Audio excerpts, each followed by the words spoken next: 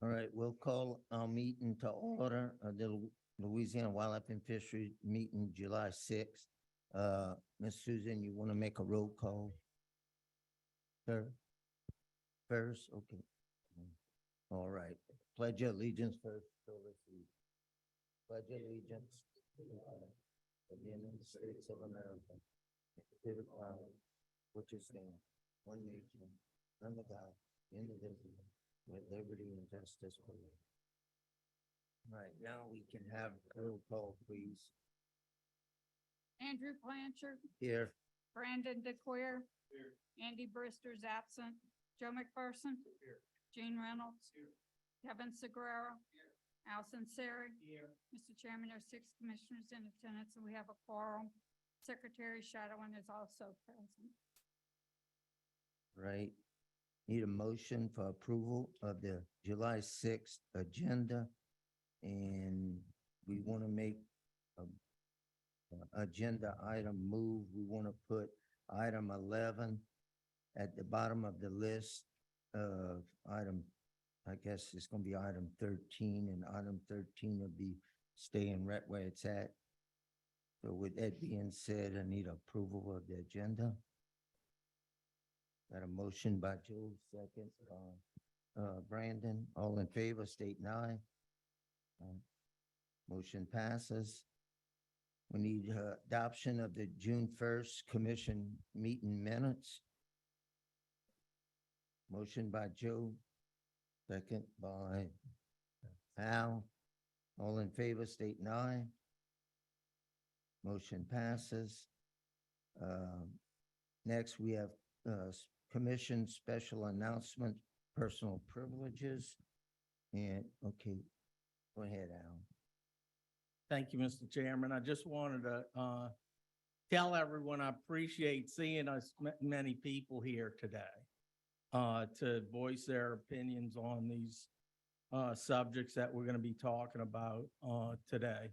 It's important that we have input from people in person, and we don't always get that. So thank you all for coming today. Right, anyone else want to speak? Anyone from, no, y'all all fine? All right. I also want to go ahead and thank everyone for showing up today. And I know everyone's opinion is important in their own way. And when we get to the comment section, we're gonna ask for everyone to have a 3-minute rule, because we have so many speakers that want to speak today. So with that being said, we'll go ahead and move forward. Yes. Ms. Susan brought to our attention that some of you filled out a card and you want to speak on more than one topic. I'm going to try to help the chairman with the cards, but if you see that you want to speak on a topic and we haven't recognized you, well, if you would, just raise your hand and we'll catch you, okay? Thank you. All right. Moving on, to item number 7, recognition of the LWF outreach staff by 100 Black Men of America Incorporated. Darius Luttis, you have the floor. Yes, sir. Well, good morning to the commissioners of this esteemed board. Also, good morning to all of our fishermen, gamesmen around Louisiana. We have a pleasure of coming here to speak to you today. My name is Darius Landers. I serve as the executive director for the 100 Black Men of Metro Baton Rouge, and I also serve as the president of the East Baton Rouge Parish School System. Today, we want to thank you all for your partnership and partnering with us to shed light into the lives of the youth that we serve every single day across our community. One of the things that we had the pleasure of doing with a partnership with Wildlife and Fisheries is that we took about 60 of our mentees on a summer camping trip to Tickfall. And I'll just stop talking now because I want to be able to show you all the video. But I want to thank you all. We have a small token of our appreciation after this video.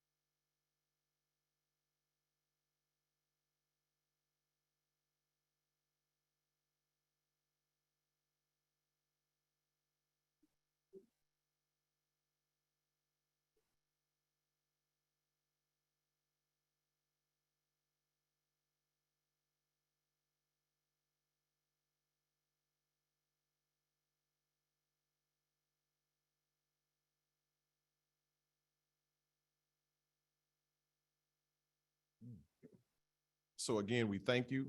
That concludes our presentation, but I'm sorry, Anthony. All right. How you doing? My name is Anthony King. I serve as a programs director. I want to give a special spotlight to Ms. Holly. If you please stand. Ms. Holly helped us coordinate the entire camping trip with activities. Y'all, this is a great example of the amazing staff y'all have at the Department of Wildlife and Fisheries. I just want to give her a round of applause for assisting us to make it happen. And for the commission today, we just want to leave, like Mr. Lannis says, a token of appreciation. It says, thank you for the camping adventure for 100 Black men of Metro Baton Rouge. So when you see these smiling faces in this picture, this is showing that your organization is making impact to youth, not just at Baton Rouge, but entire state, Louisiana. So thank y'all so much. Thank you. So again, we appreciate you, commissioners. We appreciate the Department of Wildlife and Fisheries. We look forward to partnering with you all again next year to bring our kids to another camp. But I guess this is the best time to say I want to bring competitive fishing to East Baton Rouge Parish. So that'll be on the agenda coming soon. But thank you all again. We appreciate you. Right. Thank y'all.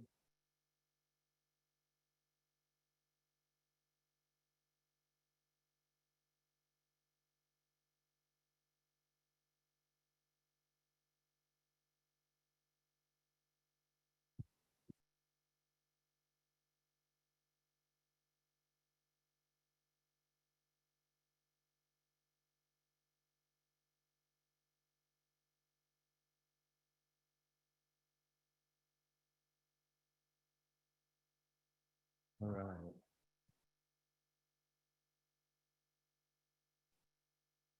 Thank y'all for giving y'all presentation and applauding the Wildlife and Fishery Department for what they do also to help reach out to these young Black men, man. Moving on, Major Skinner, you want to give us an enforcement report? Good morning, Mr. Chairman and members of the commission. For the month of June, we had 15 boating incidents, 4 injuries, no fatalities, 795 written citations, 548 written warnings, and 34 public assists. As usual, we have a couple of cases from last month that we're going to tell you a brief synopsis about. 2 Houma men were cited in St. Mary Parish for taking oysters from an unapproved area and for violating the sanitation code as it pertains to logbooks.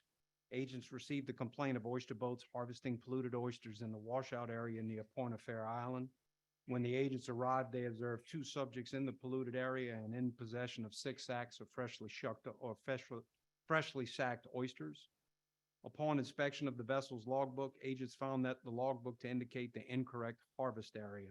Agents seized the vessel's scraper and 6 sacks of oysters, which were returned to the water. Enforcement agents arrested a Baton Rouge man for forgery, injuring public records, and theft in East Baton Rouge Parish. The LWF Licensing and Registration Office received a boat registration application packet that contained inconsistent information. After further investigation of the submitted paperwork, agents determined that the subject forged his name on the original vessel registration. The subject then put the boat up for sale and received $4,000 for the vessel, even though the vessel was registered to someone else. Agents found that the subject advertised the vessel for sale with the forged registration showing him as the owner to entice a buyer. Agents obtained an arrest warrant for the subject, and he turned himself into the East Baton Rouge Parish Jail. 2 Evangeline Parish men were cited in Rapides Parish for taking fish illegally and angling without a license. Agents were on patrol on the Red River when they made contact with the subjects in a small fishing vessel, and they were fishing on the river. During the inspection, the agents noticed a wire that led to a 12-volt battery under the subject's seat, which was connected to a can of smokeless tobacco. During questioning, the subjects admitted to the agents of using that electrical device to shock fish and harvest catfish. Agents seized the device, and 2 catfish were returned to the water. This concludes the report, sir. All right. We got any questions from the board? Okay. Joe. Major Skinner, I had suggest to you that I was going to ask a question about houseboat registrations, which was a mandate passed by the legislature, and the commission subsequently took action to promulgate regulations. Can you briefly give us a status report on what we're doing with that at this point?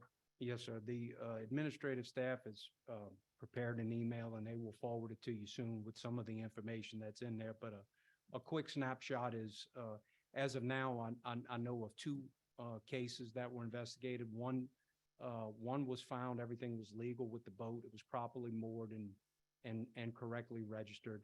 The other one, a warning citation was issued for failure to register. Agents are out actively patrolling and trying to contact owners. They have the registration application in their possession. We're thinking now that summer is here, more people will be on some of these boats that tend to be vacant throughout the year. But summertime is here, so we're actually trying to make contact with some of those owners and make sure that they get everything registered. But the email should find its way to you with some more information about what we're doing. We also, the department, I think back in April, put out a news release to help the public understand that they need to get those boats registered and moored in the proper locations. Did we ever come up with any type of tag to inform them that their boat may be in violation? Not to my knowledge, sir. Colonel? We're in the process of working on the language for that, but we are in the process of working on that. Yes, sir. Is that Cole's fault, Colonel? No, sir, that's internal to us. We'll own it. Maybe you could give us a report on that next month then. Absolutely. Thank you. Anyone else? It just seems like what all y'all done, and it just kind of, y'all been busy there, everyone, that is past month right there. So we applaud y'all for doing the job y'all do out there in the field. So Thank you, Mr. thank Chairman. you. All right, moving on, we have a presentation on Ducks Unlimited on the waterfowl breeding areas. Dave, Perserke. Yes, sir, Chairman. That right? Thank you, Chairman. Acting Secretary Shadowin. Thank you for the opportunity to come provide an update from Ducks Unlimited Canada. I came down yesterday from Saskatchewan. Not too smoky up there, people ask, but it's not too bad. But certainly we're working hard to utilize the Louisiana Department of Wildlife and Fisheries funding to do good conservation work in the breeding grounds. And my report here is to talk about exactly what we've done this past year and kind of roll it all up into how it's going and as far as our partnership over the last couple of years. Starting off, I'm the manager of international partnerships with Ducks Unlimited Canada. I've been doing that role for just over 20 years. I worked for Ducks Unlimited Canada for over 30 years. One of the things that we often don't think about is we've been doing sustainability for a very long time when you think about waterfowl. Our goal and objective back in 1938 when Ducks Unlimited Canada started was the idea of having waterfowl forever. That working with DU Inc. that started in 1937 means we're at 85 years of working towards a sustainable waterfowl population across the continent. And so our work with you and our work with our volunteers and partners across this continent is all about sustainable waterfowl, but also just the concept of sustainability of all natural resources across North America. The Fall Flights program was branded about 6 years ago under the Association of Fish and Wildlife Agencies. Your funding is part of the Fall Flights program. Louisiana started in 1965, sending money up to the breeding grounds in Canada. So you started well before the program or the idea under the association started in 1991. But since 1991, all the states have been working towards this, and this is the first year since the beginning of the OFFA program that all over 48 states are sending conservation dollars to the breeding grounds in Canada. And so you as a leadership state have been a hard and fast partner. You've demonstrated that from 1965 on. It's been the one program that you've funded every year since 1965 to do conservation, continental conservation, including conservation in Canada. So your leadership has been absolutely critical. Since 1965, LWF has contributed $12.7 million. Now we've matched that on average at least 3 times, if not 4 or more times. So if you can look at the impact, we're talking about in the order of $50+ million of conservation delivered on behalf of Louisiana Department of Wildlife and Fisheries and the other conservation partners. Our partnership with LWF is all about Saskatchewan. Your conservation dollars, our partnership has directed your funding to Saskatchewan. And why? Because that's where most of the ducks land and breed in Prairie Canada for your return on investment for Louisiana. If we look at band return data, which I'll show you next, you get more of your ducks from Saskatchewan than any other jurisdiction in North America. Louisiana and Saskatchewan have had a long, long history. We've got a couple of projects dedicated to the state, and it really has a history that is uncharted in any other relationship. You guys have been doing it. You used to send staff, if you think way back when LWF used to send staff up to the prairies of Canada to survey the ducks in the spring and summer. You've been committed to this conservation work on the breeding grounds. This past year, LDWF provided $179,819.36.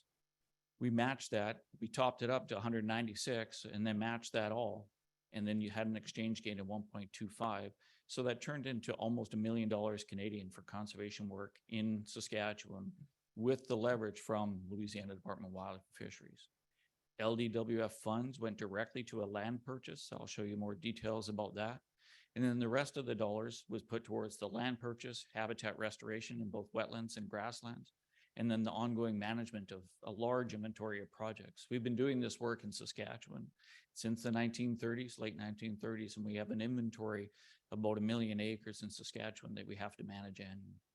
And so here's the breakdown by initiatives. I have a tighter breakdown or a broader breakdown of the conservation work, and you should have these reports in your file as well.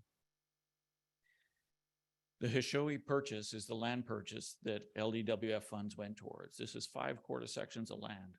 All of your dollars went to this. You can see in the top left corner, this is in the heart of the Missouri Coteau. That red area is the highest waterfowl density areas. That's a waterfowl thunderstorm map. So this is right on the edge of the highest and best waterfowl habitat in the Missouri Coteau and in Prairie Canada. This land will be converted. All the cultivation will be converted to grass. There'll be one wetland restoration, a wetland that was drained, and then all of it will be managed into perpetuity for waterfowl and wildlife conservation. Here's where that project's located in the Missouri Coteau, and this is just this year's projects in Prairie Canada that we've done in FY23. So our FY starts April 1, goes to March 31st, and this is what we accomplished across Saskatchewan in 1 year. Habitat conservation projects. You can see all the different categories. That's the Hishoe purchase right in the Coteau, and all those are priority areas. If you look at all those kind of shaded areas, that's the target areas that have the highest waterfowl density habitats in Saskatchewan. The breakdown of all the funding, the 982,500 is like this. So your dollars, along with matching dollars, secured the entire 5 quarter sections, just under 800 acres of habitat for just under $700,000 Canadian. On top of that, we did a wetland rebuild, restoring 37 acres of wetland. We did forages. Forages is an important program. I want to take just a second to talk about the importance of this. Grasslands in this continent are absolutely critical, whether it be Louisiana, Mexico, all the way up the central grasslands of the US and into Canada. One of the things folks think about is they think about wetlands a lot when we talk about ducks. But half of our species of waterfowl require grasslands to nest in and around those wetlands. The simple fact is without a healthy cattle industry across this continent, we don't have grass.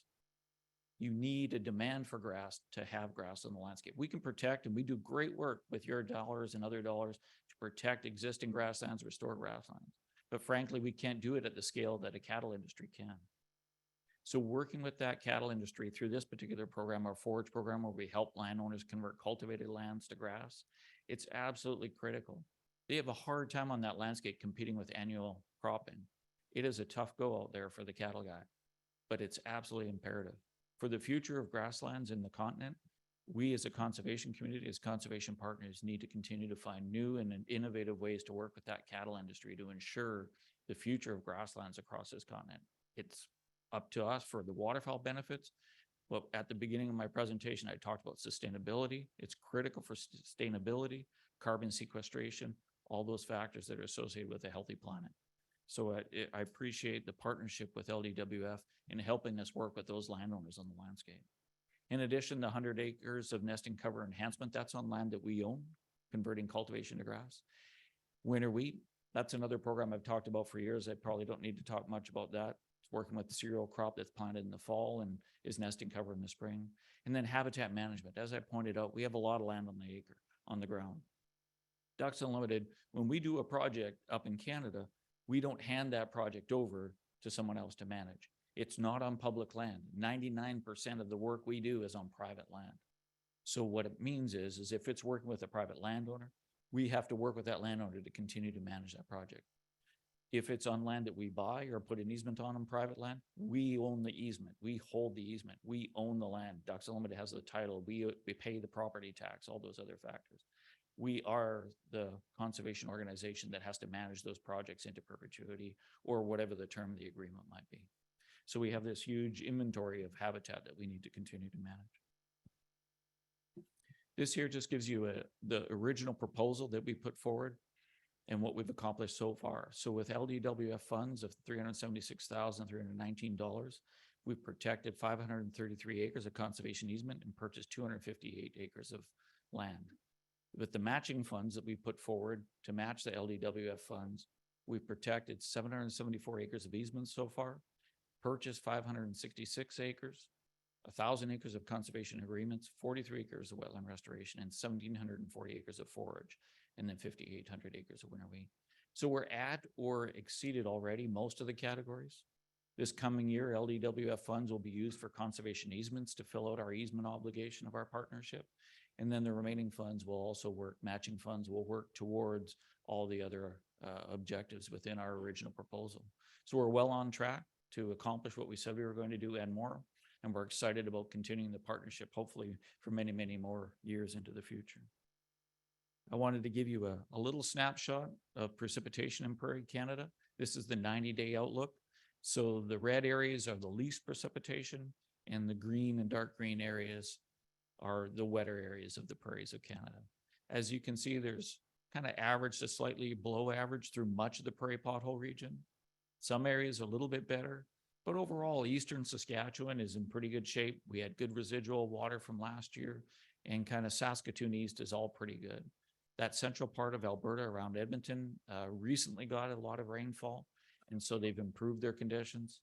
But there's some drier areas in southern Alberta and then southeastern Manitoba. So we'll probably have an average year for waterfowl production in Prairie Canada based on what we're seeing now. The ducks came up, they settled, lots of them landed where there was good water. So I would say it certainly isn't a drought condition, but it's also not a wet prairie pothole region across the continent. Securing the legacy. This is about a legacy relationship. 1965, I mean, that's a lot of years of working together. We want to continue that. We want to demonstrate that your dollars in Prairie Canada is a great return on investment. We believe it is.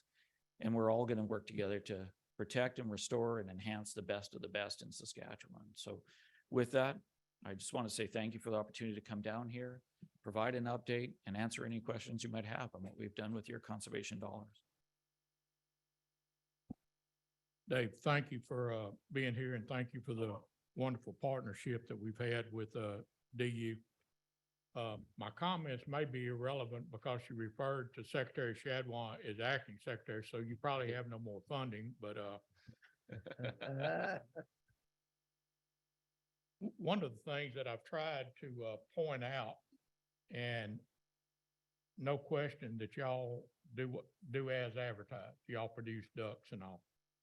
One of the things that I've and this will be my last opportunity to hear presentations from the two waterfowl groups, but I've been educated and all, but one of the things is DU has consistently made a point of pointing out how much of Louisiana's ducks comes from Saskatchewan. Yeah.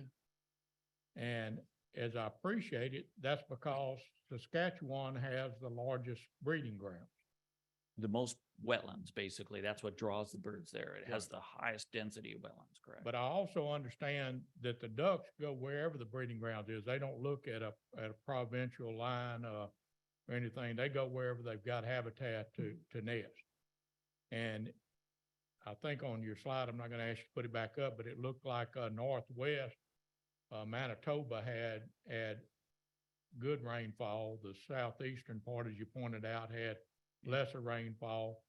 looked like Saskatchewan had forward a good or moderate Yeah. habitat this year. But wherever you put your dollars and wherever you produce habitat for the ducks, that's where the ducks are gonna be produced. And that pro rata share of ducks are gonna have the opportunity to make their way down the Central Flyway and stop in Missouri or Arkansas before they get to Louisiana. Absolutely, yeah.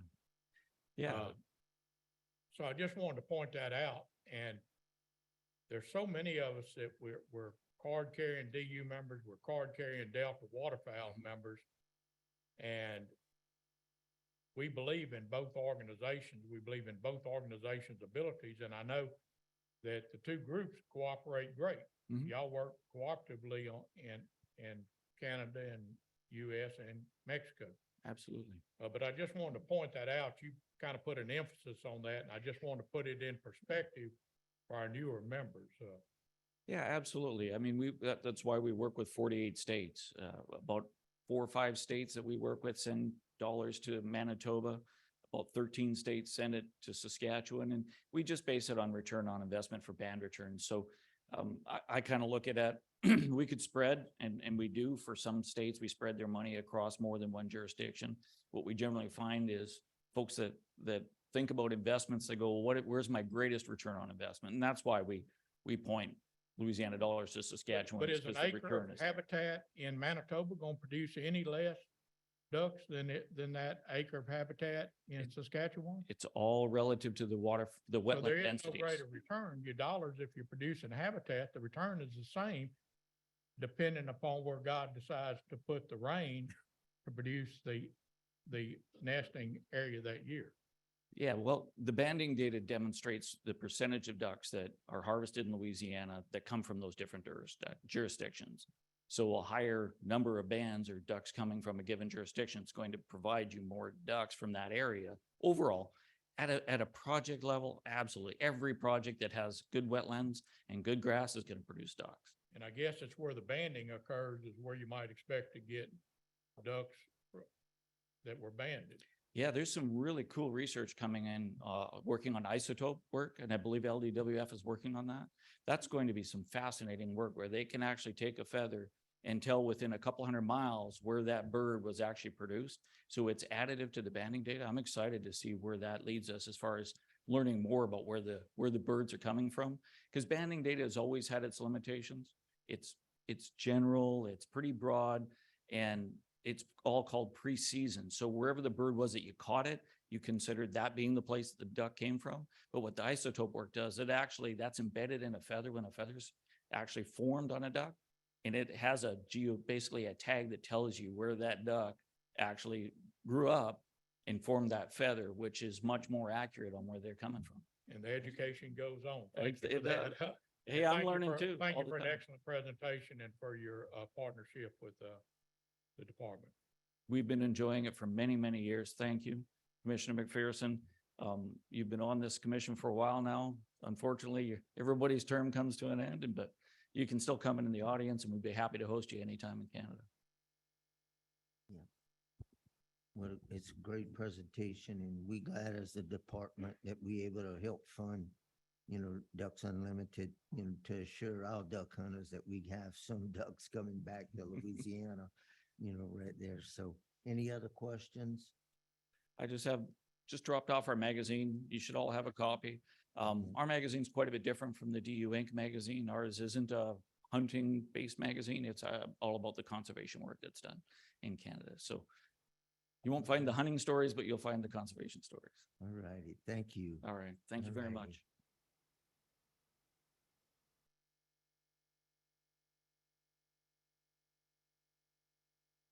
All right, next we'll hear from Delta Waterfall on their breeding grounds, and John Davis is gonna give us that update.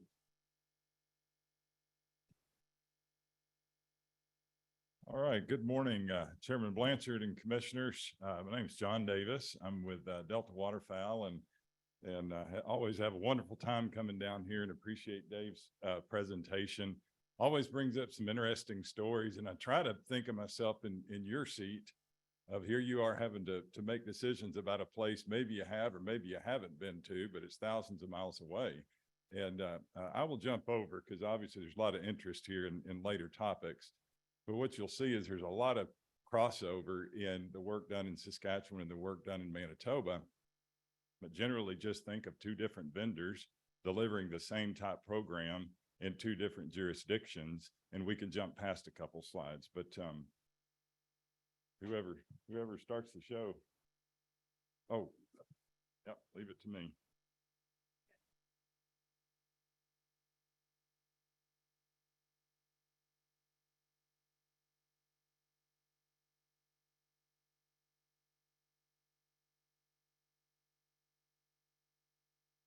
All right.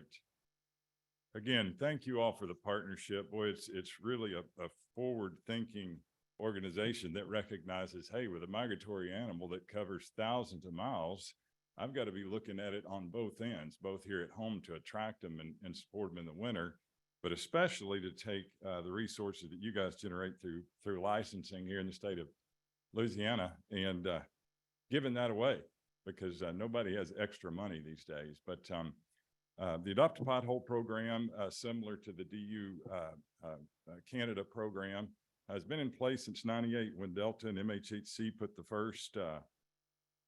very first easements into Canada. And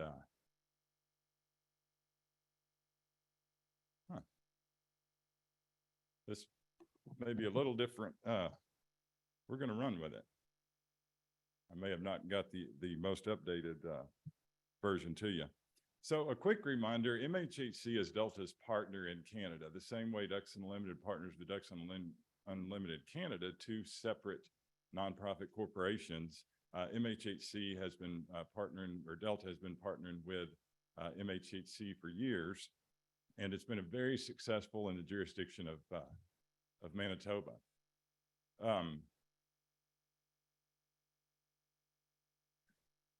That's basically what I covered there. And what we're seeing here is a really new thing. And so Delta's approach all along has been to understand, like here in the U.S. with Working Wetlands program, that one easement at a time, although it's the platform we've had, and it's been very successful in doing what it can do, sending money across, catching those matches, and then putting dollars on the ground, it isn't nearly as effective as the way we approach this here in the U.S., which is through the Farm Bill. And Canada does not have that type of thing. And working with private landowners, where the majority of the land ownership happens, to simply incentivize them by acre, $50 to $100 per acre, versus actually securing that. So in this partnership and with Manitoba, what Delta's been working hard on is trying to bring new platforms to the country to go at voluntary incentive-based good conservation tactics within productive landscapes out there, similar to the cattle approach, but really working in standing up a way to incentivize those farmers the way we do here in the U.S. to make that a valuable market asset. Well, recently we did achieve this with MHHC to be able to, and we're on our way to being able to secure 90% of the top 1, 2, and 3 wetlands in Manitoba, which you all addressed. The portion of Manitoba that's in the prairie parklands is smaller by size than Saskatchewan, but no less effective in producing ducks. We've got last year's presentation.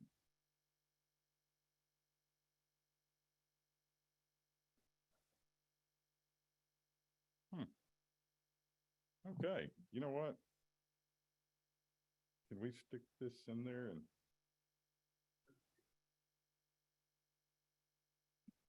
I knew that was looking odd. That's the 2022 presentation.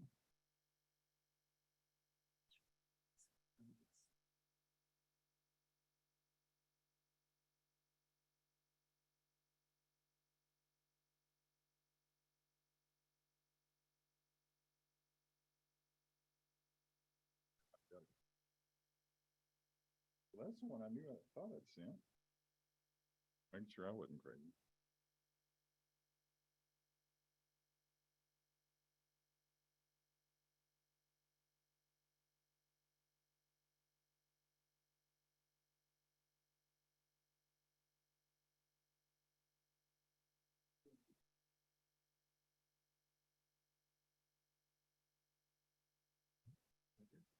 Now we're cooking.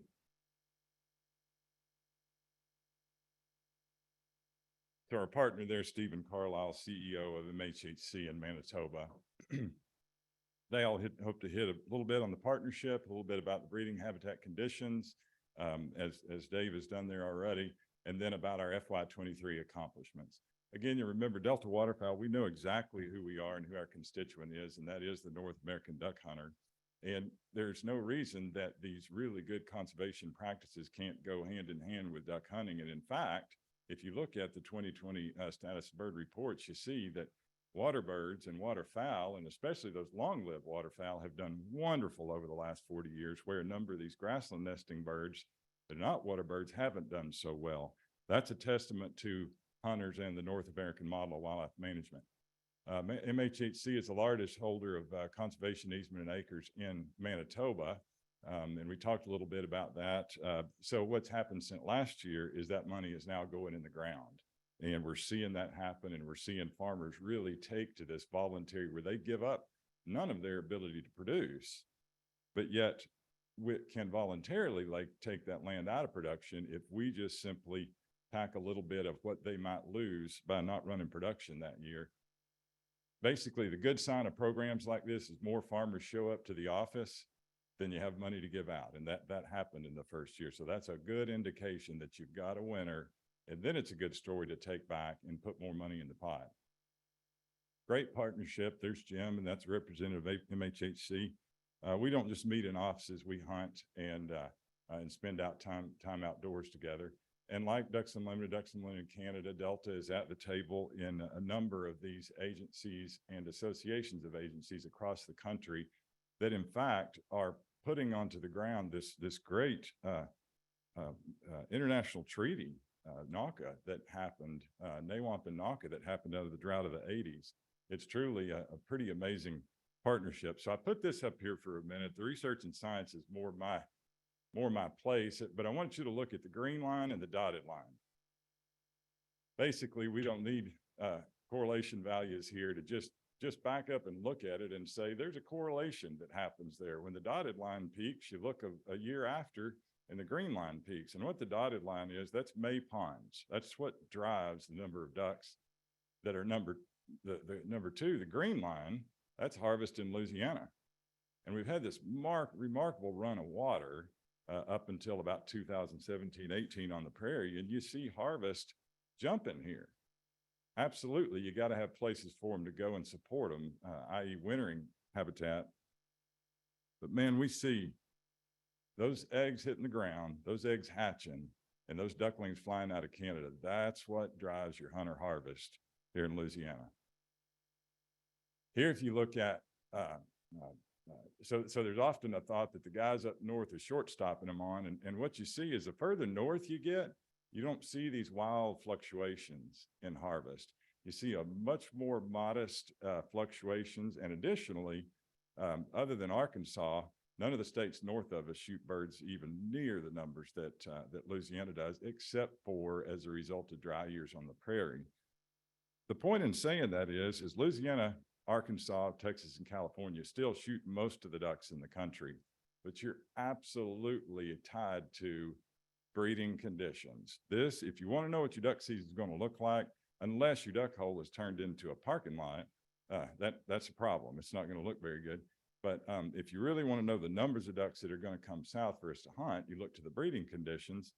And you've seen one of these slides, but what I'm looking here is a 365-day average, and that we're kind of talking to, we kind of look at, total soil water as we go into freeze up that does this certain thing in these pothole wetlands that gets that wetland ready before you go into freeze up, so that when you're coming out of thaw, you've got the right sort of situation for those wetlands, little bitty shallow small wetlands, to turn into water quickly as a result of runoff, and quickly start producing those bugs to produce calcium to put those eggs on the ground. So not bad at a really big, broad scale. And this year, the first vital statistic or rate we look at is settling in the prairie. You do not want those ducks to overfly the prairie. up into the boreal and the Arctic grasslands, production is far lower there. So first thing is you want them to fly over, look down to seawater and stop in the prairie. That happened in a mediocre sort of way this year. Nests were initiated. This is kind of a general condition April of settling conditions.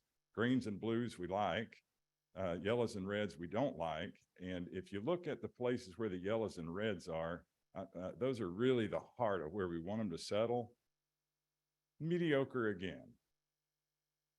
Now, what we know about the number of ducks we produce is it can change overnight. And so if you begin to zero down, it's totally a coincidence, but this 90-day I pulled as well.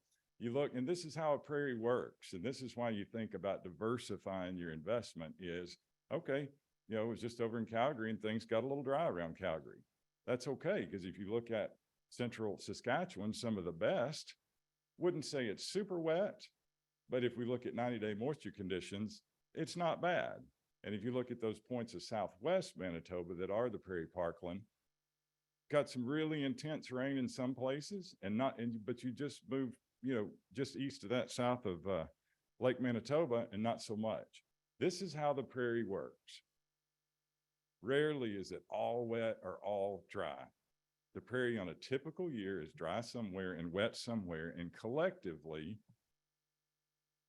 there's a group of ducks that come south. Same wetland, 1 year separated. This happens to be a really wet wetland. This is sort of place where mooses hang out, right? And so it takes a lot to dry that wetland. But simply in one cycle, we went from a drastically dry situation where all of the top 1s, 2s, and 3s were gone. This is a top 4, to within one cycle, you're back wet again. Here's the driver, okay? We can't do anything about acts of nature, acts of God. But that guy right there holds the key to our future right here in Louisiana. His living comes out of that soil.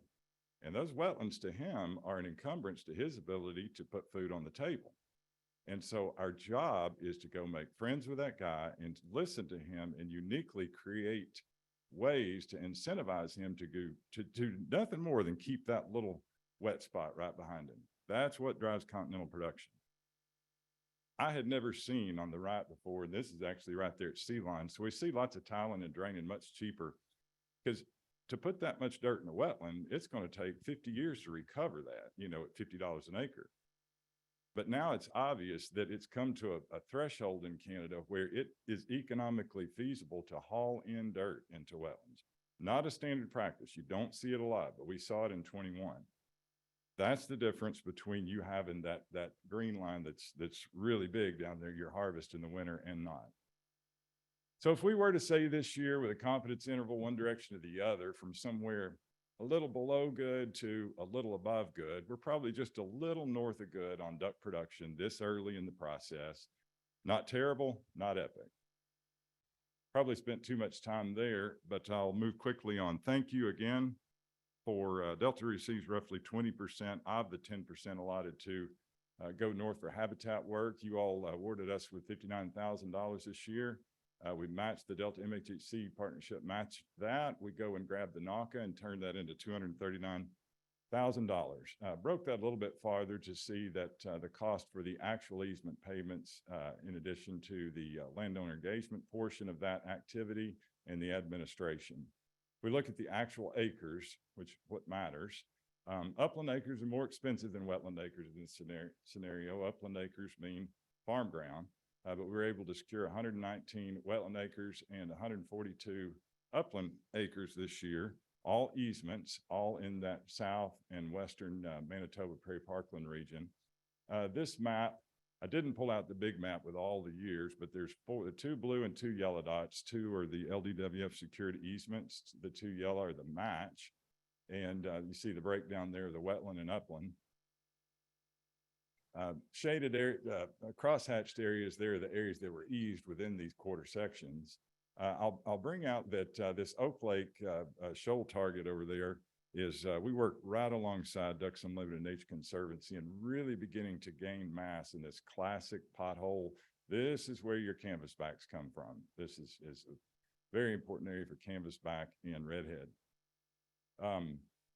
this was a nice pioneering type tract into this Griswold priority area. This is one of our first easements into the Griswold, an area of that southwest Manitoba that's very productive. So those pioneer tracts are good. We establish a relationship with the Scott family. They speak to their friend next door and folks at the coffee shop, and we gain an inroad in a new priority landscape. Very high quality bluebill scaup habitat here with the Mills CE. And finally, this was recognized that these landscapes, they do more than just duck. We're very interested in ducks, but this happens to also be in that Shoal Lake, Oak Lake landscape, and is very important for a species of concern, the Sprague's pipit. Quick review of the darker blue bars being that which was our target, the lighter blue bars being that which we achieved. What we did in year one was we took the promise of your 20% of the 10%, went to an additional funder, Environment Canada, and were able to secure $196,000 to do many more acres last year, which if you put it across the whole relationship, will increase the total acres achieved. But you'll see there in the second, we used all of that match in the first year. So we're not able to go for that this year. So this year was the classic, we match yours, we go get the 2-to-2 NACA, and we're able to turn that 59,000 into 261. Again, a recap of acres in just fiscal year 23, year 2 of a 3-year partnership, and our targets there in kind of the grayed out space as far as if we were to meet the proposed targets that we set out when we began this cycle of funding. And as you all have seen in the past, you never know where this is going. Oftentimes this initiates donated easements and other less than market price opportunities out there. And that's what we're all about, is ROI on finding partnership dollars out there. So with that, if you have any questions, we certainly appreciate everything you're doing. And you all know me, always available in the case you have questions or want to join us and see these projects. Thank you all very much.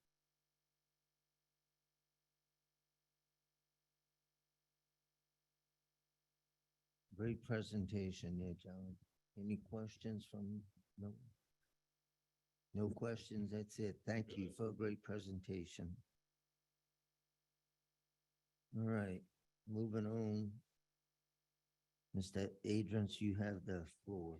We're gonna be covering the amendment of the November 22nd speckled trout notice of intent, modify size and bag limits. Thank you, Mr. Chairman, Commissioners.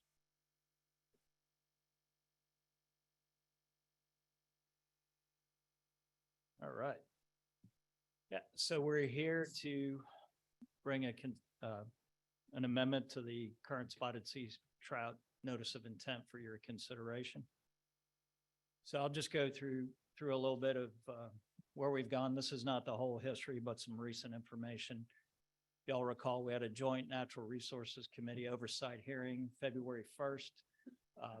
And that joint meeting found the notice of intent in its current form unacceptable. At the March 2023 meeting, the commission discussed informal constituent meetings, which included some of those members of the oversight committees and some other legislators to try to find some acceptable amendments. 2 of those meetings were held before today's meeting. And that kind of brings us to where we are today with amendments for the notice of intent that would establish a minimum size of 12 inches, maximum size of 19 inches for trout. Previously, there was just a 13.5-inch minimum. The amended notice of intent would allow 2 fish over that slot. Previous notice of intent, because it didn't have a slot, had no fish over. And it would establish a 15-fish bag limit, which was the same as the previous notice of intent. It would also eliminate captain and crew limits for charter vessels, but it would allow those captains and crew to engage in fishing to demonstrate how to fish for their clients or start the bite.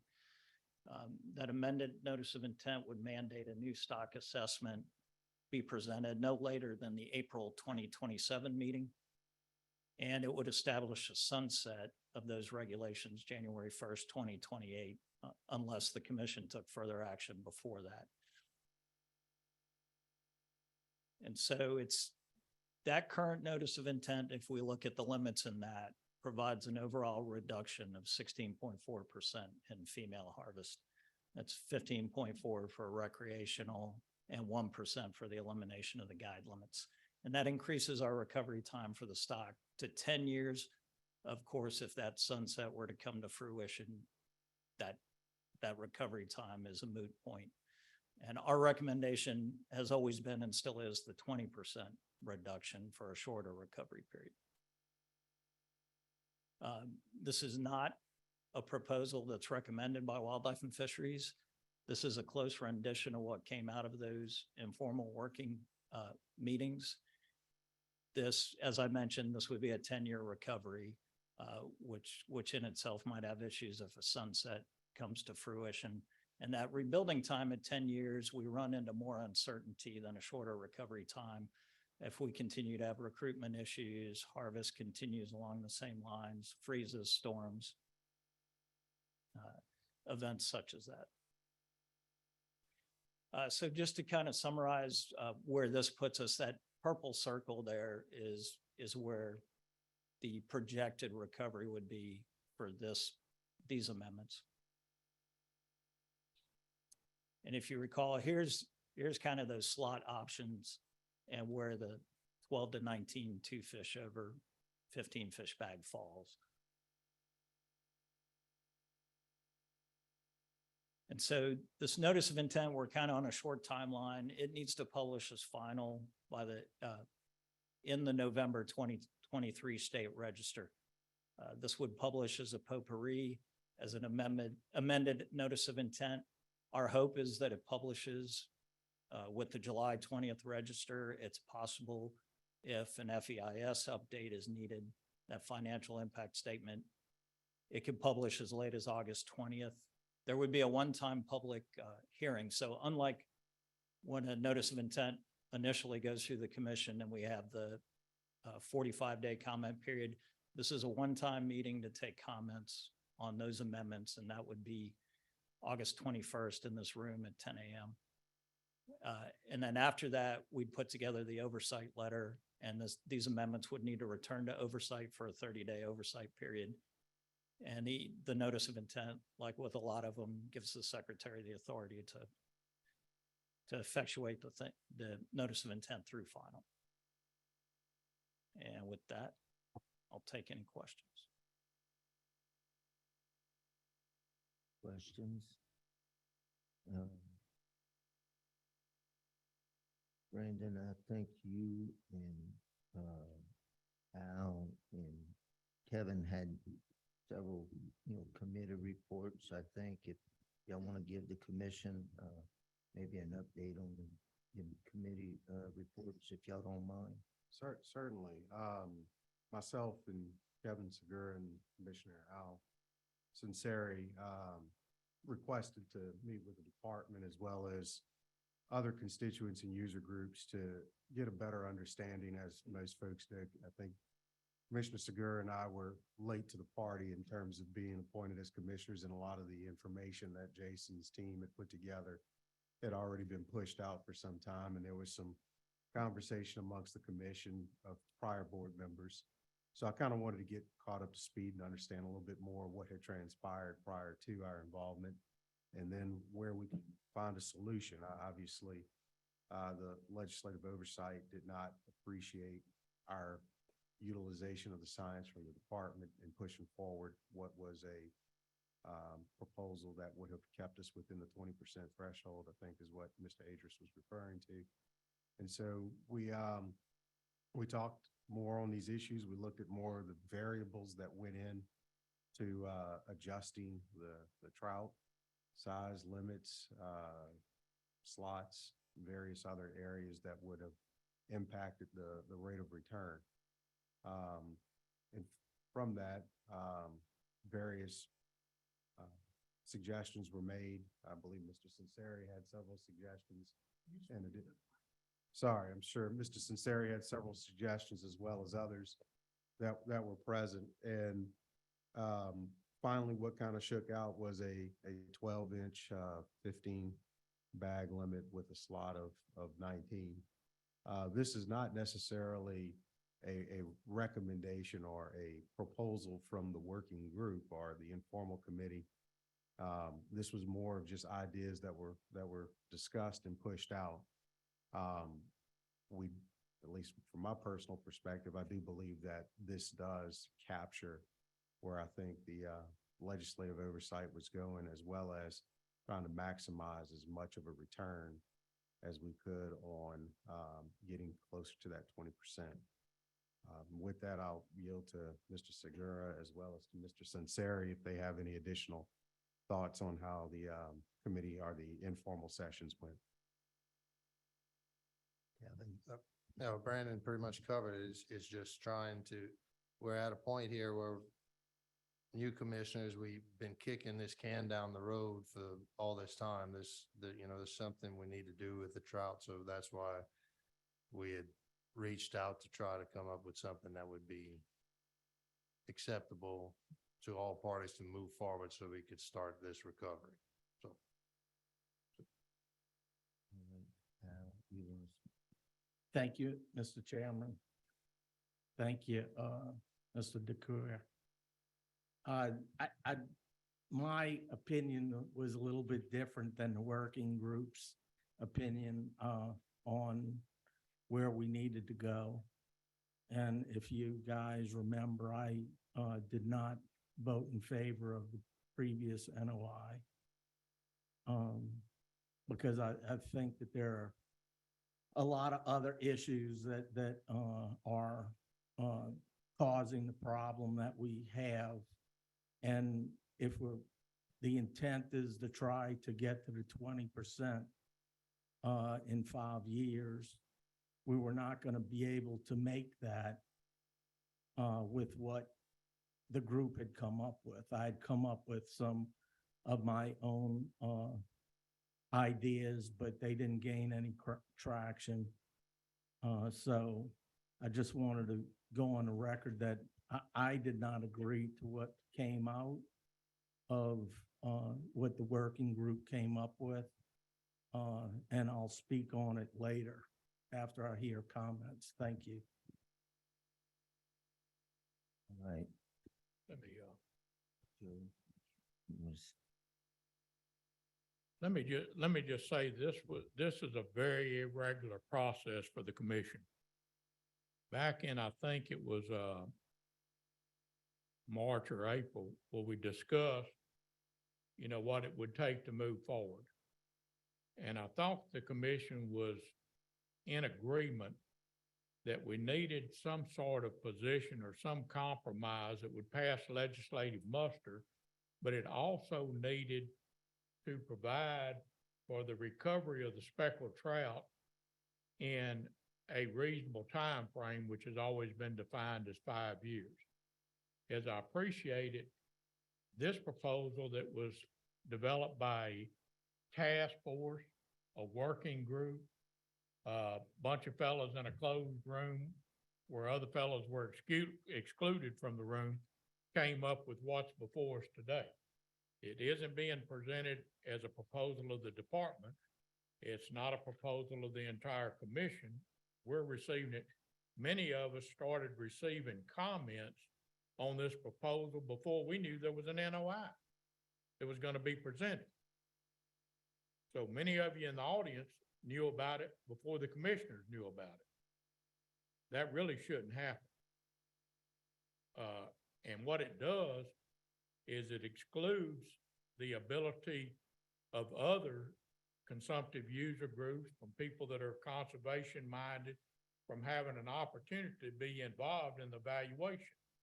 Now, you have that today. We'll have a public hearing, but this will be a shortened process. But I'm being as kind to how this happened as I can, but I don't like it. I don't think it's the right way to do business. I don't think it's fair to the general public that one or two organizations get behind closed doors with staff and some members, and we call that an informal working group. Because if we called it a formal working group, or we called it a task force, or we called it anything else, it would be illegal. So that's why we don't use those terms. And it was discussed at this commission meeting, and I thought we had set the parameters. I, as a commissioner, anyone else, the commissioner is willing to speak to anybody they want. But, this is wrong, for a NOI to be put out on the street by someone that was in those closed door meetings before it's formulated and presented to the commissioners for their review and input. And it happened, unfortunately, on a Labor Day weekend where we got it on a Friday. We were calling, why are we getting all these comments? What's going on? Is there gonna be something on the agenda this month? And the staff didn't really give us good responses. Then we had Monday and Tuesday were state holidays, so we didn't have the availability of staff. And then we started trying to do what we could at this point. And if I'm saying anything out of turn, Jason, from the department standpoint, or from the informal working group members, will please share that. But here we got a proposal before us today that's not based upon science, defined as the recovery of the speckled trout population in a reasonable period of time. Am I saying that correctly, Jason? And I can break it down into centimeters if you'd like me to. where people Millimeters, understand. millimeters. No, the 10 years is not our preferred recovery, like we've said from the beginning. Can you base a proposal and call it scientific if you got a 10-year recovery? Well, it's scientific in the fact that the projections indicate a 10-year recovery for that reduction. That's it, Mr. Chairman. I just wanted to set the stage based upon that. And there has been a tremendous amount of misinformation that's been disseminated, which is somewhat frustrating. A cover story, and Joe Macalusa is the only honest outdoor reporter in the state. But here's a fella, NOLA.com, and he shows a bunch of speckled trout iced down in front of a supermarket, you know? And we got emails saying that why are we picking on the sport fishermen when they only account for 1% of the harvest? Well, they 99.9% of the harvest. But yet here, this reporter wants to act like that's the problem with speckled trout. They're all being sold in front of the seafood market. Thank you, Mr. Chairman. All right.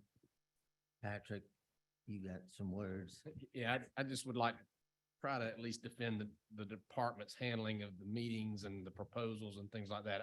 I completely understand where Commissioner McPherson is coming from. It was a little bit different way to go about it, but recognize that the department was requested by some commissioners to help with these meetings. We certainly oblige that. If there are any groups out there that would ask to sit down with us to go over our data, we'd be happy to do that as well. And so we try to be as responsive to those requests as possible, but this was the request we received.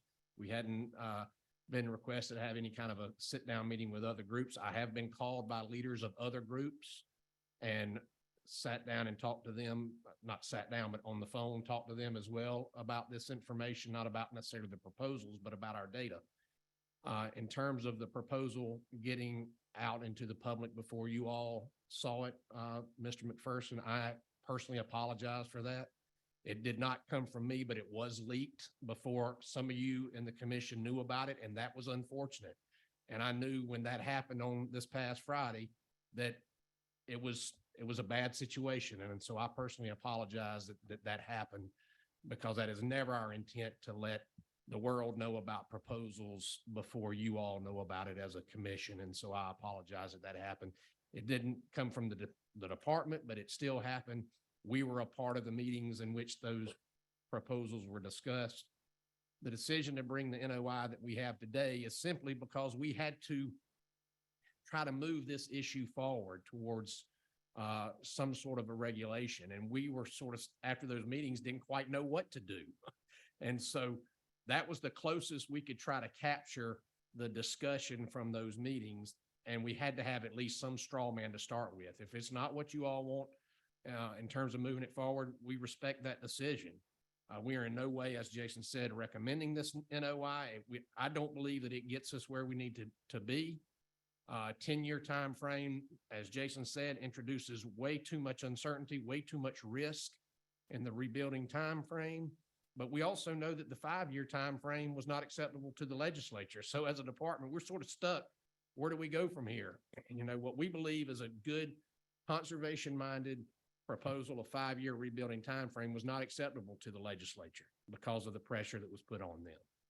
But we knew that we had to bring something to you all. So I'm just trying to give you a little bit of an idea of why we made these decisions to move this towards you guys. And so if we erred in taking some of those steps, I apologize, but we're just trying to get some good, meaningful conservation going here. Thank you. All right. Thank you, Patrick. Al, you want to say something? Before we- Thank you, Mr. Chairman. I would like to go on the record, following the first meeting of the group, I sent a proposal out, what I thought would probably be a compromisable thing that would meet the scientific information. And I'll just tell y'all what it was, just so that, because I don't think I sent it to all the commissioners. I think I sent it just to the working group, people that were on and participated in that, which was 10 fish with a 12-inch size, with being able to keep 2 fish over 19, keeping the charter captains from keeping a catch, but being able to help the train people how to fish,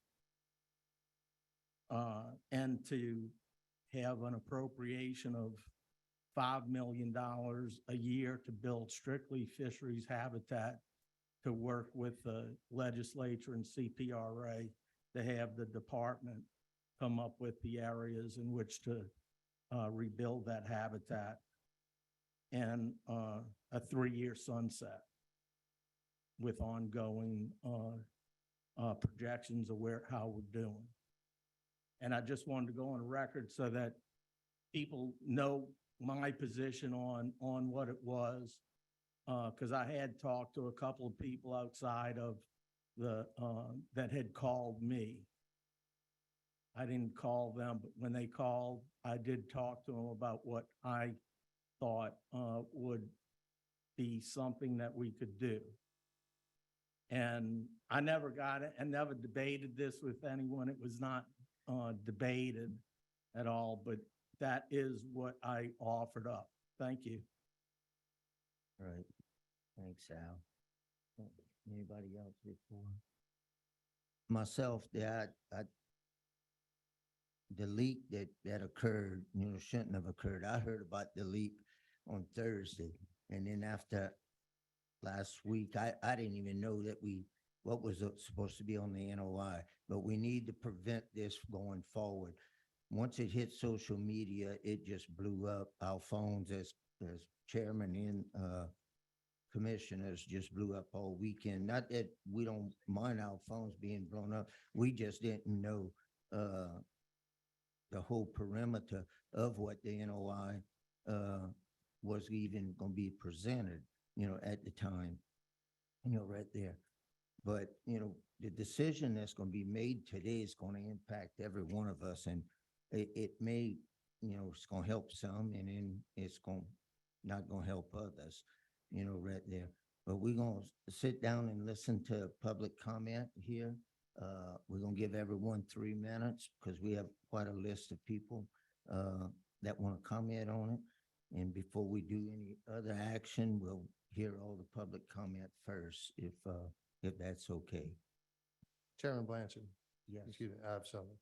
Yeah, just for the record, I think all of these commissioners here, whenever we got it kicked back for oversight, and we were all at a meeting where we talked about meeting with user groups and trying to compromise, try to find something that works where we can help the species.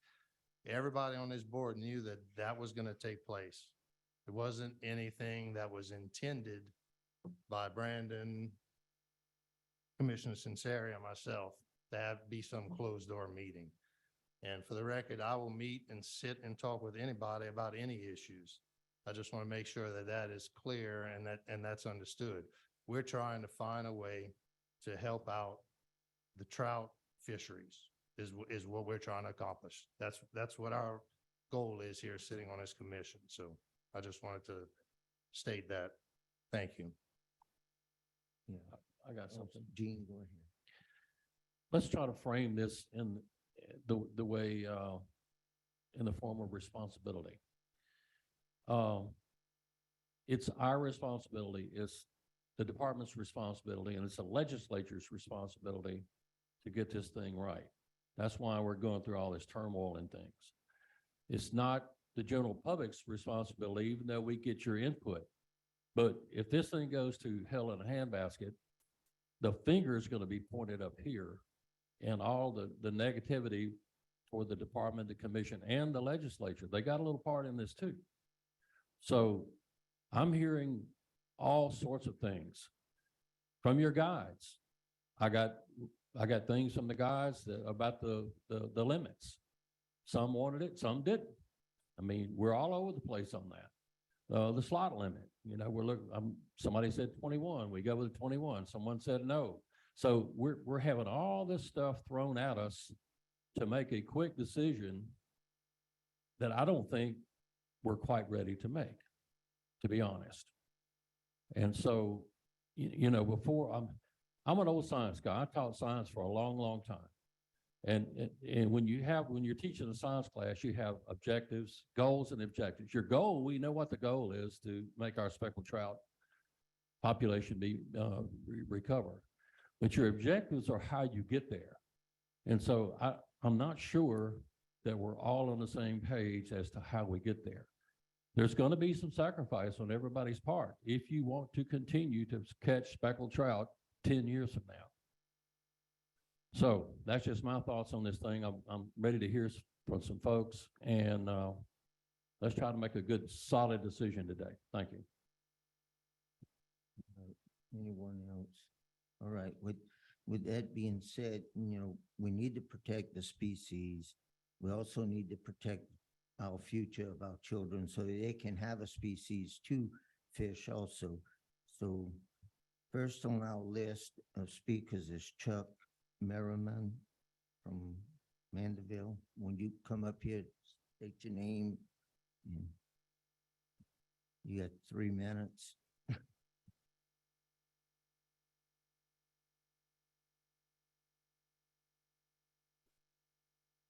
Chuck Miramon, lifetime fisherman here in Louisiana.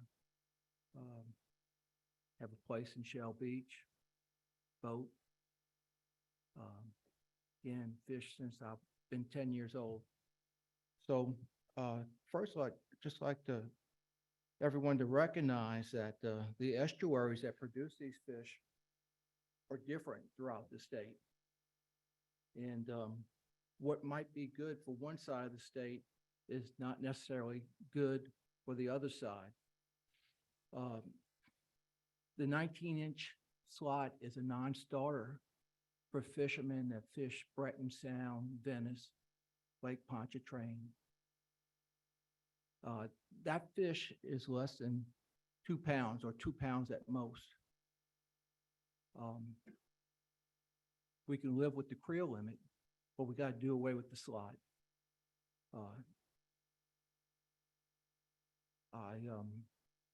I believe the way it's being proposed right now would destroy fishing east of Empire Canal.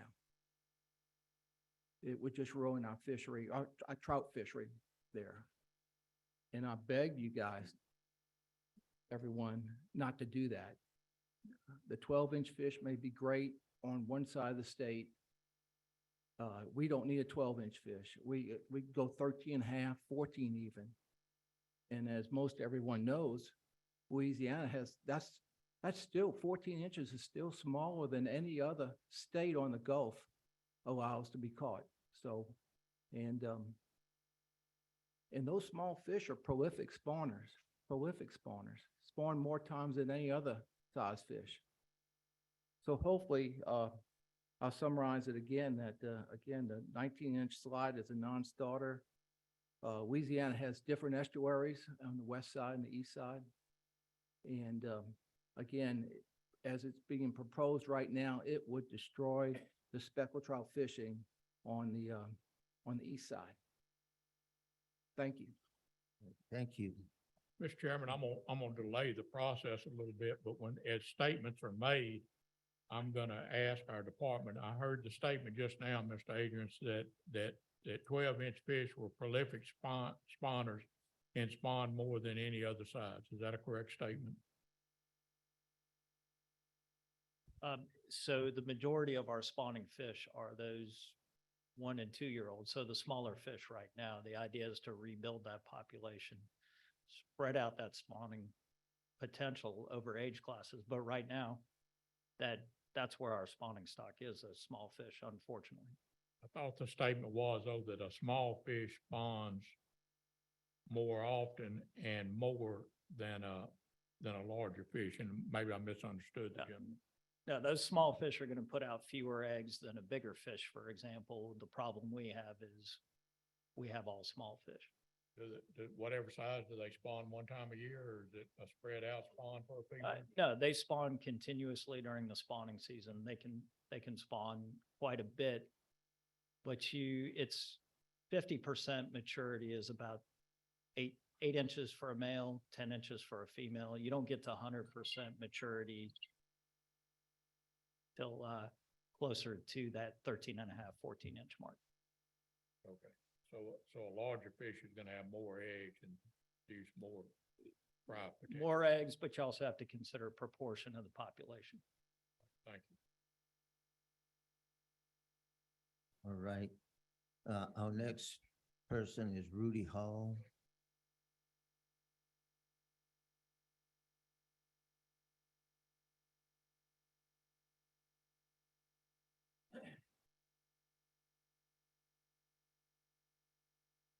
Thank you, gentlemen.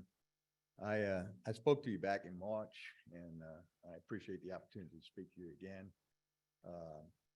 I also fished Venice, Britton Sound area, and eastern part to Lake Pontchartrain. And the biggest problem I see with this regulation is the 19-inch. That's taken away. You're already reducing our creel. Now we're going to be throwing away fish that are essentially 18 inches, because when you put the pinch tail regulation on it for enforcement, 18-inch fish becomes 19 and it has to be released. The mortality rate in those larger fish being released is going to be fairly significant, particularly with live bait and treble hooks when they're swallowing them deep. So what you're gaining is not what you think you're gaining. And you're severely hurting an estuary that really hasn't seen the reduction or lack of production like the western estuaries have, like in Barataria, where most of the arguments been coming for maintaining the smaller 20-inch minimum. So I think the most important thing is the previous speaker spoke to is to have different regulations for different parts of the state. We can easily support a larger minimum length or hopefully a larger slot limit, something around 22 to 24 inches rather than this 19. This 19 is really making us throw away significant numbers of our catch. You're talking about 2/3 of the catch in this time of the year. That's significant. And the guides that fish this and fish it every day can substantiate what we're telling you. It's not the same as fishing in Grand Isle and fishing in Venice. And 25 years ago, I participated in an LSU ag study on trophy trout. And one of the things we proved when we did that study is that the trout grow faster in the east than in the west. That was demonstrated in the the olets that we collected and were aged. You know, a 3-year-old trout is a lot bigger trout in Venice than it is in Grand Isle or in Big Lake. And so you need to consider all these things, and one size doesn't fit all. And we understand why the people in Grand Isle might want a 12-inch minimum, but on our side of the state, that's not as big an issue with us as it is the slotman. So you're taking one problem in one part of the state and creating another problem in another when you're trying to fix one problem. So I think you need to have multiple solutions to make this work. And I thank you again, and I hope you appreciate the comments. Thank you. Mr. Chairman, wait 1 second. Thank you, Mr. Hall. I just wanted to ask you a question, and the following, the people that follow, if y'all would, by the time you leave the stand, say what it is exactly that you would like to see. I would prefer following a 20% reduction and eliminating the slot. And to get there, if it takes 13.5 inches in our part of the state, we can live with that. That would be a preference that I would have. The 15 fish is fine. You know, you can go 12 or something like that. That's what it takes, but 15 is fine. I think if you do 15 and you do 13.5, you don't have to do anything else. In fact, if you do 14-inch, according to Jason, you can stay with 25. So how many fishermen that fish the east part of the state would prefer to catch 25 trout at the stain creel limit, reduce the production by 20% and release all the fish 14 inches and smaller? Because that would probably solve a lot of problems too. So that, you understand the situation then, because if I asked you if you would give me what your. I told you my first answer. It's I think so. 13.5 and 15 fish. 13.5 and no 15 would slot. work fine with me. Okay. Thank you. Mr. Chairman, One more question. instead of me, we're gonna be getting a lot of facts today as we have speakers. I would like to ask Mr. Adrian, if you hear a statement made that is non-factual, give us a high sign and just give us what the facts is based upon our biologist's interpretation. Thank you. All right. Next is Glenn Cormier.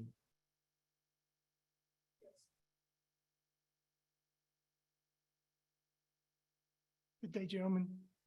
My name is Glenn Cormier. I'm from Coteau, Louisiana. I'm here today as the Conservation Director for Fly Fishers International Gulf Coast Council. Our council represents fly fishermen, 400,000 fly anglers in Louisiana, Mississippi, Alabama, and Northwest Florida. Now, we've been through all these meetings and hearings and everything else. It's great to hear that we have a strong conservation ethic among our anglers today, that we're willing to make the tough choices we need, because obviously the things that are out of our control, wetlands, loss of quality habitat, decline in forage, particularly menhaden, things we can't solve overnight. We originally proposed a 14-inch minimum 15 fish limit that would respond to what Adrian and Jason and the other biologists suggested. We compromised that down to 13 inches and 15 fish. But apparently that wasn't good enough. I've heard this proposal before, and I'm going to say it again. There's a lot of fake science going on. And this fake science says that if we make the limit, the minimum size limit 14 inches, that we're going to harvest 90% females. Okay, there's a chart on our website, ffigcc.org. Was taken sampling from Galveston Bay in Texas, and there's another sample identical to that in South Carolina. That shows for that to be true, the minimum size of speckled trout would have to be 17 inches. There's very little variance when you get down to 14 inches and almost none at 13 inches. So what we're proposing is 13 inches, 15 fish limit. Once again, And I'll tell you this, the legislature was lobbied, the oversight committee was lobbied. And I found this out later talking to one of the members. And it's my fault, my damn fault, that I didn't get out there and educate these people, or our group didn't educate these people on these facts. But consider this, as the gentleman before said, every other state, and there are 10 other states that manage for speckled trout, none of them have a minimum size limit of less than 14 inches. And take South Carolina, for example, they've had their limit in place for many, many years, and they have a fabulous speckled trout fishery. It's not in danger. Their SPR is above 30%, I believe. So what we do today is going to affect our children and our grandchildren. Let's do it right the first time. Let's go with what we need to do to get to the 20%. And Jason, I want to thank you for all the work you and your team have done in this matter. Thank you, commissioners. Thank you. All right, next is, there's no name on it, but Captain George Ricks.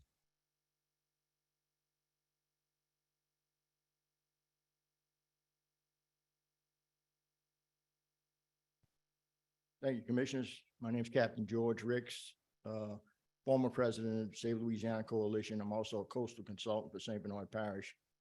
But first and foremost, I'm a charter captain out of Hopedale, owner and operator of Getaway Charters for the last 24 years.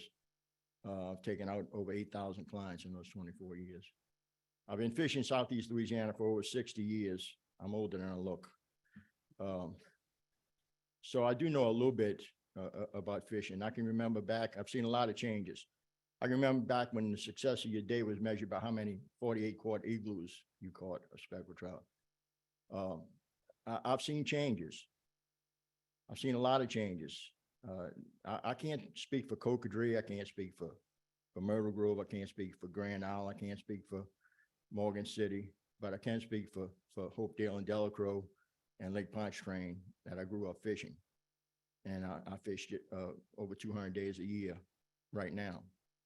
I have seen a lot of changes to the speckled trout population. But guess what? Overfishing caused none of them. None of these changes. In my area, it's loss of spawning habitat. And I attended just about every meeting, Jason can tell you, because I asked him a lot of questions.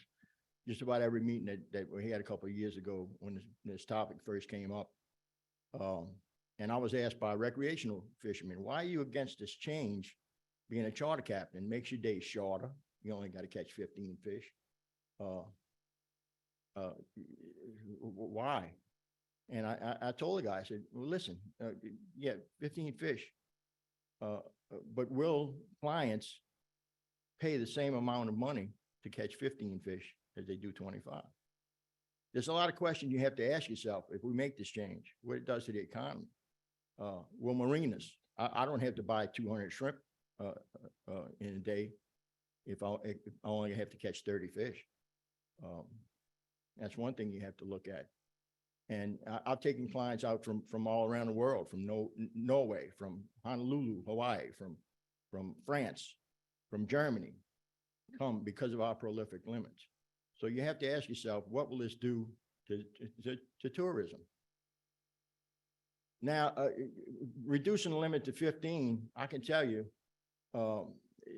one thing I told a recreational angler that asked me why I'm against this, I think, with all due respect to Jason, I think the data is not accurate that we're using.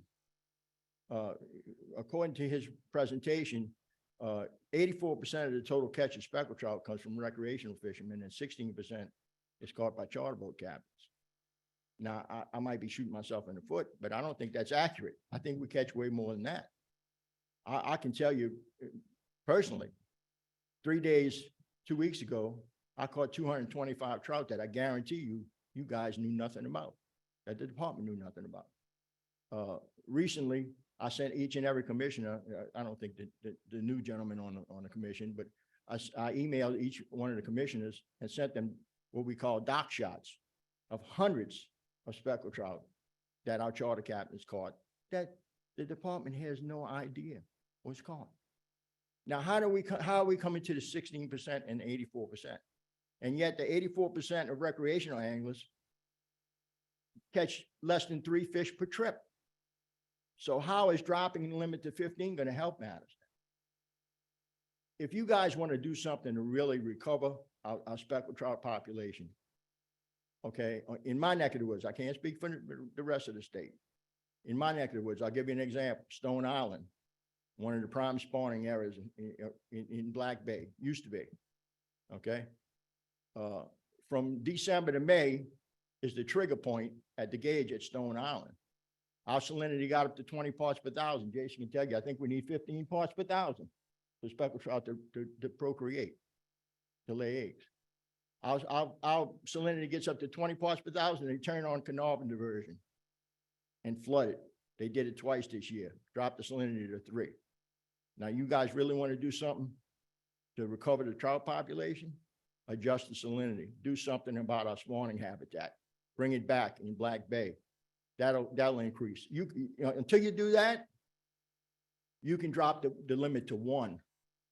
The trout population won't recover where I'm from. Thank you. What, Mr. Chairman?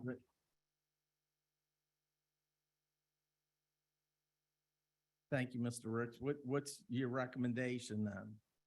My recommendation, one recommendation we do to get Jack Isaacs, you have one of the premier economists on this department, to do a study and see what it's going to do to the economy, our tourism, our what it's going to do to our recreational fishermen. Think it's worthwhile to go out and catch your 10 fish that you said. Are you saying no change? I think I'm trying to no. get this because it's important. based We have to on make the a data, decision. the present data, I say no. I say what this gentleman said, we have to look at it more, because I know it's kicking the can down the road, but I don't think the data is accurate.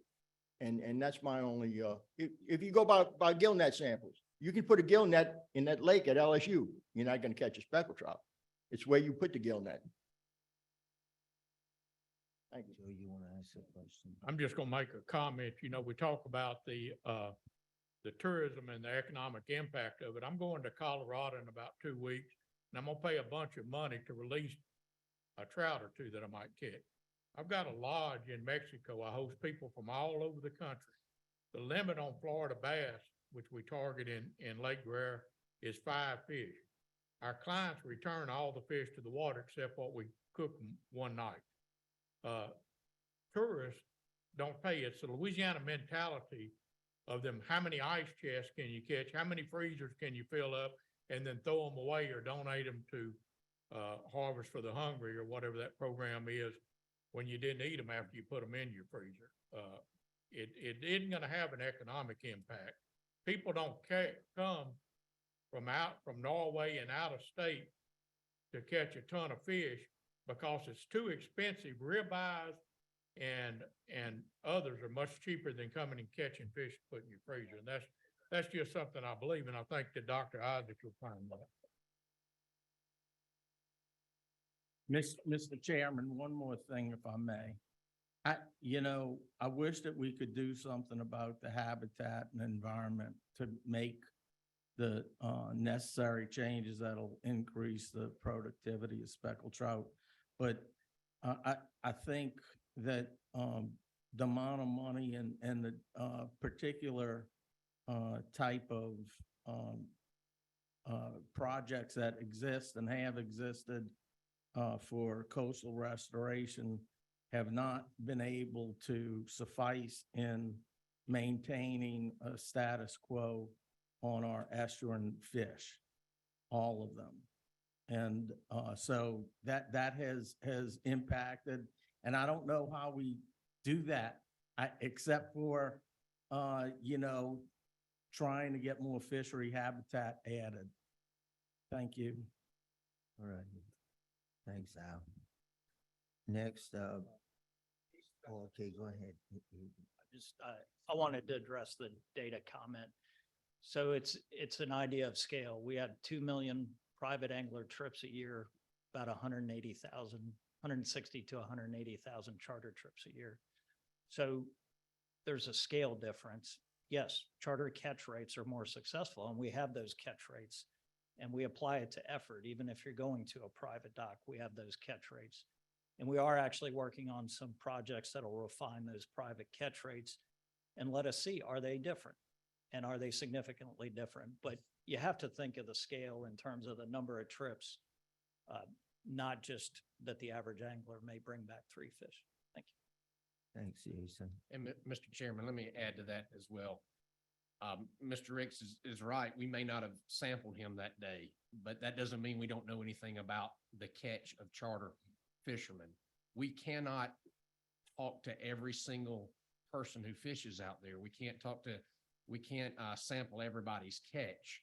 So we have to do, instead of a census, which would be if we talk to Mr. Ricks every day about his catch and everybody else about their catch, that's a census, which we could accomplish with electronic reporting. It's pretty clear that the legislature's told us that's not acceptable under LaCreel. They have told us that in law.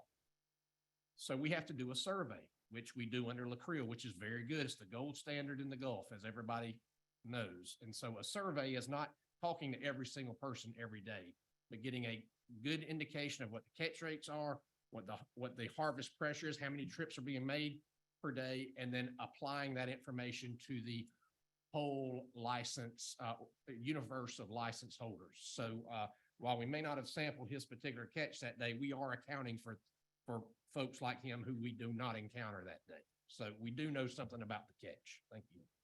All right, thanks.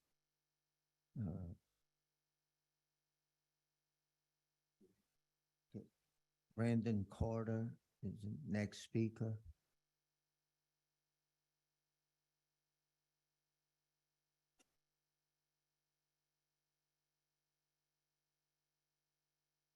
Good morning. I'm Brandon Carter. I fish out of Venice, Louisiana. I've operated a charter service there for nearly 25 years.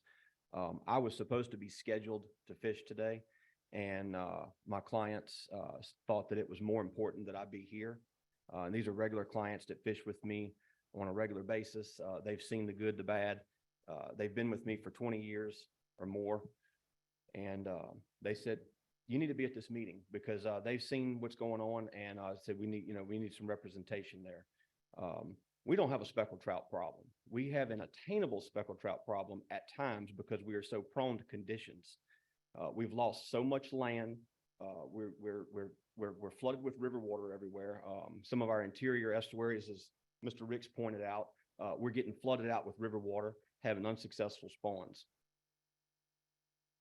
We're at a point right now where we're shouldering the blame for everything. The blame is all being, the entire 20% is being put on us. And do we need a little responsibility? Sure, absolutely. We need some responsibility.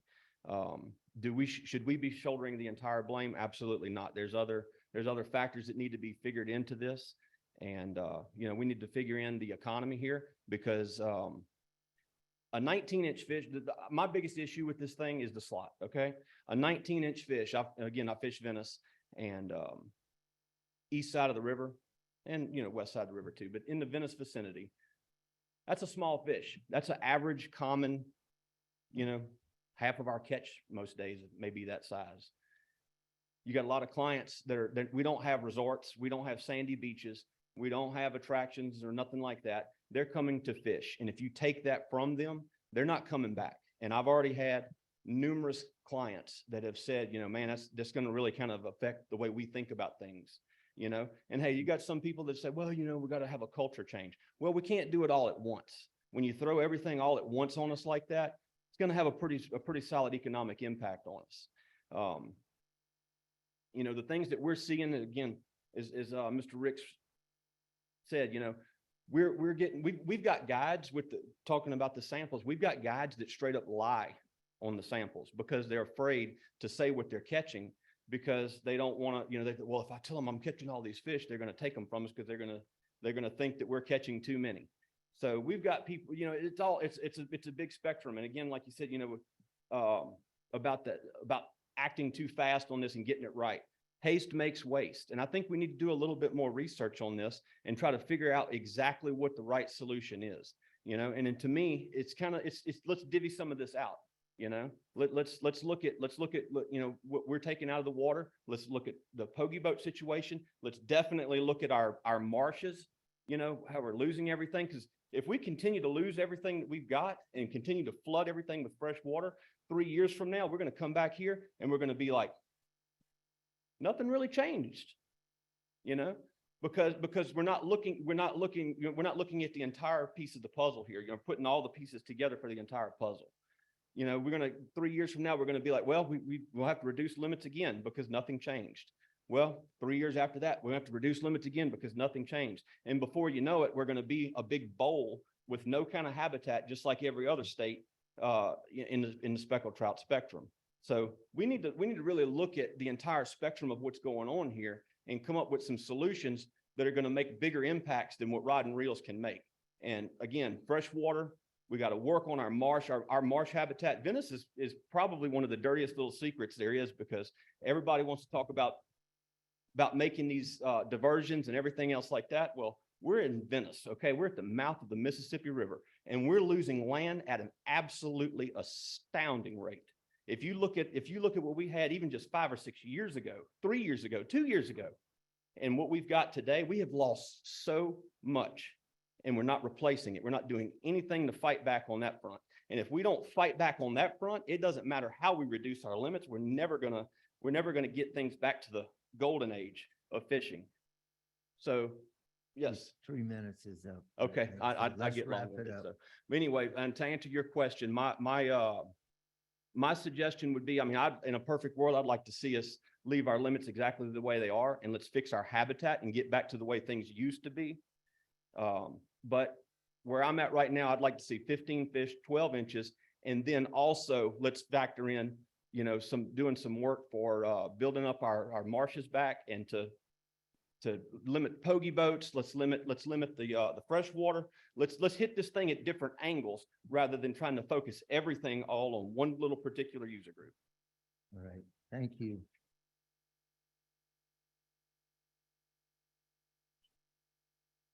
Yeah.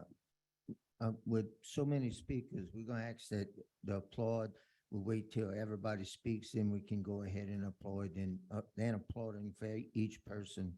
And you know, maybe to speed things up, if you know, we all know that we have a problem, you know, with the wetlands. We all know, you know, I would suggest that, you know, we just get what your recommendations are, and just to kind of speed things up, because we got many speakers right here, but we know what the problem is. We're just looking for a solution. So next is David Kersant.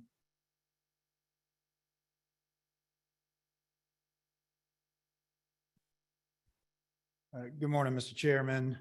Is it still morning? Yeah, still morning. Good morning, Mr. Chairman, and good morning, Commissioners. It's good to be with you.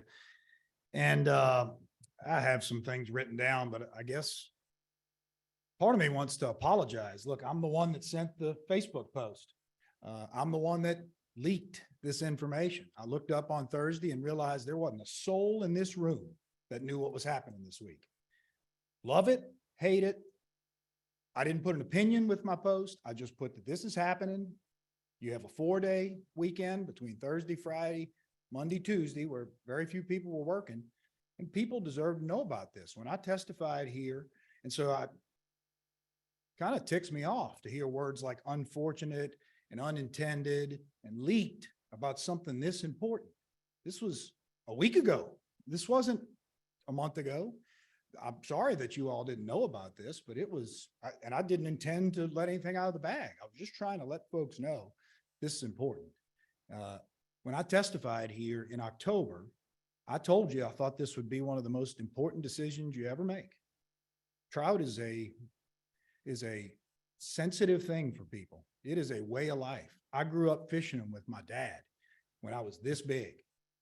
I love going to catch trout. I'm gonna tell you right now, I'm okay with the redfish stuff y'all are talking about. My organization is okay with it. But trout is emotional for people. It's how we grow up. And so, again, I didn't mean to let the cat out of the bag. It was me. It was my organization that did it. I sent the Facebook post. It went nuts. I didn't intend for it to do it. I just wanted people to know that the most important fish we catch in Louisiana is up for changes next Thursday. So again, it was not any attempt to do anything under the table. It was a real attempt to just let people know. Anyway, when I testified in October, I testified that we should go to 15 fish, that we should go to 12 inches, and that we should do things about the pogie boats, about our habitat loss, oyster reefs in particular. We should look at stock enhancement programs, which I'm glad to say we are going down that road, and that's great. And we went a different direction. And so since then, we worked in good faith. We were invited to come work on a task force. This wasn't some clandestine set of meetings or anything. We were invited to participate. And so a few of our guys did and a few other guys did. And everybody was there working in good faith, trying to come up with a good recommendation that we thought nobody would be perfectly happy with. That was a term Mr. Sinceri used numerous times. We weren't all going to be perfectly happy, but it would be something we could live with that would help recover the stock, maybe not as fast as the recommendation called for, but it would help recover. It would not hurt the economies. It would not hurt these good folks out here as much as possible. We knew some changes were coming. We're fine with the changes. We actually, my organization supports the recommendation. We do have some issue with the 19 inches, but it's more just personal preference than it is about the science in that case. The guide limit, I want to tell you, we have no strong opinion on that one way or the other. That was asked for by the Charter Association in those meetings. I started those meetings by saying that CCA didn't have any concern with the guide limit one way or the other because it was such a small piece of the puzzle. And so, and again, let me reiterate, just so I don't have to say this again later. We're generally fine with the redfish proposal that I know y'all are going to talk about today, but that's, maybe save some time later on. But what was talked about in those meetings, and I'm disappointed it's not part of these discussions today, was a proposal to put some regulation on the pogie boats that would protect the spawning grounds for redfish and for trout. That was left off of these proposals. I've had conversations with staff about it. I understand, but it's got to be looked at. It is important that we continue. This is a billion-pound fishery, tens of millions of pounds of bycatch, right on top of our spawning grounds. Boats from Mississippi coming into Louisiana waters off St. Bernard and Plaquemines Parish. Am I at 3 minutes? Yes, you're 3 minutes. I am, God, I got a lot more to say. I'll finish. Just want you to know that NOAA says that mortality from pogie fishing is a bigger impact on redfish and spotted sea trout and other species than we're having. And in order to get sea trout and redfish correct, we need a reduction in pogie fishing. I'll leave it at that. I appreciate your work on this. And again, I apologize if I undercut the process here. Certainly wasn't in trying to. I just wanted people to know what was going on. Thank you.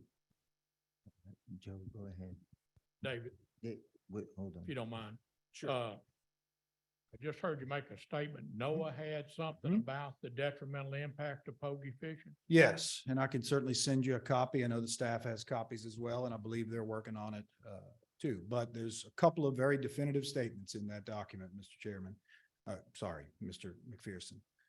One of them, and I'm going to summarize just a tiny bit, is that the Menhaden fishery has a greater mortality impact on redfish, sea trout, and several other species than any other targeted harvest of those fish. In other words, they're having a bigger impact than we are. It's black and white. It's, there's some question about, methods and all that, but it's the best available science we have on that fishery right now. And it says it pretty clearly. The other piece that it says, is that in order to recover redfish, sea trout, and all these other species that they studied, we need a 20% reduction of the average Menhaden catch between 2018 and 2020 levels. So that's recent levels. We need a 20% reduction. So the point is, we can do all these things to speckled trout catch. It's going to have a lot of impact. But if we don't do something about the pogie boats, then it may not have the impact that we think it might. Just send us the information. I'm surprised you haven't given it to us earlier, as much conversation as we've had on this. Well, I don't know that we've had a conversation in this forum since it came out. We've certainly talked to the legislature about it. So this is. But I'd be glad to send it to you. Yes, This sir. is new since we had the Manhattan. Since discussion? this group, yeah, it came out in January of 2023. Okay. Yes, sir. Let me ask you this question. In the news article that I referenced earlier and all, you referenced scientists that y'all rely on. Mhm. Are any of those scientists here today? I don't, one for sure. But I don't know if Mr. Fisher is here today. I'm sorry, I don't have my glasses on. But yeah, we talked to help me with some of the names here, Chad. Dr. Greg Pillar from Southeastern, who's a geneticist. I know he's not here. Dr. Myron Fisher, who's a biologist here for a long time. And they're not here to refute anything that these guys are saying. In fact, they sort of agree with the proposal that this group came up with, but they're just a separate set of eyes that look at it on their own. And we do, I wouldn't say we rely on them, but we do confer with them on some occasions. Yes, sir. I'm just surprised that they're not here testifying Testifying on what? on the proposal that we're discussing right now. Oh, I'm telling you that the ones we've gotten answers from actually agree with it, but but again, what I'm telling you is from my organization's standpoint, we're good with 15, we're good with 12, have some questions about 19, but could live with it if we were going to do something about pogies. But since we're not, I do have some concerns. And I do think what Commissioner Reynolds said is true. There's a million different opinions on this. It's almost a religion for people here in Louisiana. And I think we do deserve to get it right, or we owe it to ourselves to get it right. Yes, sir. You're not in support of the NOI that was put forth by Commissioner DeQuitt. So ultimately, yes. But I do have but again, our support of that came when we thought the POGI issue was going to be part of it. We still support it as a way to encourage conservation. I have some concerns about the 19-inch piece, but we'll see where it goes. Al? It's not a question for Mr. Crisson, but as a reminder, I want to make sure that the commission for myself right now, so I don't forget later today, is that we write a letter to NOAA and request the information that in specifically from them as recommendations that they would believe would improve the stock of the speckled trout and how they would go about. I think it could be helpful to us. Thank you. Yeah, I'll send you that study. I know the staff has it. And just to be really clear, I want to be clear. That's not what I want to get. know. This is a letter directly about this specific thing. Yeah. Because this is what we're dealing with right now. Okay. And if we're gonna have NOAA, put something in, I want to be clear as to what they're actually asking us to do. But if I might, To just to improve be totally the stock clear, of speckled trout. it's the paper references sea trout, which is a different group it's a total group of fish. So not specific to speckled trout, but sea trout and speckled trout are a sea trout. So thank you. All right. Thanks, Stephen. All right, moving on, Ty Hibbs.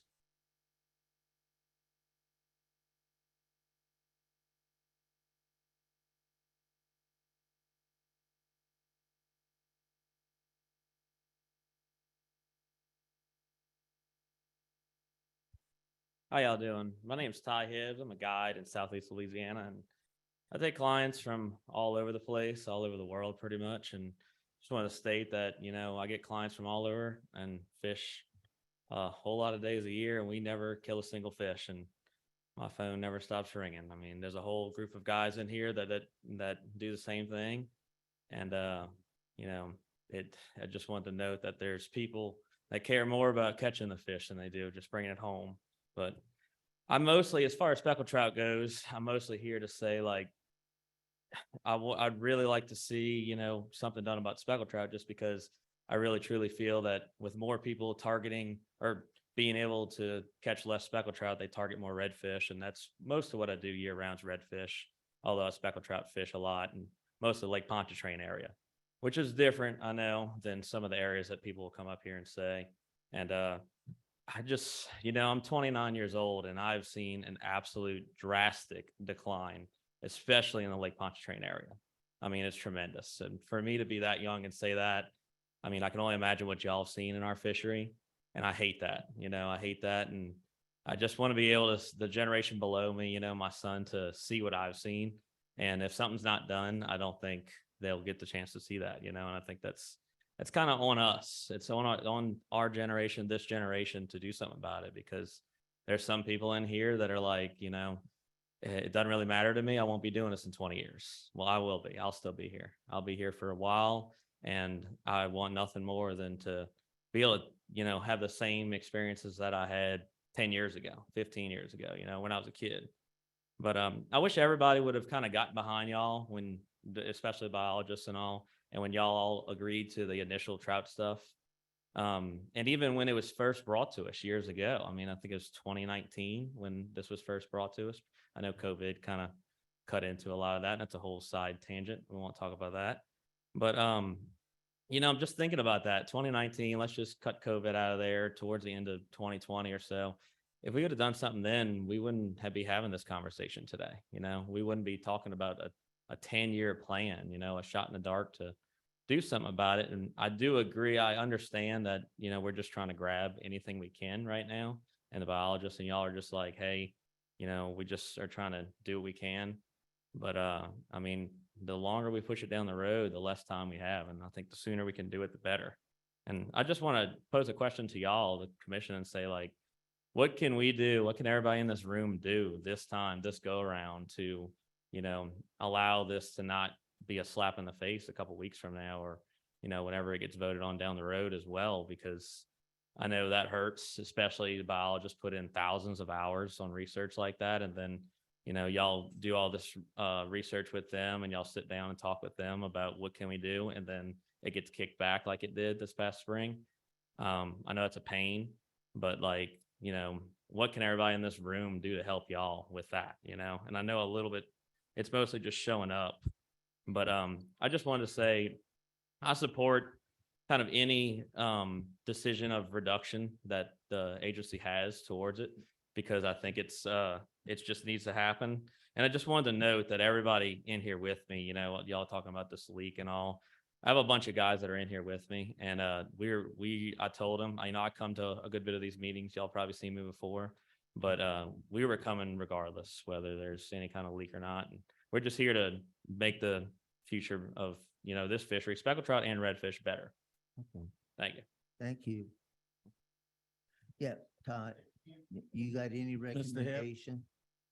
Oh, yeah. I mean, as far as recommendations go, I'm aside with, like, Jason, the biologist, on all this.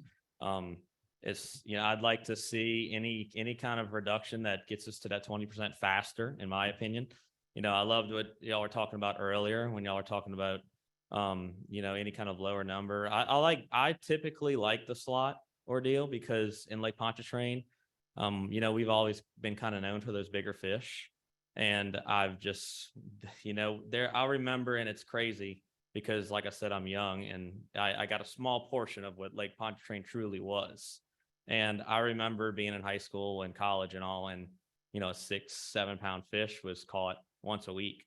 Now a 3.5, 4 pounders read about in the paper the next week, you know, and it's just, and it's a little bit different. I know when you're talking about the big fish compared to the little ones, but I really think there's a few things like that can help. I love the slot, like I said, and it, you know, 10 fish, 12 fish, 15. I mean, the lower the better, in my opinion. Mr. Chairman, just Mr. Hibbs, that's my neck of the woods, and I'm an old guy now. So Yeah. I did get to see it, and I know what it is today compared to what it was when I was a kid.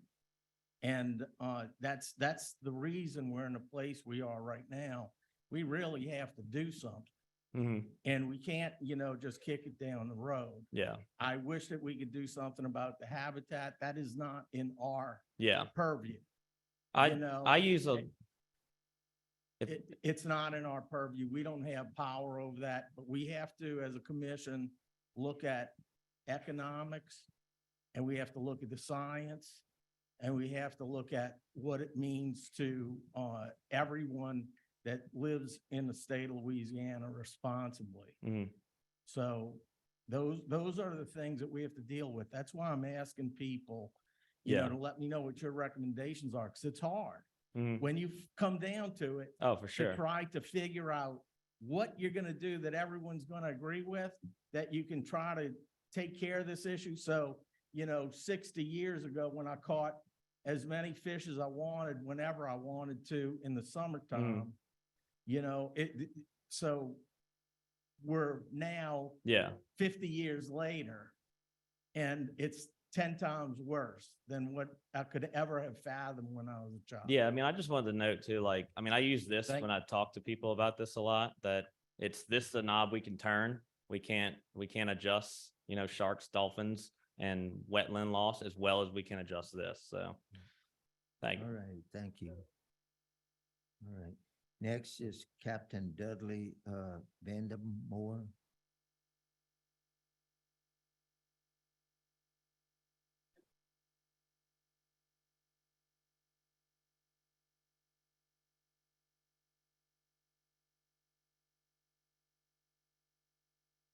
How y'all doing? I'm a little bit, I missed an appointment today to go to, I'm Captain Dudley Vandenborg. Been in 30 years, I've been a charter captain. Lake Pontchartrain, Lake Bourne, also fish Venice and all east side of the river. It's actually two distinct sides, east and west. You come out with these proposals and all on them that are going to affect. Look, I know on the west side, they fish a smaller fish. We fish a whole lot bigger fish on it. I fished 2 weeks ago, 2 Saturdays, and most of my customers want to catch big fish. And so of those big fish, I had 17, only had 17. Of those 17, I had 2 people. 11 of them were over 19 inches. Now you telling me I have to throw those fish back. Now I caught those fish in 25 foot of water. Their stomachs were out of their mouth. And you're telling me now I got to throw those back, which would have made me stay there longer. Or you're telling me I got to go catch termites. And that's what I call that 12 to 14 inch fish, a termite. So now you're telling me I got to go out and catch 100 termites. Mr. Jason made a comment here about the size of the fish. Well, I'll tell you this, Gerald Horst wrote an article around when was it, around 1995. And it told you the best spawners, because I always thought it was different. I always thought it was the 2 or 3 pound fish because of the amount of eggs inside the fish. The best spawners are your 12 to 13 inch fish. And it's not because they have more eggs, it's because of just the sheer numbers of the fish. Now, that report was done in 1995 when we didn't have a trout problem. So to come up with this, 12 inch, I fished in North Carolina, I fish in Texas, I go to Florida, I fish to Alabama. All these places, they laugh at us with this 12 inch limit. It's ridiculous. The east side of the river could easily take a 14 inch limit, easily take a 14 limit. We had several people around it, and it's a freshwater issue. I'm going to get a shirt made. They wouldn't make it fast enough for me. It says the freshwater stupid, because it is. You keep putting this fresh water in the marsh. They open the spillway up. They leave it 3 weeks too longer than it's open. Nobody from the wildlife gets after them. Mardi Gras Cut runs all the time. You're saying you can't do anything, close Mardi Gras Cut. You close Mardi Gras Cut, we're going to have banner years of trout. That whole estuary, Stone Island, Lone Side, and Black Tanks, that's all an estuary that no fish get born because the salinity's not high enough. Every time they open a spillway up because of Mardi Gras Cut, there was 2 distinct classes. There's one 3 mile, 9 mile, in that Grand Pass by us. And then there's the opposite end of it by Stone Island, Lonesome Island, Black Tanks. That's gone now. Every time they open a spillway up, you're losing our end of it, the east side of the Lake Pontchartrain Basin area, because of the fresh water coming through the Lake Pontchartrain. You can close Mardi Gras Cut and you see a drastic change. I mean, you can look out here at these guys. You would see a tremendous change. I was supposed to go to my heart doctor today, and I think it's important enough to be in here. The 19 inch fish is ridiculous. Your 3 minutes is up, but Pardon me? Your 3 minutes is up. Oh, that was the fastest 3 minutes Yeah. I ever What- served. but tell- Mr. Chairman. But just tell me what's your recommendation. Look, I could live, I could go to 14 inches. I could go to 14 inches and live with 15 inches. 'Cause let me tell you the reason why. I had a guide business. I had a guide business for 30 years, but I also had a lure business for 25 years that I sold. The guides in Big Lake, they were all excited because they could do 2 charters a day now. You bring it to 15 fish, I'm gonna do 2 charters a day. Oh, one more thing, just real quick, because I had a guide call me when I'm coming here. And this was a fact about keeping the limit of the guides. He's already talked to attorney. It's called equal protection violation. If I buy a license, I have a right to keep my fish, even if I'm on a charter. I don't have a right to give it to the people who fish with me, but I have a right. He just talked to an attorney and they're ready to take you to court on that end of it, you know? So, and look, it's a pretty big time attorney. So you want to have trouble, you know? All right. Mr. I love you Chairman, guys. I just want to let Mr. Dudley know that, because I'm sure he's not aware, this commission has requested that we close the failed Bohemia salinity control structure that they call Mardi Gras Pass. And we did that by way of sending a resolution to the legislature and including getting funding to do it. Yeah. So I just wanted you to know. Your and fish for are the gonna come people out back here big that time. We have done that as a commission. And Thank look, you. Jason said it takes 10 years for him. 89, we had a major freeze. From South Point, which is where I live at, to Seabrook Bridge, they had 30 feet of shoreline was covered with speckled trout. Of that 30 feet that was there, wait a minute, there wasn't a fish in Lake Pontchartrain. A year and a half later, we were catching, you couldn't keep them off your freaking line. So for this 10-year program, you just got to get the water right. All right, thanks. All right, Paul Miller next.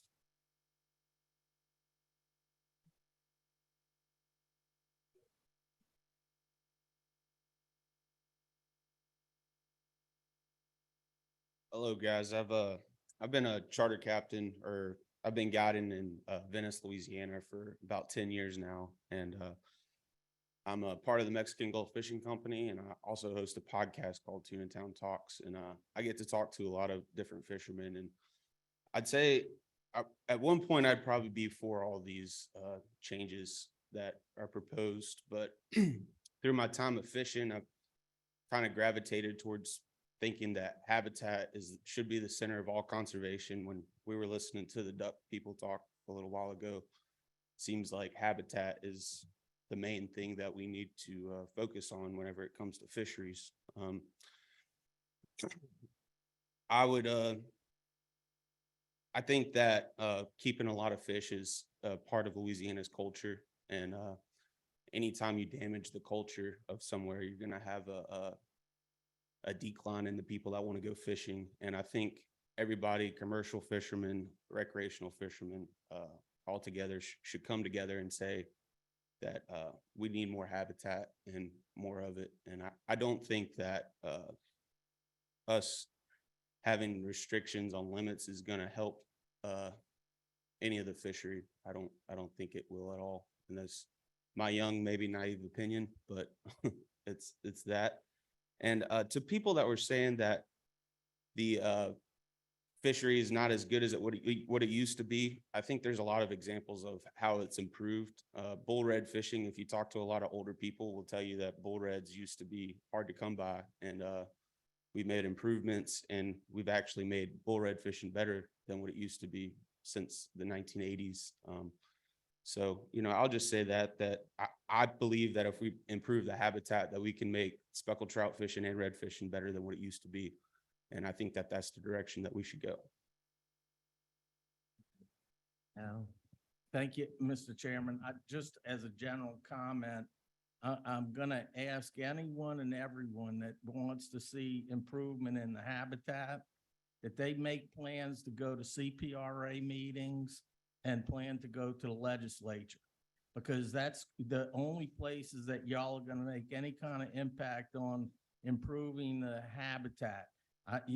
U.S. Fish and Wildlife used to spend time, and NOAA, in trying to maintain, including the Corps of Engineers.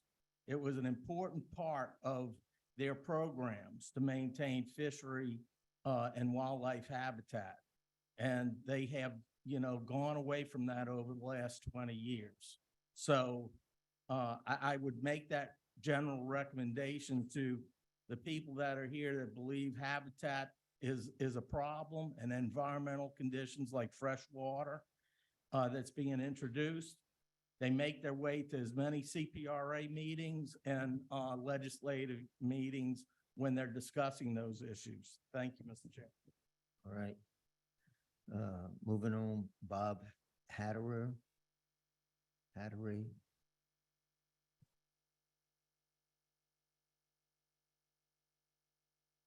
Gentlemen, I'm probably older than anybody in this room. I'm 85 years old. I've been fishing from Point LaHash for the last 60 years. I've seen the habitat change. You can make all the changes you want as far as the limit on size of speckled trout and redfish. If the habitat, like he said, does not improve, you're not going to have any of it. We need to stop introducing fresh water. The two diversions, one on the west bank and one on the east bank that's proposed, is gonna knock out the speckled trout, redfish, all the saltwater species in the area. Communities like Delacroix, Hopedale, Shell Beach are gonna end up like Point LaHash, which are ghost towns now. We used to have 40 oyster boats go out of there every morning. We don't have one, we don't have any shrimpers. The place I belong to, we have to go 30, 40 minutes to catch one speckled trout. I belong to a club with 85 members. If you can go out and catch 2 or 3 speckled trout at a time, it's a good trip. It's not happening anymore. It's all about the fresh water and the environment. Without that, you're not going to have any speckled trout. So that's it. Simple as that. As far as the recommendation, I leave the limit like it is. Until you get away with this fresh water, it doesn't matter if you have a limit of 1,000 fish or 1 fish. It's not going to matter anything. Thank you very much.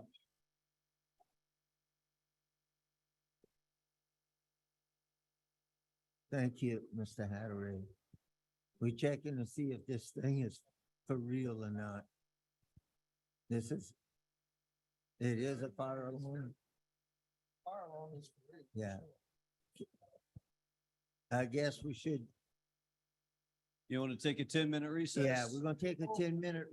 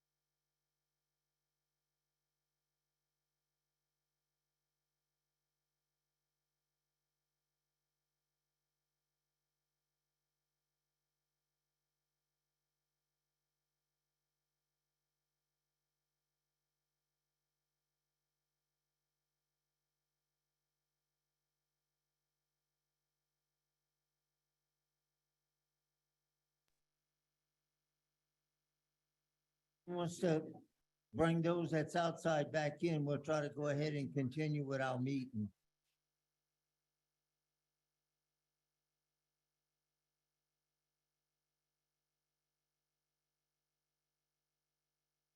Who it was, Bob Hardery said that, all right. Next on our speaker list is Shane Johnson.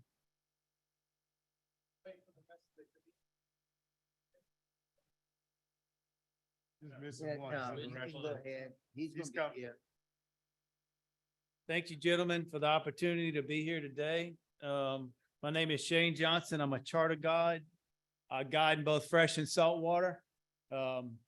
I represent Vermilion Bay, which is the center of the state. And one thing that I've noticed in the past 4 years as a full-time guide in saltwater is that the data that, and then the procedures that are used to acquire the data that's representing and backing this entire proposal, to me, is just, I'm astounded in the manner at which this data is collected. And I just want to read through this. And this is things that I've acquired in my knowledge by asking people and witnessing with my own eyes. So first off, the selection survey sites, it's a random draw. It's like pulling out of a hat. So, you know, speckled trout or migratory game fish, they're always on the move. If I had to go out and base my strategy on a random draw on where I was going to fish, I would be doing something else. Okay. So that's a shock to me, because in my area, sometimes the salinity gets down to 0. We catch Opelousas cats where we catch trout in the fall. And this is no joke. Okay.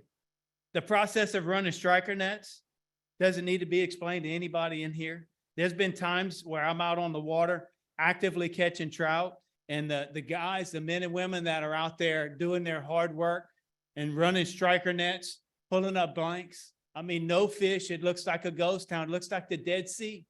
And I'm watching them with binoculars. I see it with my own eyes. That's shocking to me. Just the strategy and the way they do it. They throw out a net and they run concentric circles around the boat. There's times where I'm on a school of trout. If I got older guys in the boat that can't reach the trout by means of casting, I try to get closer, the trout move off. So these trout are very guarded. They're not a species of fish that will tolerate an engine running in a boat. Okay, so yes, I am attacking somewhat of the way that the data is acquired. The limitations of places the striker nets can be used is a big problem as well. My fish have evolved. They spawn 13 miles from land. Tiger shoals, Trinity shoals, 16 foot of water with massive current flows. That doesn't fall into the normal categories that we read in books about successful trout spawning. My fish have evolved. They can't spawn inside the bays and the estuaries because the salinity is so low, it won't support it. That's a big problem. And it falls back on everything that these guys are saying about habitat, quality of water, forage base. So our quality of water where I fish is the hardest place, I believe, in the state to catch fish, to catch trout 12 months out the year. Okay. I've asked questions to the men and women that are doing the work. Why, when I go fishing Grand Isle, do I not see? 3 minutes is up, so start wrapping it up. It don't take long. Okay. All right. I don't know how I can wrap that up. I have so much more to say. Okay. I'm in support of the 15 fish at 12 inches. A 22 inch, 2 over 22 would be fair to me. I'm a big proponent for conservation. I believe that there's 3 factors that are important in any fishery. And I learned this as a young child. I had a swimming pool that was 12 foot deep. I turned it into a cement pond. Okay. Quality of water, a forage base, and habitat. Those are our 3 issues. Habitat not being, forage base not being one of them. For the redfish, I'm not a big red fisherman. I completely agree with the proposal at hand. My biggest issue is the data and the way the data is acquired and utilized. That's what's backing this entire proposal. Personally, I do not believe there's a trout shortage. I have not had a problem catching trout, nor the other guys in my area. So that's how I feel about it. Righty. Thank you. All right. Next, William Wall.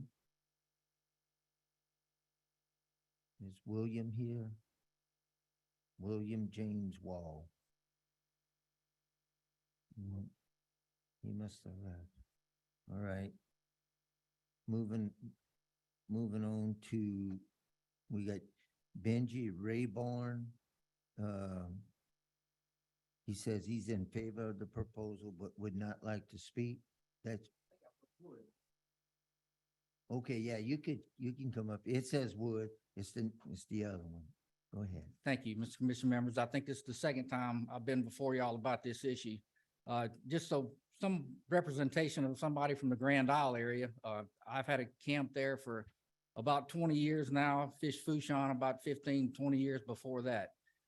I want to say I've definitely seen a reduction in trout populations as well as a reduction in habitat. I've seen a concentration of fishermen, increase in fishermen. I'm a recreational fisherman myself. I have no other interest other than I have a passion for speckled trout fishing and other types of fishing. I've basically raised my sons at the camp, tried to get them interested in fishing and want to keep them interested in fishing. But in order to do that, we've got to have something to fish for.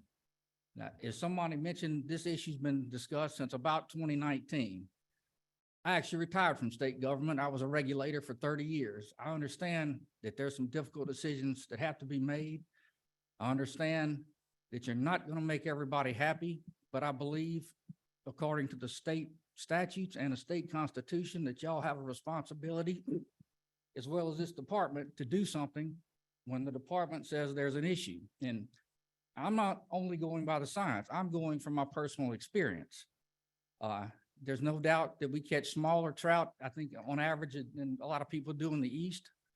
I've actually, when I started fishing down there, it wasn't uncommon for me to catch 4 and 5 pound trout. I think I caught my first 4.5 pound trout last year in the last 10 years. And I fish around a lot of guides, fish a lot of areas that are, I'd say common areas, and try to fish some that aren't too common, which is getting harder to do because of our lack of habitat. It's concentrating fishermen as well as the fish. So as far as the proposal that is brought today, I'm definitely in favor of 15, 13-inch minimum limit wouldn't hurt my feelings. 12 won't either, but I just think something needs to be done.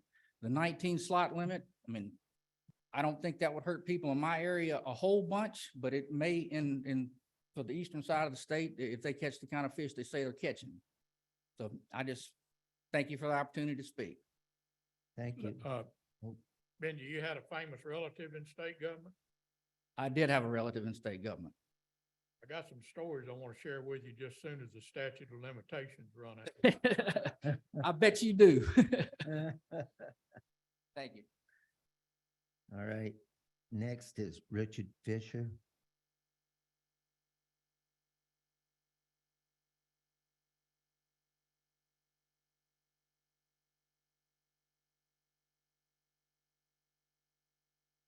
All right, it's good morning right now. It'll be good afternoon when I finish. How y'all doing today? Richard Fisher, Executive Director, Louisiana Charter Boat Association, Meadowdale Street in Metairie. Thank you all for allowing me to speak here today. Want to start by saying that, we totally agree that salinity, habitat, pogie boats, they're all an issue, no doubt whatsoever. But those things aren't on the table today. We can discuss whether they should be, but they're not on the table today. We've got to work with what we can work with today. And I'll also let my colleague, not let my colleague David go out on the plank alone, and let y'all know that we also put out what we knew last week. We felt it was the prudent thing to do with a 4-day holiday weekend coming and this being a truncated NOI process. We respect everyone up here immensely and we stand by that decision, but just wanted to let y'all know that it wasn't just David's group. We've done extensive polling of our captains, regardless of their membership status. We've also appointed area leaders in each area of the state, for lack of a better way to put it, with the idea being let's build a consensus in those areas. And what we found is that there's been an overall support of going to 15 and 12 with 2 over 19 inches, getting rid of the guides limit. There's still some people that would like to see maybe 2 fish, maybe 5 fish, maybe 7 fish for the guides. And that's something that we'd like to see considered. But if push comes to shove, based on our polling and our conversations, we'd be okay with getting rid of the guides limit. We also feel like it's very important that there's the 4-year sunset that's been discussed as well. The reassessment, the sunset, the department coming back and saying, let's reassess the data and seeing where we are. Like it's a math test to show y'all our work. 59% of the captains that we polled are in favor of the proposed regulation. And that's the highest among the options that are in the green column that you saw earlier from Jason's presentation. That would be scientifically acceptable recommendations. And I do want to make one other small point on that, that this is in fact a green recommendation. This is a scientifically responsible recommendation. It does not get to the 20% that was initially proposed in 5 years, but it does get to 16% in 10 years, which the department has let us know in previous meetings that is within the realm of acceptable outcomes. So that would be a scientifically acceptable outcome. And I just want to make sure that that's on the table. As for specific language as it pertains to the guides limit, we think it's important that it does not restrict the guide's ability to fish. And that's for a very important reason, because you've got novices that you're out taking fishing. They don't know what they're doing. You've got to show them. So let's make it a boat limit and not so much an individual limit by removing the guides limit, because there's kind of little legal intricacies that could be an issue there. And again, to show our work, 69% of the captains that we polled are in favor of getting rid of the guides limit if it makes a substantial difference. And it does, because it's the difference between 8 years, 10 years, and 18 years in the rebuilding plan. I apologize, I'm talking so fast. I've got a lot to say. I want to clarify that in the working group meetings, getting rid of the guides limit was brought up by an individual captain, not by the Charter Association, as it was mentioned earlier. Now, there was not a vote on that proposal, and to be transparent, if there was a vote, we would have voted for it based on this polling and our conversations that we've had with captains. But just wanted to clarify that specific piece did not come from the Charter Boat Association. I also wanted to clarify that it was mentioned earlier that there have been some independent biologists that have been putting their names out there and making some comments on trout. Specifically to Myron Fisher, who was mentioned, he did provide y'all with comments earlier this week before the deadline, written comments. So I just wanted to let y'all know that he did participate in the process. Can't speak for the other scientists that have been part of the process. Want to make a statement out there to any captains that are here or at home listening. If you don't feel your voice was heard, you want to be part of our email list, you want to be part of our polling, you can sign up to be a member at our website, louisianacharterfishing.com. It's free. If you're not ready to be a member, that's okay. You can also be part of our email list by emailing me at richard@louisianacharterfishing.com, and I'll go ahead and get you on our email list, and you'll be part of our process. We're a democracy. We want to hear from everybody. And the last thing that I say, I promise, I know you're speeding me up, is a lot of the conversations that we've had, there's been people in favor of different regulations in different parts of the state. That has been popular, but that's also a lot more complicated. So let's do something today. And then for the next 4 years, because this is inherently a short-term thing, if we're coming back in 4 years and reassessing, let's spend the next 4 years figuring out what those different regulations in different parts of the state could look like. That's all I got. I appreciate you letting me go over a little bit. Go ahead. Yeah, I'm gonna go first right there, then Joe can follow. Through all the conversations we've had with the testimony that we have on the fish that's on the east side of the river seems to be bigger. Has any of the charter boat fishermen in your organization complained that the 19 fish should go away and do it differently? Yes. Right. So they thinking it should be bigger on the east side of the river? Without question, there has been a minority of charter captains that have loudly commented, and I respect them. They've got their business plans just like everyone else, that have commented about the issues of going to a slot limit and only being able to take 1 or 2 over 19. You're hearing that a lot from the Grand Isle guys who go further offshore a little, toward the outer reaches of inshore. You're talking about some chandelier guys from the eastern part of the state. There's no question whatsoever that has been an issue for those captains.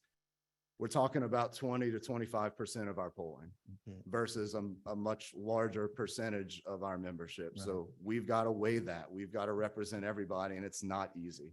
All right. And I certainly respect that this isn't going to make everyone in this room and listening at home popular, but you can't make everyone happy sometimes. Now, now, I'm gonna ask one more. What about, nobody has spoken from the Cameron area. What size fish do we catch on the western part of the state? Well, I had an in-person meeting out in the Lake Charles area in Hackberry a couple months ago for the specific purpose of the individual leaders in each area of the state and getting everybody together. We had a great meeting at a civic center down there. And it was their consensus that there would be no issues with the slot limit, that they are catching trout for the most part. They're catching enough trout smaller than 19 inches, between 12 and 19, that it would not be an issue for them. All right. The only- Richard, Go ahead, Ed. Go ahead. and finish, The, Mr. the Chairman. only reason that I'm asking these questions, every one of us are looking at the habitat. What is, each habitat is different. The east side of the river is different than the west side of the river. Everything's different from the Chafalaya River going toward the west, right there. And, as I hear all the comments and everything else, and we already have, zones set up, in the department that we could easily just establish certain zones to catch certain fish Mhm. instead of just having a statewide Right. on a slot limit.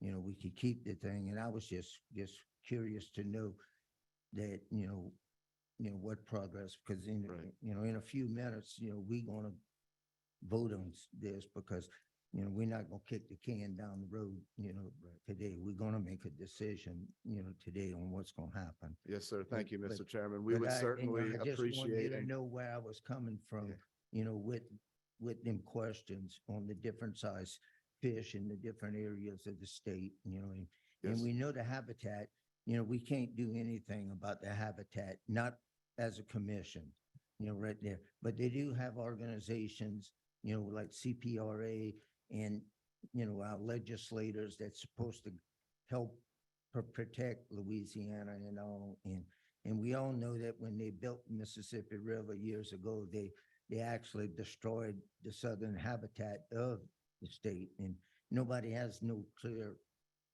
answer to it, right there. They're not gonna just turn the Mississippi River loose anymore. And we all know freshwater is the culprit, to the habitat, so. But being that said, I know Joe, go ahead, your turn. Richard, one of the things in our emails that I was a little bit surprised about was there was an honest captain in there. And what he Say more. explained was that the reason the captains needed to be able to have their limit is because if the bite was real good, the trip would be too short unless the client could utilize that limit. And I think my wanna make response, sure that the captains giving it up wouldn't allow that practice to continue, that's not a loophole, but as I appreciate it, at least if it would be more likely the bite would be slow and they'd want to catch at least a client's limit. And you would be reducing it. There wouldn't be if there's 4 clients and a captain and a mate on the boat, there wouldn't be 6 limits coming back to the dock. Am I correct on that? well, there's very rarely a mate on an inshore trip, but if there were, this would be removing that limit as well. And I think my response to what you just said, Commissioner McPherson, would be that catch and release is an option. It's not, hey, we reached our limit, we have to be finished.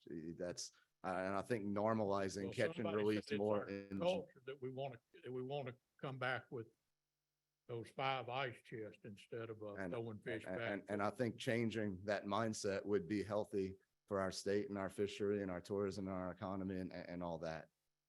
But I certainly agree with you that in some pockets of the state, that mindset definitely exists. But I'm correct that at least they wouldn't be able to do that. They wouldn't be able to let the clients catch the captain's limit and bring them Correct. back to the dock. Correct. That either have to be discarding fish or he would just be helping them catch their limit. Correct. All right, thank you. Any other questions? That, What, I apologize. You said that zones would be problematic. Just very briefly. That's not what I said. What I was Okay. referring to and alluding to that was what Mr. Adrian said recently in one of our meetings, which, and you could say it way better than I could, so I could just tee you up for Well, it. I'm But gonna ask him later. yeah. But you didn't say that. That was so Jason. I'll let you take on the science about it, but I will say on that topic that is popular as a concept, a general concept among our captains, but we haven't seen what it looks like yet. So we certainly would be in favor of being a part of the conversations and even leading those conversations in the next few months and years. But, you know, I can't say right now that we'd support it because we don't know what's going to shake out of that cookie jar. all right. Was it discussed in the task force?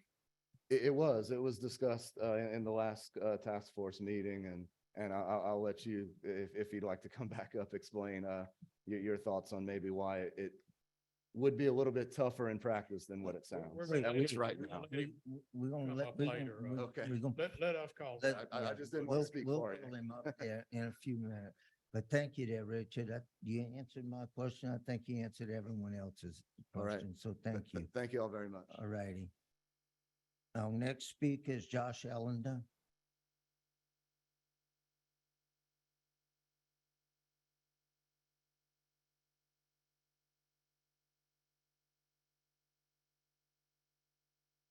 Good afternoon now. My name's Josh Ellender, representing Coco Marina and Ellender Charters today, not the Charter Boat Association. So, a question I have, I guess, for the department.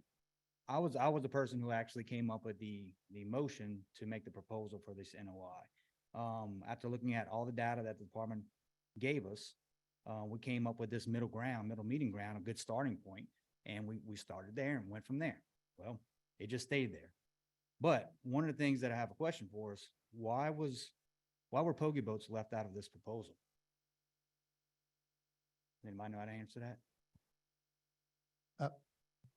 I think Can I that- ask that question? I don't know. Yeah, I think that pogie boats in that part, it was not part of this NOI. So I think, Ellender said it earlier, you know, we trying to deal with what we can deal with right now.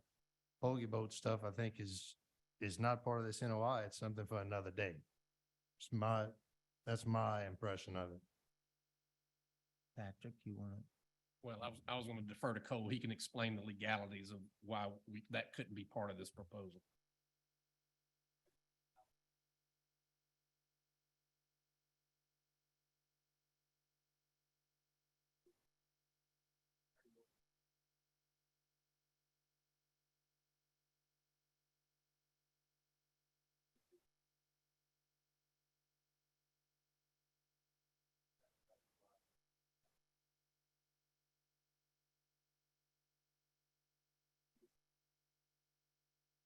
Right. Thank you, All Cole. So on that note, if we have to make regulation changes, and to the user groups that are actually affecting trout, then shouldn't we have everybody participate in that? And if pogie boats are part of that, then, but it's still part of regulations, and that's what I'm saying. So that's something we need to look at. And if we have actual physical data from our federal government that's saying, that they have a huge impact to our fisheries, then we need to look in that, hardcore. Couple things on that. The whole thing about the 19-inch slot, just for clarification for people, was we were tasked with to come up with an idea that can be acceptable by everyone. Obviously, a lot of people didn't like the slot limit, but it fit in the realms of what was given to us for the department's data. Some people, the state, especially the eastern side of the state, does not like, they don't like the 19-inch slot. Guys on the western side of the state, we just don't have the big fish anymore. We used to, just don't have them anymore. So we were going to accept them on our side of the state. Another thing about the department in this task force, as Ms. Pearson says, is that I asked personally, what was the minimum threshold we could go to rebuild the stock? And they said 15%. So that's what we base it off of to ease the timeframe, to ease the socioeconomic factors, to ease the, instead of having like another gentleman said earlier about having abrupt change all at once, we're trying to ease into this and make it just acceptable by most, I guess, if you will. Yeah, that's about it right now. My recommendation is, I think across the board, you're not going to get any feedback or negative feedback for going to 15 fish to 12-inch minimum. But as per the department, I know that doesn't fit the bill to rebuild the population or rebuild the stock. Thank you. All right. All right. That's the last speaker that we have on speckled trout, unless they have someone else. But other than that, Adrian, I'm gonna ask you to come back to the podium. And then.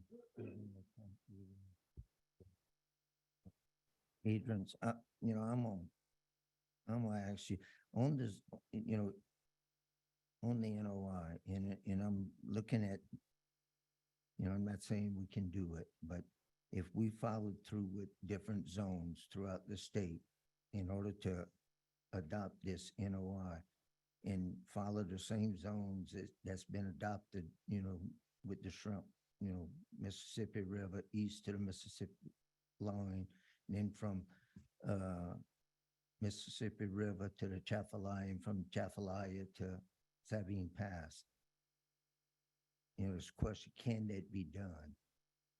So that has always been our goal with La Creole, because that starts to give us that basin level information. We just don't have that resolution yet in terms of all those data that go into a stock assessment. We're not at the point where we can do individual basin assessments yet.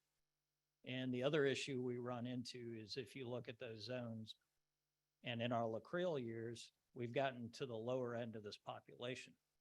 So what might be, how do you set a management target for that when we're at the bottom of the population? It would likely have to be much more extreme than what's proposed here statewide if you started looking at the basin level, if we even had the data to refine it down to that. That's the short answer. So the easiest way would be just go statewide at the present time, and. Correct. And. No. That's it. Jason, and I was just being smart aleck. I didn't mean to cut you off. Chairman will probably recognize you in a minute. If you didn't have anything less than a proposal similar to this, in other words, if they could do bigger fish on the east side and in the Calcasieu Basin, and you made more stringent regulations there to produce more spawn or more escapement, what would be the danger there? What would be the downside to that? I'm not sure if you follow, you said more stringent and allowing a bigger fish Correct. on the opposite ends.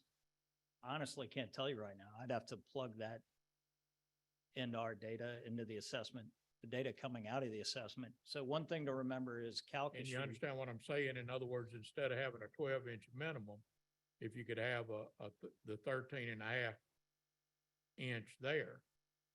Right. So that 1 and 1 doesn't necessarily make 2. So you got to look at the proportion of the harvest, the proportionate age in those basins.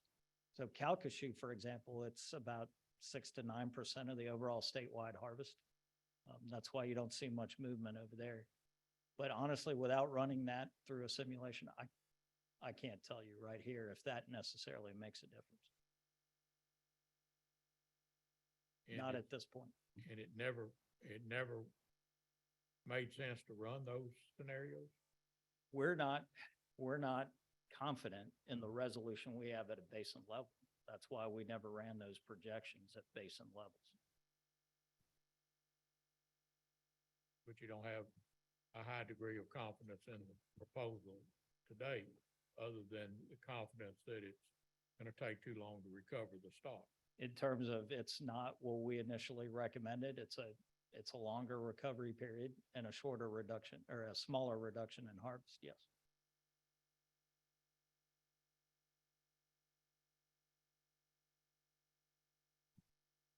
How long would it take you to run those?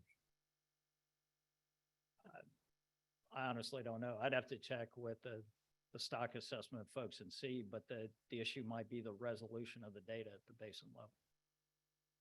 The reason I'm putting emphasis and the chairman did is because we've heard time after time that there's just significant differences in the trout that are being caught across the state. Is there a reason why those, it seems like the 12-inch, we got stuck on it because I guess it's the Bear Terrier region. They say that's all they can catch. They can't catch bigger trout. Well, is there an impediment to the trout growing there? Is it the food source, the salinity? Is there some factor that, or is it just they're being eaten? To keep So them from it's getting to be 13 and a half feet. obviously notwithstanding all our habitat issues that have been discussed, it's harvest. Those fish are cropped out in Barataria when they reach legal harvest size, and they're just not making it beyond that. There's so much So if harvest. you'd have raised it, they would have had the opportunity to get to that. Correct. There's no biological factor that keeps them from being 13 and a half fish in a year, other than the reason you can't grow a good buck is because you won't wait 2 years for them to get a little bit more antlers. So same thing with trout. Yeah, notwithstanding all those other factors. But are those other factors, do they keep those fish that survive, that spawn and survive from getting larger? I mean, if you have habitat issues, obviously that begins to impact recruitment at some point. I'm talking about size, though, not Oh, recruitment. size. No, if those fish recruit, I mean, there's plenty of forage in the estuary. So just don't harvest them at 12 inches, and in a year, they're gonna be, how big, 13 and a half inches? It takes about a month and a half in the summer for them to reach that. A fish that's 12 in October might be 13 by February.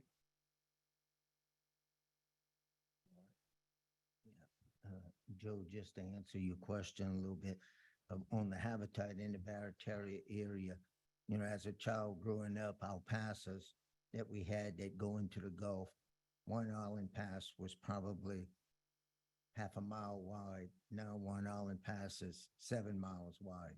Whiskey Pass was probably 3/4 of a mile wide, and now it's 5 miles wide. So the estuary system is just almost 100% Gulf now.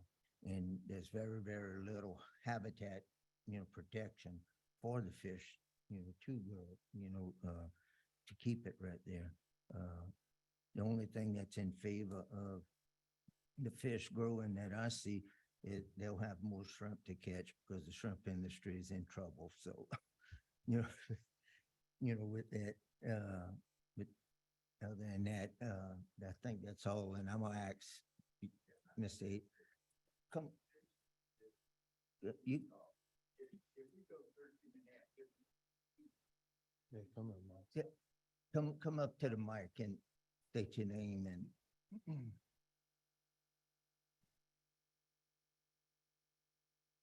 My name is Rudy Cowell, and I might not know all the biology that Jason does, but I know a lot about math. And if we take a section of the state and we say 13 and a half, 15 in that section, which is a 20%,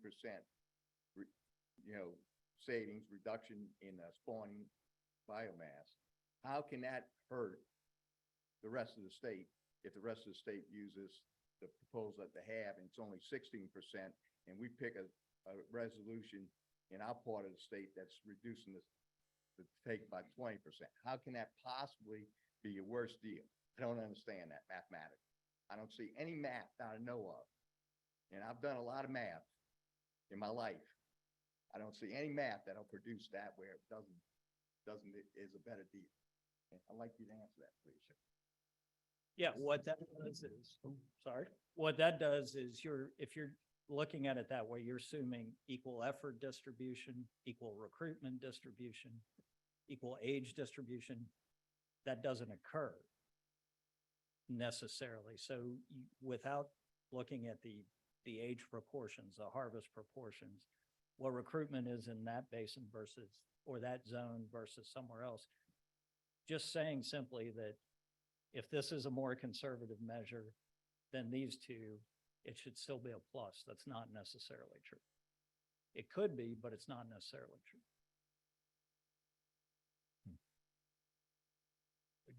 Could you briefly hit on what's been mentioned a couple times today, this new NOAA study on Manhattan and how they've documented that it's such an impact on the fishery? Sure, and I believe we sent y'all a quick 30 summary of that. So one thing to keep in mind is that is a model that has not been vetted through a formal vetting process. There's almost a page of caveats that the authors themselves acknowledge. When you talk about the 20% reduction that's needed, that looks at, I believe, a 100-year projection under all things being equal. There's no spatial component put into that model yet. That's looking Gulf-wide. So you're including Menhaden in Florida, Menhaden in Texas. And the diet information, when they say sea trouts, 80 to 90% of the sea trout data in that study is sand and silver sea trout from a bottom trawl, from the CMAP bottom trawls. So that index is not indicative of spotted sea trout. And so you have to use spotted sea trout abundance indices, spotted sea trout diet information if you want to try to incorporate that. And that's where, as this model moves forward, there'll be more scientific vetting of that model. There'll be a spatial component that's added in. Hopefully there'll be better diet matrix added in. So it's a framework for ecosystem management moving forward. And it does make some big assumptions. And we provided the summary, and there's some work going on in the future where hopefully that model gets vetted a little more. They want to meet with state managers and user groups to start honing in on the spatial component of that model. And so I think it's a very good framework for ecosystem management moving forward, but it's just that. It's a framework. There's a lot of finished work to be done on. If we wrote a letter and asked them, should we be making management decisions based upon that study? What response would we get back? I think we actually asked NOAA for some of that information. Do you recall what the response was? Yeah, they told us unequivocally that we should not make management decisions based on that one paper. Again, Jason talked about all the caveats within that paper. The authors acknowledged those caveats, the difficulties. They also acknowledge and state clearly that the paper is not a representation of the organizations from which they came. So this idea that this is a NOAA study is patently false and a misrepresentation, because the authors even themselves say that this does not represent the agencies that they came from. Only one of the study authors was from NOAA. The work, however, is really, really good. It's very, very helpful to us. It's a great first step towards this idea that some of the groups in this room have been talking about from a Menhaden standpoint about ecosystem-based fisheries management. It is a great first step for that. And so we're really excited about the work, and we think it's a really good first step, but it's not the only thing that should be used to make management decisions. It's one of the tools out there. It was peer reviewed, so it's clear that with all the caveats that the authors put in there, that through the scientific peer review, it has been accepted. Like Jason talked about, it hasn't gone through a larger vetting process like what's called best available science, which is used by the council systems around the country. It hadn't gotten that far yet, and that's not surprising. It's one step in this whole fisheries ecosystem management process. So again, it's a paper that is good, and it's something that we should consider. We are considering it, but it's not quite the game changer yet that some would portray it to be. Well, I wanted to ask that, and to Mr. Cresson's, credit, he did kind of give a little caveat, but you went much farther with it. I think we can look forward to seeing that paper waived at the legislature next year and touted and all. And I would like for it to be as clear and presented to this commission and to the legislature in the best. If it's a detriment, then we need to know that. If it's not, we need to know that. If the school's still out, then that needs to, and it sounds like at this point, there's nothing definitive that points to that as being an adverse consideration at this point that should be used. That's correct. And we asked that specific question to a group of the authors that we met with, and they said the same thing, that it's not to be used solely as a decision-making for management purposes. I also mentioned that one of the statements in there about menhaden fishing has a larger impact than the directed fishing on sea trouts and other things. That statement was made, and we discussed that clearly with the authors. And that was based on a 1980 levels of fishing. And we all know that in 1980, the levels of recreational fishing was so much lower than it is today. The amount of commercial menhaden harvest was so much higher than it is today. So that's a caveat that's admitted by the authors. And so there's some of those statements that you can't quite take just on face value. You have to look into the way the paper was put together, the caveats and all. And so we discussed some of those concerns that we had when we read the paper, because we read with the same kind of concern that you've heard today. When we read those statements, we were very concerned, and we had first glance, we're like, this may be a game changer for us. That caveat of it being 1980 data, that caveat's not included. That was a caveat that they gave you when you questioned them on the statement. No, sir, that was explained as a part of the model run, that it was based on. But the is model there a started in caveat that 1980. explains that in the study? It does, just not, it doesn't explain it as well as they explained it to us when we talked to them. Okay. Or as clearly to us. All right. Jason, I have one more question. Sure. Since we got a full audience today, and I'm actually, you may know it and you may not. Can you tell me what is the size limit in the size and the limit of each state? Right there. Oh, wow. You got it. You don't have the East Coast on there, right? I do not have the East Coast. I just did the Gulf.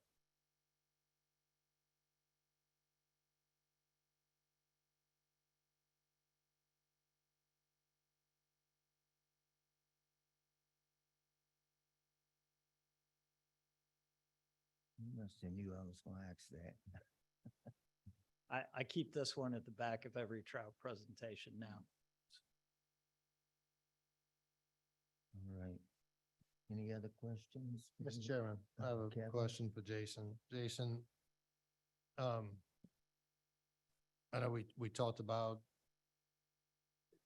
different basins, you know, I think that's something we need to move to in the future, is figuring out how we can manage for different basins because they are so different. But if we go to, if there's what was the recovery on a 13-inch with no slot? Was that 10-year recovery also? Like what we dealing with now? So, you talking about a 13-inch, 13-inch. 15 fish.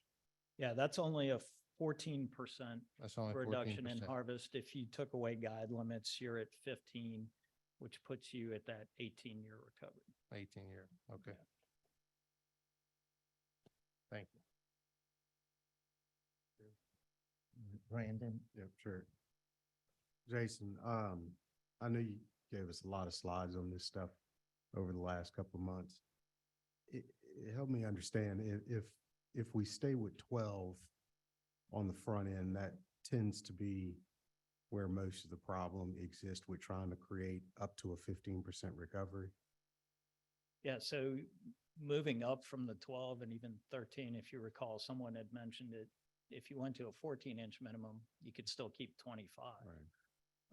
And that's a factor of where the population is right now. That's the majority of the fish are where they are in that smaller size range. So going up to 14, obviously you're protecting some. Now, we heard issues about discard mortality. And in the end, as long as what's being discarded, you have 49% or less dying, we're still gaining fish. Sure. Ultimately. So if we went to a 13-inch minimum limit and then maybe move to a 20-inch on the slot, that would do what to the recovery rate? Yeah, so are you looking at one over or none over? One over. So if you move to 13, you could do a 13 to 20 and have 15 fish and be at 19.6% without a guide limit removal. So that would put you almost, what, 0.8 off of the department's recommendation? Well, if you added the guide limit, it would actually be over. You'd be at 20.6. It'd be a 20.6. So with a 13-inch, 13 to 20-inch, one over, that would put you at 20.2% on the recovery? Right, and a 13 to 21, one over is a 16% reduction, 17% if you add the guide limit. All right. So just by moving the factor 1 inch from 12 to 13, and then even going 1 inch on the back end, which I think would seem to begin to scratch the surface at some of our fishermen on the east side that tend to catch bigger fish. It also increases the rate of recovery, or the recovery period that you want. It reduces it down from 10 years to maybe 6 years. Yeah, eliminating one of those fish over and going up an inch on the bottom essentially gives you those 3 inches on the back end. What did you say the recovery period would be? For the 13, well, that still puts it at that 16 or 17%, which is going to be that 10 to 8 year recovery time period.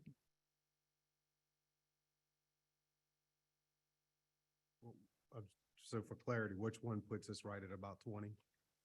That was the 13 to 21 over and 15. I'm sorry, 15 fish on the 13 to 21 over was 18.2%. So you'd be at 19.2. So you'd be fairly close. So 13 minimum length, the 20-inch maximum length. With one over. With one over, and eliminate the guide limits that get you 19.2%. Correct. And if we add in the second fish over 20 inches, that moves us down to what, about 18?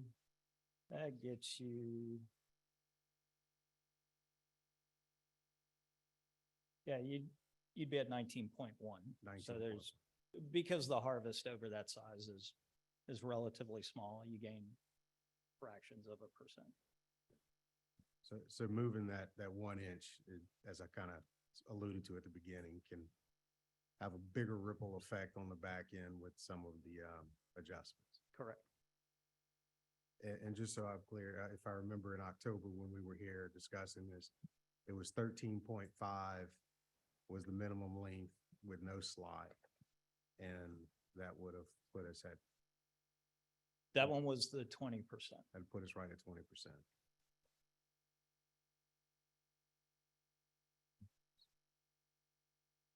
Any other questions? I'm gonna ask this one more time. It's because I'm from the country and it's hard for me to understand.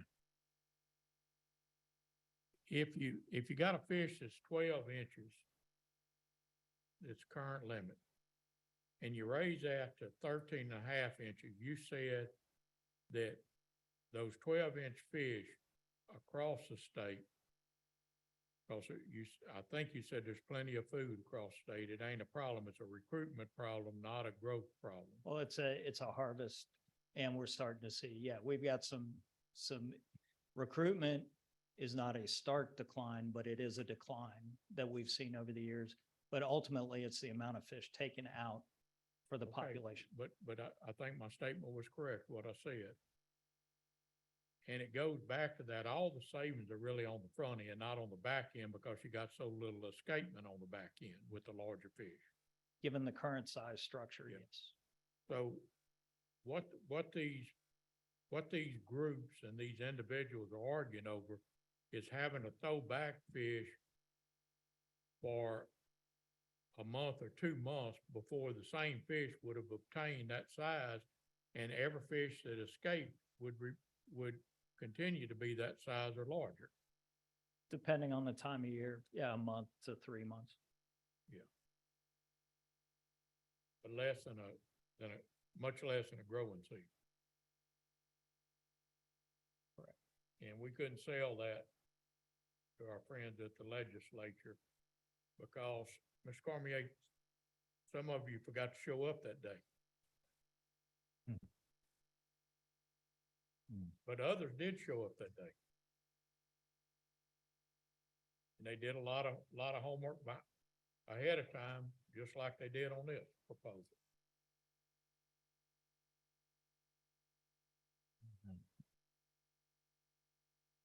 Well, any other questions? If I would still, just thinking, I still would like to see some type of zone, but if it can't be done, it just can't be done on the zones.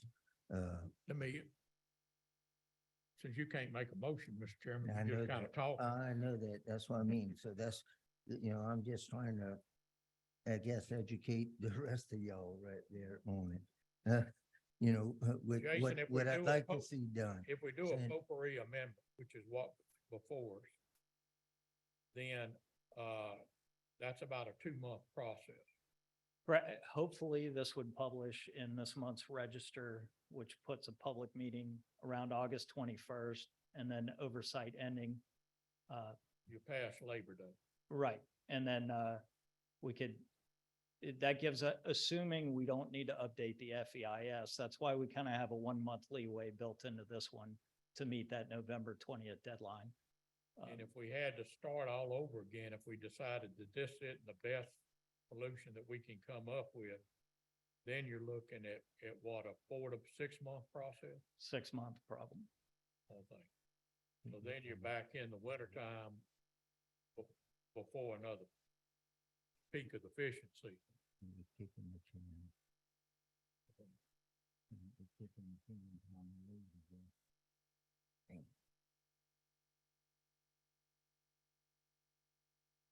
Yeah, one quick question, Jason.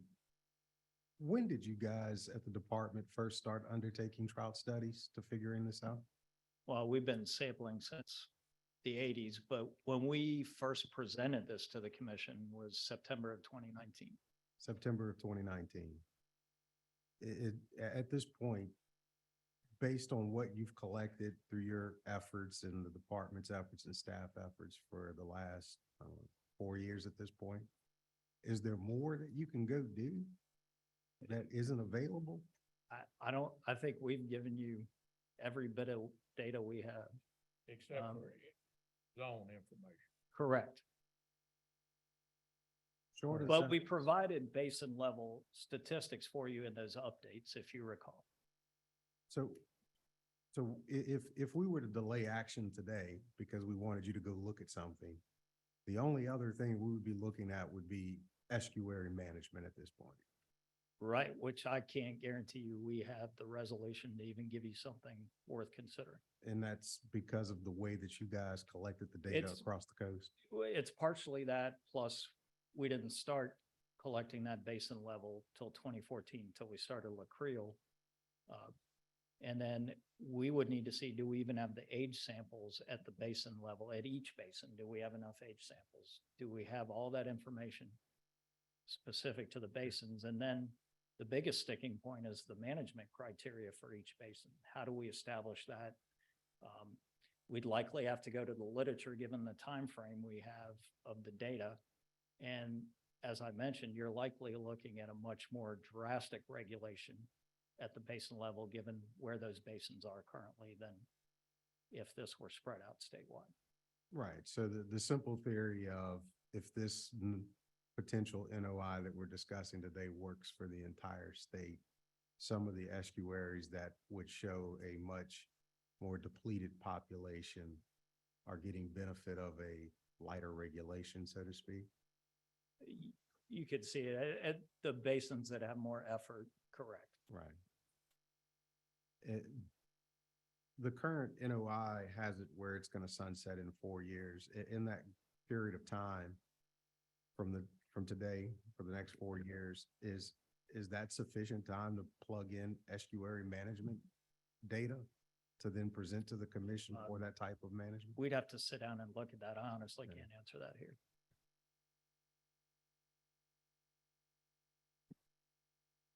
Mm-mm. Well, I would be in favor of looking at least the zones, right there, because there is a difference in the type of fish, but I don't want to delay this NOI either, because something has to be done, right, so, and I can't make the motion to move forward, so my rest of the guys, would y'all like to make a motion or hear what I think, what I wrote down right there first before y'all make a motion? And Jason, you tell me what the percent of recovery time on what I'm thinking. With a zone 1, looking at a 14-inch fish. So, I can't give you a recovery time by zone. But don't you have I have it don't you statewide. have it broken down by size limit? Oh, I have it by size limit, Yeah. but not by zones.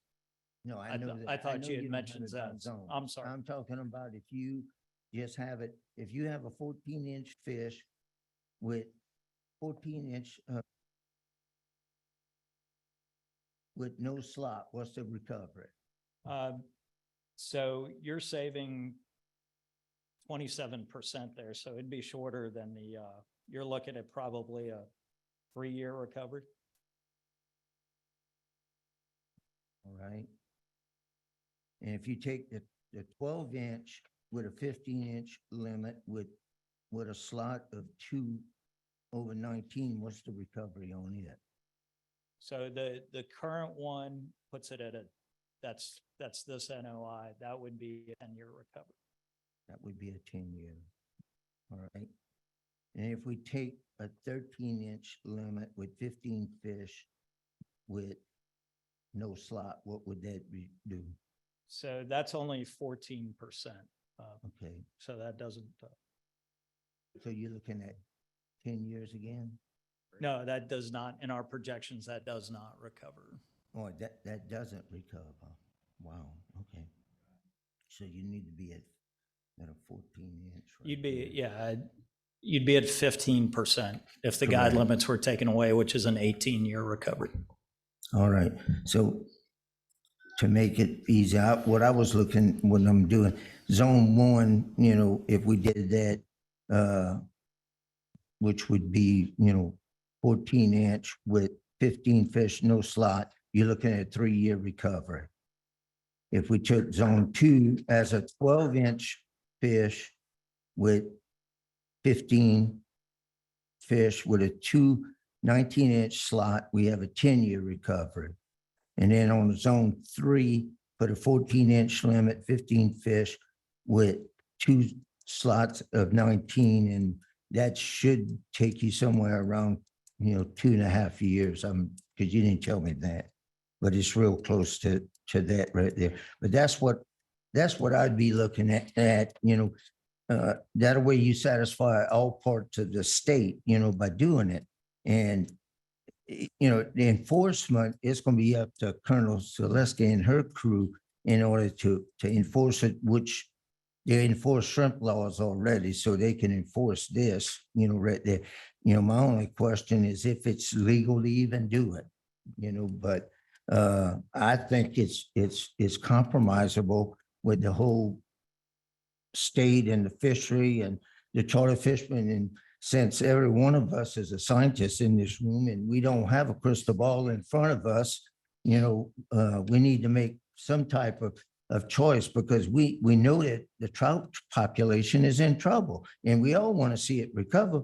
But, we don't want to see it hit our pocketbook, as bad as it is. So we all trying to compromise, on that. So Mr. Chairman, when Mr. Sinceri gets back, I'd like to make a motion okay, to kind of help you out, since you can't make the motion, that we table the NOI before us and we request staff to come back with a zone recommendation.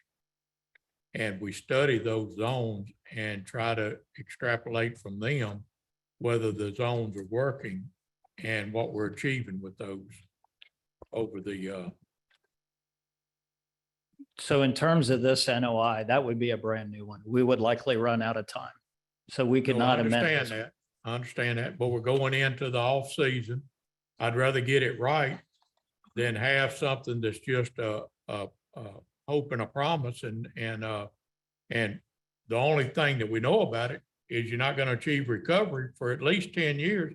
That's if everything would be static and continue.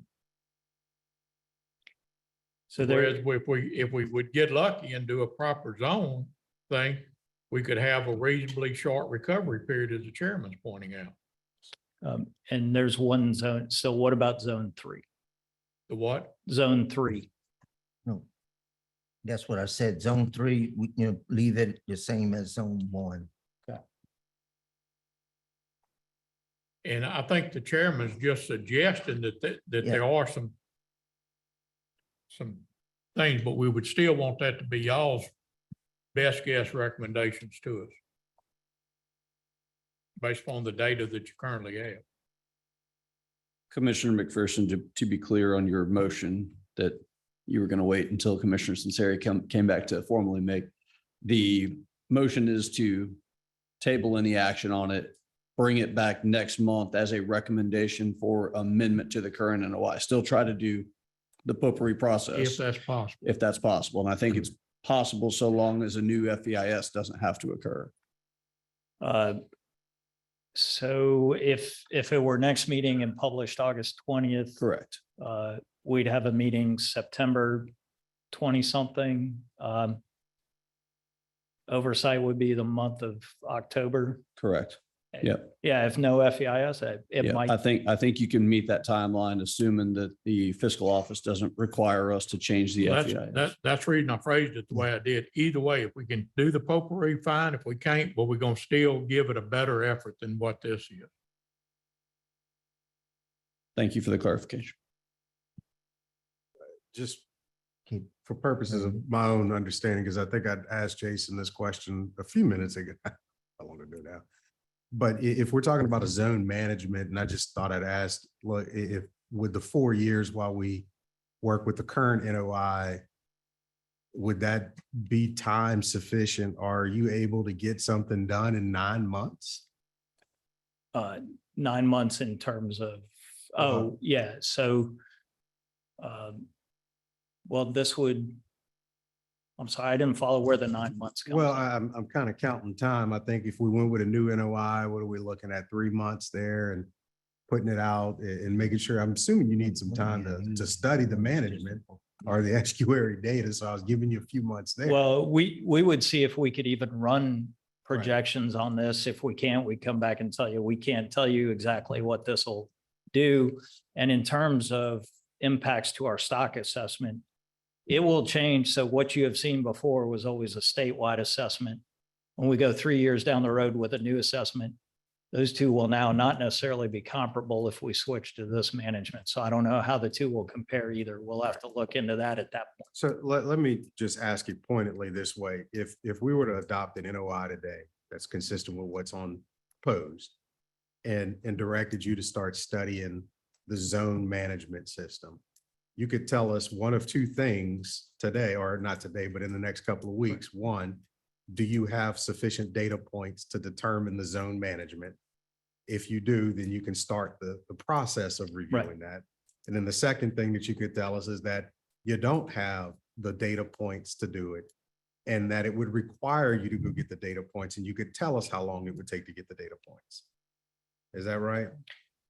In terms of how long to get them, maybe, maybe not. That'll end up ultimately being a budgetary and staff thing we'd have to look into. But I could tell you whether we could get any reasonable projections off of this. Right. So for purposes of what's in front of us today and what I think a lot of folks would like to see, especially for our east side fishermen, the west side of the river to Grand Island and further even to the west, that maybe a zone management might be their preference, but as of today, we don't know that we have the data sets to do that. Correct.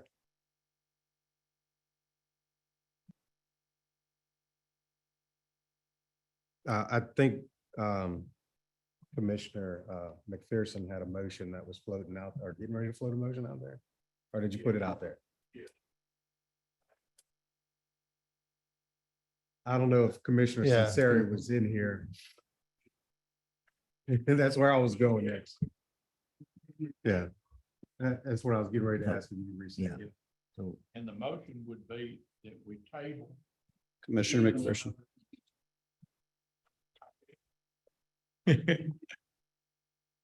That we table the NOI that's before us and we ask staff to come back next month with a zone management strategy, which seems to be the most preferred option. And it's us looking at it, recognizing different salinities, different habitat, different estuaries, all of the factors that all of these people have mentioned to us today. But we would move in that direction, which we only haven't done before because we don't have all of the empirical data that the scientists would like to have to plug in all that stuff. But we seem to be a consensus that that's the direction we need to go, is to zone management, not statewide management. Mr. Chair, just a question on that before we ask for a second. Can you get that done, do you think, by next meeting?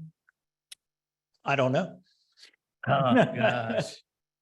We'll have to see. We're going to have to crunch that and see if we can. We're certainly going to try.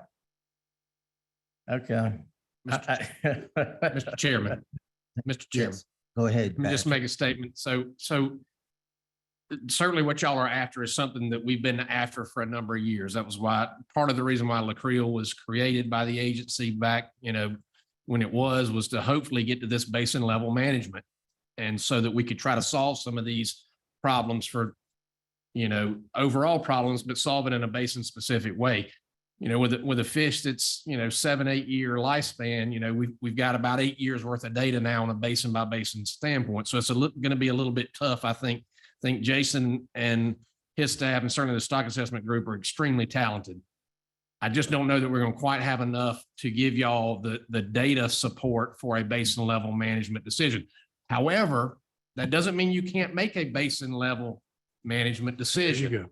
And so we will be happy to try to help you down that path. I just don't know that we're going to have the data sets to really support every piece If you of it. listen to what the chairman was saying might be that the department could come back with, you're not going to come back with something that would have a more detrimental impact than the current NOI.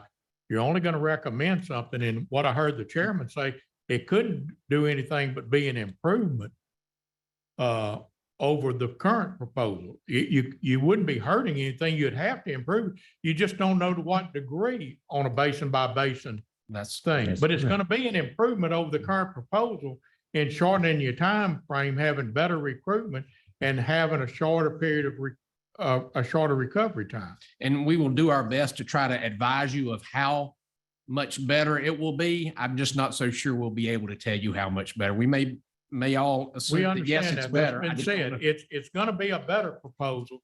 We just don't know empirically how much. Right. Yeah, And it would seem to satisfy the people that had opinions here today and hopefully statewide, but everybody will have another bite of the apple and get to put their opinions out there again once we adopt this, if we should happen to adopt it. Right. And the only other thing that I would ask is, Robert, you give him the authority to put overtime on getting it done. Mr. Chairman, Okay, I'll second the motion. all right. We got a first and a second to the motion. Mr. Chairman, I'd like to Go ahead. offer We a got discussion. substitute motion. Okay, I'd like to offer a substitute motion that we move forward with the proposed NOI with the following modifications. That we do a total minimum length of 13 to 20 inches with a slot with 2 over. We eliminate the guides and or any crew that the guides may be carrying. And we have a 15 fish bag limit. and what's the slot limit? You said 20 13 to 20 inches with 13. 2 over the slot. and 2 over. And then I would respectfully ask that the department's legal counsel confirm and review what is necessary to impose the guide, elimination of the guide limits while they're for hire, but not for elimination of their guide limits as a license holder. If they want to fish recreationally with their family or whoever, that they're still able to do so. All right. We got a Uh, substitute Okay, motion on the floor. Is Kevin? I'll second that motion with the caveat that we work towards this estuary, the basin management. I know and that's the thing. I don't want to leave here today us not doing anything again. We've got to make some kind of changes to try to start the recovery. So that's my take on this. Mr. Chairman. I'd like to say that I would, as much as I would like to go along with this motion, I'm not going to be able to, because at this time, because so many people on the eastern side of the state were not in favor of that slot because of how much it would impact them over on the eastern side of the state. I would rather be given the time to look at what we may be able to do for the next meeting that could try to garner support from more people than this particular motion. I'm not totally opposed to this motion, but I can't, as the way it goes right now, I can't go with it. But if next month, if we don't get information, I think that's empirical enough to help us make a decision, then I would probably go with this next month. Joe, you had something to say? Not being a member of the task force, I've got to ask the members of the task force, did y'all get any indication through your meeting that the legislature would buy into to this proposal you just put forward and that the folks in the room would buy into it? I, other than participating in the meeting and watching them participate with us with a few questions here and there, the 13 minimum length was not something that was readily discussed. However, based on what I'm hearing today and where my original thoughts were always with moving from 12 to 13, I think this is a very reasonable approach. I think the key feature to this motion and the key feature to everything that we discussed prior to was having a sunset. I think we build and buy into not just the larger user groups, but even to the I don't belong to any group recreational fishermen, that if they know this ends in 4 years, there's a little more confidence in this department and this body getting the work done, which is back to Mr. Sunseri's point. I believe that while he would like the information that Jason said, a couple of pieces he could probably figure out within a short amount of time, which would be the data points and whether or not those are there.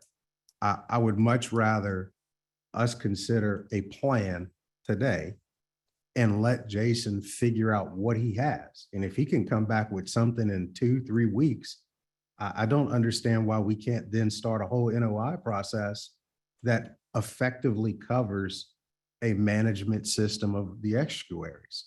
I would just rather give him that opportunity to look at it and not be under the gun when we've had research since 2019 that has been put together and put before this commission to allow us to try and make a decision on one, either are we engaging in a recovery plan or are we engaging in just a proactive management plan? Right now, what I feel is that we're basically instituting a proactive management plan. If we wanted to go with recovery, we would be at a 20% or greater threshold and watch the numbers come back within a shorter amount of time. But when you're trying to institute an effective management plan, you look at the variables and you try and have an outcome that still has some reasonable scientific basis.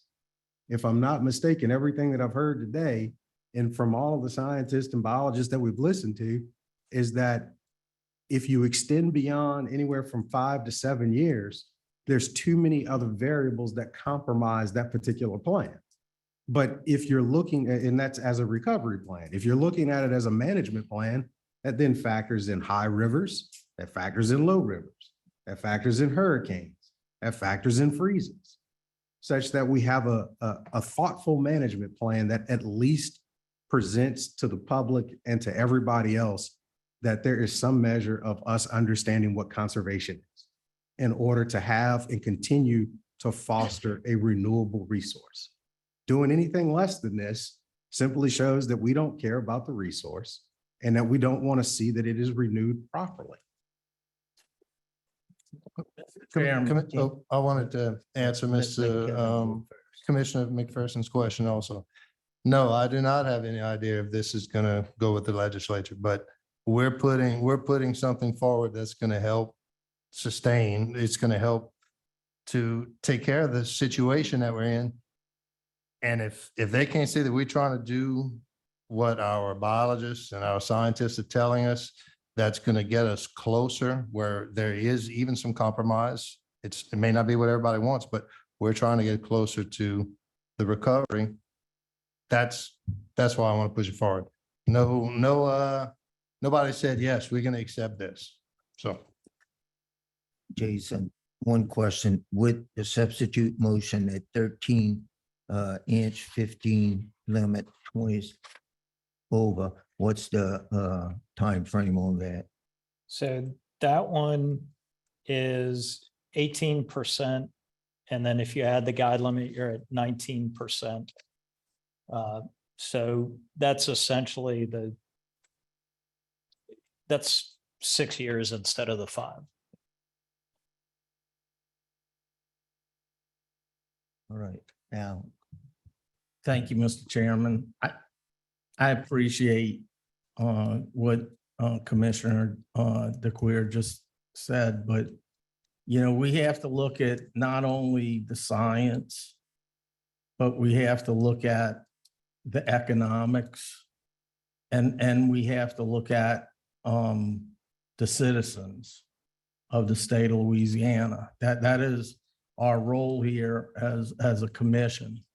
And while I appreciate the science, I also understand that we have some opinions here that I think those guys need to get back home and talk about it, because we're here letting y'all guys know that we're coming to a point where this is a come to Jesus moment. And we're there. And that's why I would like to see this to go along with Commissioner McPherson's, because we could come back next month and still make the time frame. And we can either choose, like I said, to do this, the motion that's currently on the table, or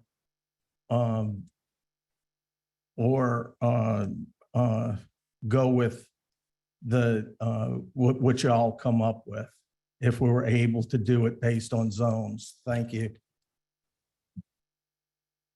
when you look at the screen, those were Jesus moments, Florida, Alabama, Mississippi, and Texas. This ain't even an Apostle Paul moment that we're having here in Louisiana. And that's kind of my problem is, I guess it was before the two of you got here, but we had a scientifically sound proposal that we presented. 13.5-inch minimum, 15 fish, didn't affect the big fish guys or anything else. Let them go ahead and have their trophy trout and catch what they could.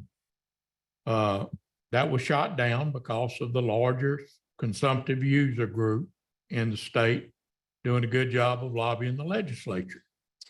I can't see where this isn't going to even be more erroneous, and maybe I'm missing something, but to just say instead of 13.5 fish, we're going to do 13 fish, which according to Jason is about 2 weeks worth of eating.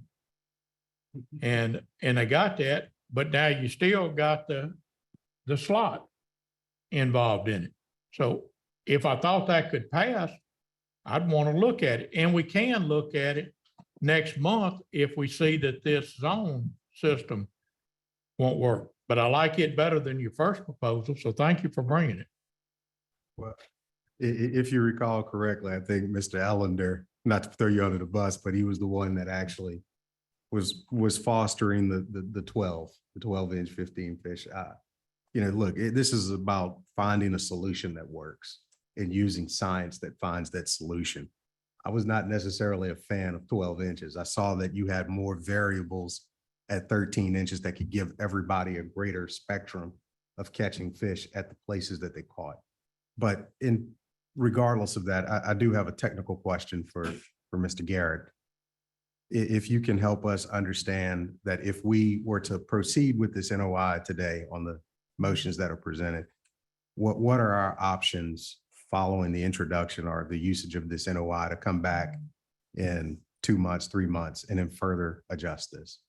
If you're waiting 2 months or 3 months to further adjust it, it's going to be through a whole new notice of intent process. Now, in the interim, should your motion carry, it would become effective November 20th. And so you would have something in place while that notice of intent was moving, the new notice of intent was moving through the process. I think if you adopted this today, had a change of heart next month, publish yet another potpourri to amend the amendment, so to speak, you may still be able to hit those timeframes. These are very tight time windows, but I suppose that's an alternative as well. So Cole, if I understand, if we adopt this NOI with the second amendment, with the second substitute motion to start a whole new NOI, it's going to be 6 months. Currently, right now, you have a notice of intent that is a viable vehicle. You have passed, this is the one Commissioner McPherson discussed. It's 13.5 inches, 15 fish. That was, oversight was exercised on that. Okay. So what this would do, if you were to adopt Commissioner DeQueer's motion here, you could then, that would be the new posture of the instrument. Next month, were you to come back and look at a basin by basin thing, you then adopt by the potpourri process a second amendment to the existing NOI. And now that is what the current posture of the bill is.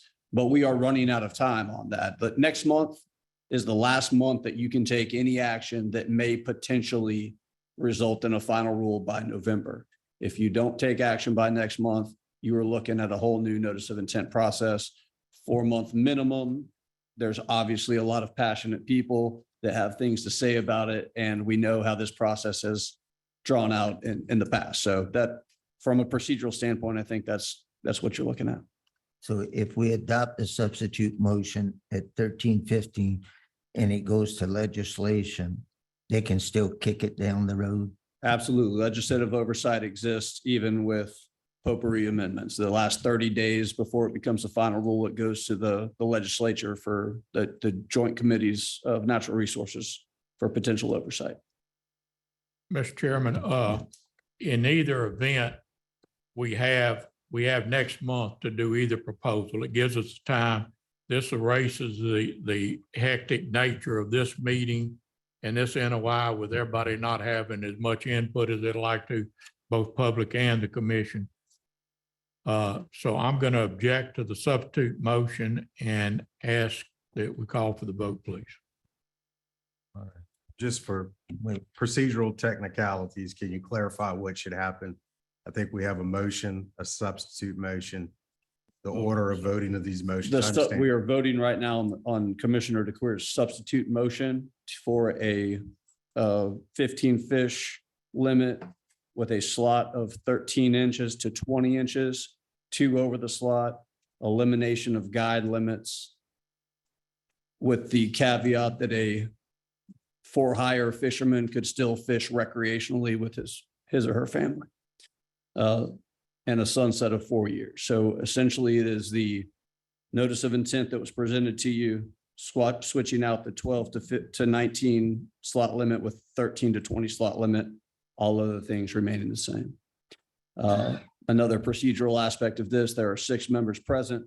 A majority of the members present must vote in favor for the motion to carry. So, Mr. Chairman, you are not required to vote, but your abstention with a 3-person vote would result in it not carrying the day. Okay, and let me ask you, if the substitute motion doesn't carry, Then we roll back to to the primary motion, we back to the primaries. which is to table. Okay, all righty. All right, with that being said, Ms. Susan, I'm gonna ask for a roll call vote by each one of the commissioners. That way we get it all clear. No. Joe McPherson? No. Allison Sari? No. Kevin Segura? Yes. Brandon DeQueer? Yes. So we got 3-2 and I'm a no also. So if I have to vote, I don't have to vote because. No, it's- sir. it's You've got 3-2. 3 nays. It's Yeah. the motion fails to carry. So now we're back on the primary motion to table this until next month with the directive to the department to bring some basin management proposals. All right. With Joe's motion, we ask for the same vote. So go ahead. Ms. Yes.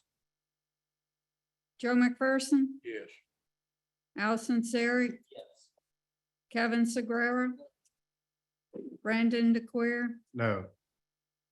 Same. That's a 3-2 vote and I vote yay, yes.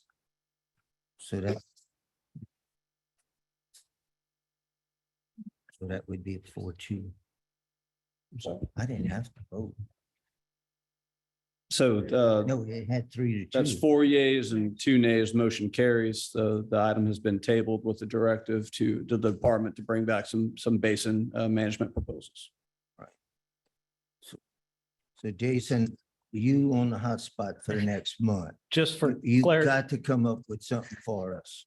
for clarification, those proposals are what you listed, the 14-inch on either end, 15 fish, and then the Yes. 12 to 19, 2 over in the middle. Yeah.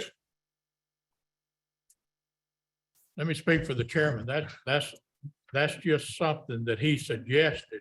Yeah. We're gonna be looking at you for what your thoughts are on. If you want to, we can have a task force meeting and explain it to you.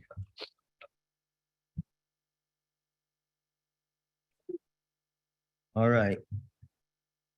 All right, we're gonna move on to the next item that's on our agenda. And that's to receive management option and receive a notice of intent to modify the red drum size and bag limits.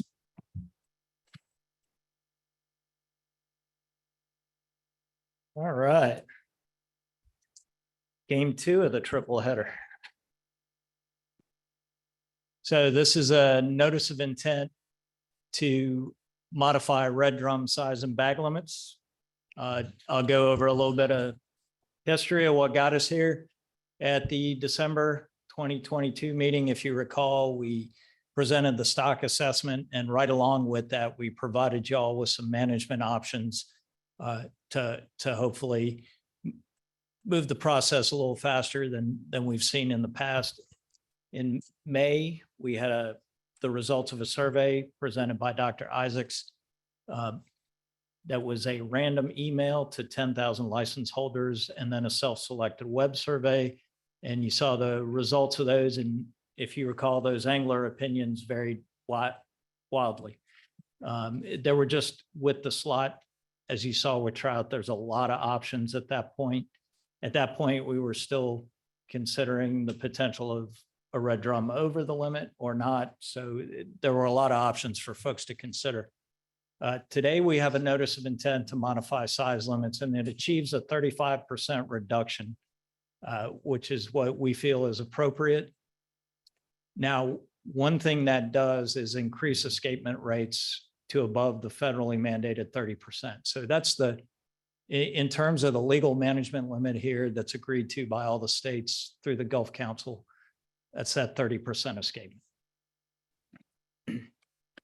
So these are just some graphs from that assessment presentation. You can see there the spawning potential ratio is the upper left-hand graphic. And you can see it's not yet down to target or even the limit, but you can see that trend, that stock has been declining. And you can see what has happened to escapement in that bottom right-hand graph. And that's really the key here. Escapement is well below that 30% limit. And if you recall, that escapement is those juveniles in the estuary. That's the amount that leave the estuary and make it into the offshore stock or the spawning stock. And while we might be able to recover escapement quicker or with a lower reduction, that spawning stock biomass, this is a long-lived species, and you have that time gap between when those fish leave the estuary and make it into the spawning population. It'll still continue to decline for years before it starts to rebound, even though your escapement may reach the limit much sooner, within a couple years. You still need to rebuild that spawning stock through all those age classes. This is a species that lives to 40 plus years. So this is just a graphic to show you what's been going on with recruitment. And you can see recruitment has steadily declined over the past years, and we're at the recruitment's at one of the lowest levels we've ever seen. It is the lowest we've seen. So what are some options? Today, what we're presenting, well, we gave you all some slot limit options. Some of those had an allowance for 1 over. And you can recall those from the survey that I mentioned. But since then, we've had a Senate concurrent resolution. That was SCR 46. And that was adopted by the legislature. And that urges and requests this commission to prohibit the taking of any red drum over 27 inches. So with that, what we brought today, that gives us a little bit of a framework to bring y'all something. And so we stopped looking at the allowances for 1 over. I apologize. This is just the 2 tables that allowed for no fish over, just as a quick review of what slot limits give you what percent recovery. Anything in the green is 35% or greater. You can see the bag across the top and the slots down the side. This was that public opinion survey, and you can see there wide variety of preferred options, and you'll see what we're bringing you in this notice of intent is not in some of those top options. But when we looked at what we brought you, we were looking at trying to maximize the slot and the bag limit at the same time. Instead of, like, you look at the 16 to 22, that's a pretty narrow slot. It is a bag limit of 5 fish, but that's a pretty narrow slot. So we were trying to maximize both those things in what we're bringing you today. These were just the top 3 in each of the email and web surveys, just as a reminder. And once again, the one you'll see from us is not in this list. So what is our recommendation? So we're recommending establishing a minimum size of 18 inches and a maximum of 27, which keeps us within that framework of the Senate concurrent resolution. It also means we don't lose some fish in between. If we recommended a maximum, say at 25 inches, we'd likely, with the none over, we'd cut that off at 25. So you're losing those 2 inches in the spirit of what the Senate resolution suggests or urges and requests. It would establish a bag limit of 4 red drum per person. As I mentioned, eliminating the harvest over 27 inches, eliminating the bag limit for captain and crew on a charter vessel when they're representing themselves as a charter captain. But they can engage in fishing to help their customers catch those fish or start the bite. And there's secretarial authority in that notice of intent to effectuate this rule through final. And that's it, a lot shorter than the last one, but that's that one. All right. And in case you're curious, these are the limits in other states. Kevin, I'll start with you. Yeah, I have a question. So 30% escapement is what the federal government pushes us, is mandated for us, the state, to do. Correct. What happens if we push this one back and we don't do anything? And then when's the federal government coming in and giving us trouble? I can't speak for the federal government, but that is the agreed upon limit. I don't know when they would decide they have had enough. I can't speak for that. All right, I'm just wondering in case we push back on this one. Mr. Chairman, I'd Yes, like to go make a motion All right. that we adopt the NOI as written. All right, we got a motion on the, well, I need to take the public comment. Well, don't we have to go? So long as you take public comment before you vote, it can occur before or after the motion in the second. So however you want to do it. We gotta, If you feel more comfortable with me waiting, I'll do that, Yeah, Mr. Chair. yeah, let's listen to what we have, Pete Scarver. Is he still here?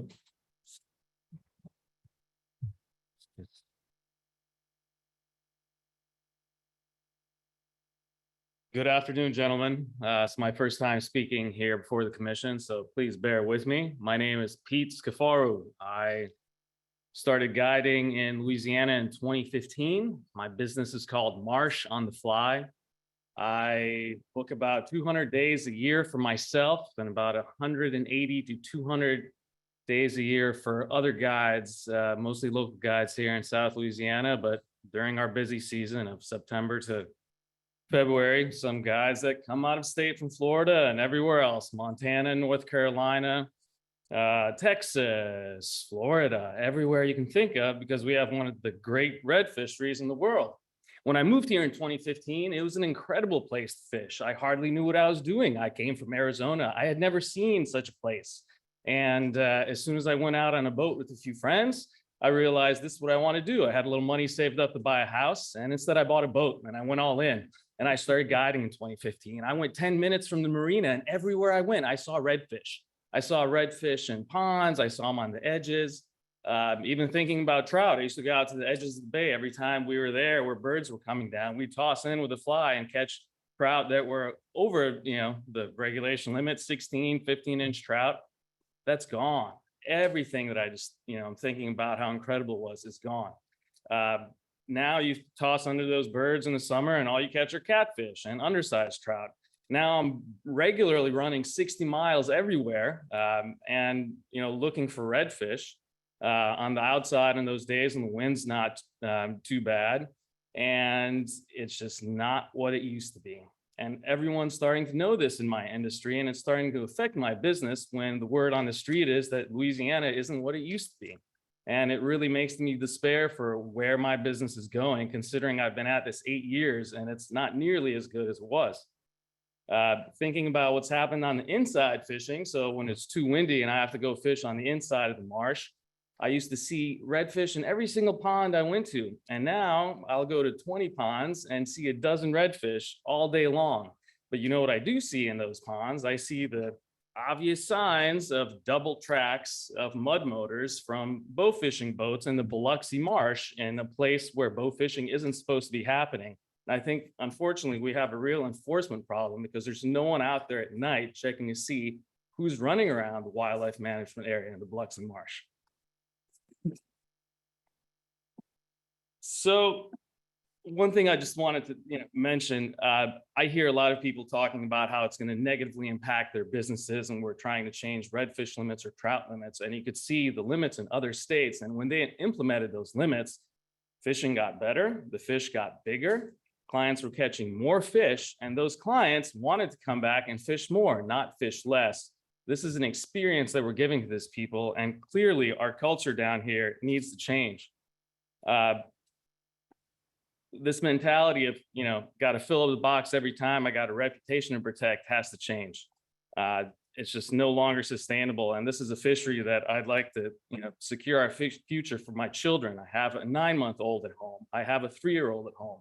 I'd like them to see what I saw when I moved here, and how incredible the fishing was, and to see these redfish that everywhere I go, it was happening. And now it's just not like that anymore. A lot of tough days. Yes, we're still catching a lot of redfish out there, but it's just not the same. Your 3 minutes is up. Thank you, sir.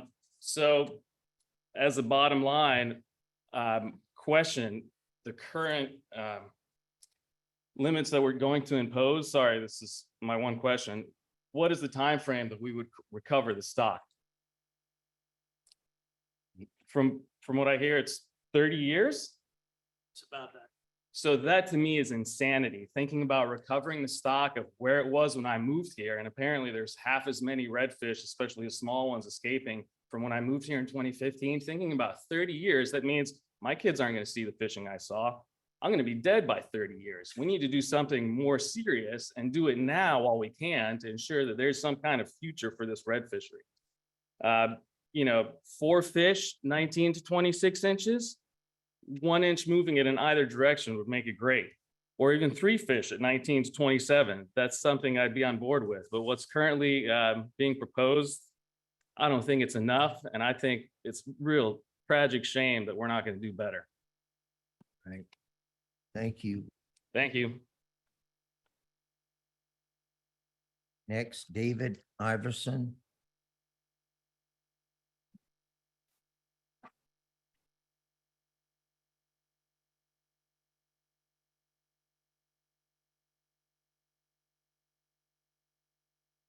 Well, I was just happened to see a graph on a computer a minute ago about the dips and curves of the recruitment.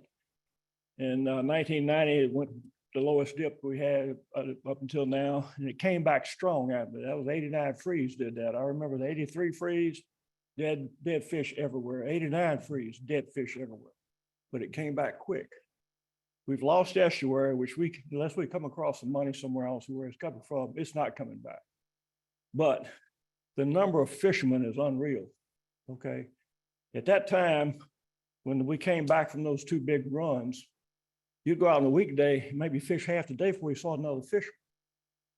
Now, we're seeing almost as many people on weekdays as weekdays we saw on weekends. The only effect we can have is what we can do with the limits. I'm not gonna sit here and take up time.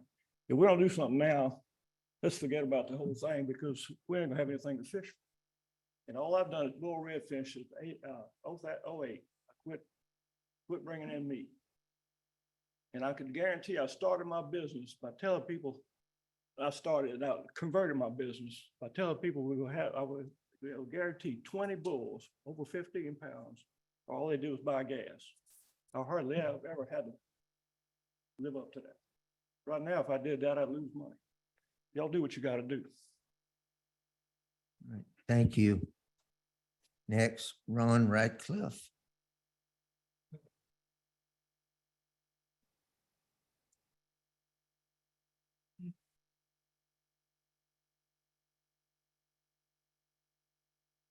All right, first of all, thank you all for giving us opportunity for our voices being heard. Name is Ron Ratliff. I'm a native of Chauvin, Louisiana. Been fishing redfish my entire life. For the last 10 years, I've been redfish guide out of Cocodrie, Louisiana. I'm extremely passionate about the conservation of our marine resources, not only for my business, but the future generations of Louisiana anglers. We need to build a legacy, not for us, but for the ones who come after us. We call our state the sportsman's paradise, but with the current pressure from our liberal limits, the larger number of people fishing, and the bycatch from large-scale commercial fishing operations destroying the breeding populations of our prize sport fish, how long will it last? Before today, conservation had no unified voice in Louisiana, but that is changing right now. What you have been told by the established organizations is not what's best for the economy and future generation of Louisiana anglers. We did not inherit this fishery from our ancestors, but we are borrowing it from our children. The regulations being proposed will not rebuild fish stocks for 29 years. If we did a little bit more, took a 50% reduction, we could cut 16 years off the rebuilding, and we could save an entire generation of anglers. Again, the legacy we're building is not for us, it's for who's coming after us. Also, I'd like to add, our beautiful marshes and wildlife deserve a quiet, undisturbed nights without the presence of bright lights and obnoxious noises of mud motors and airboats. We have no idea the impact they cause because they do everything under the cover of darkness with the lack of enforcement and the lack of accountability, which we are all accountable today. In a perfect world, this practice would not be legal. Thank you very much, and I appreciate the opportunity. Thank you. All right, moving on, Mario Campo.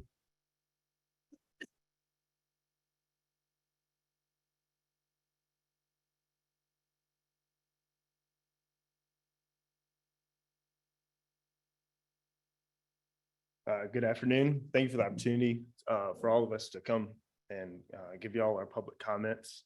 I'm a graduate student at Southeastern studying wetland restoration and ecology.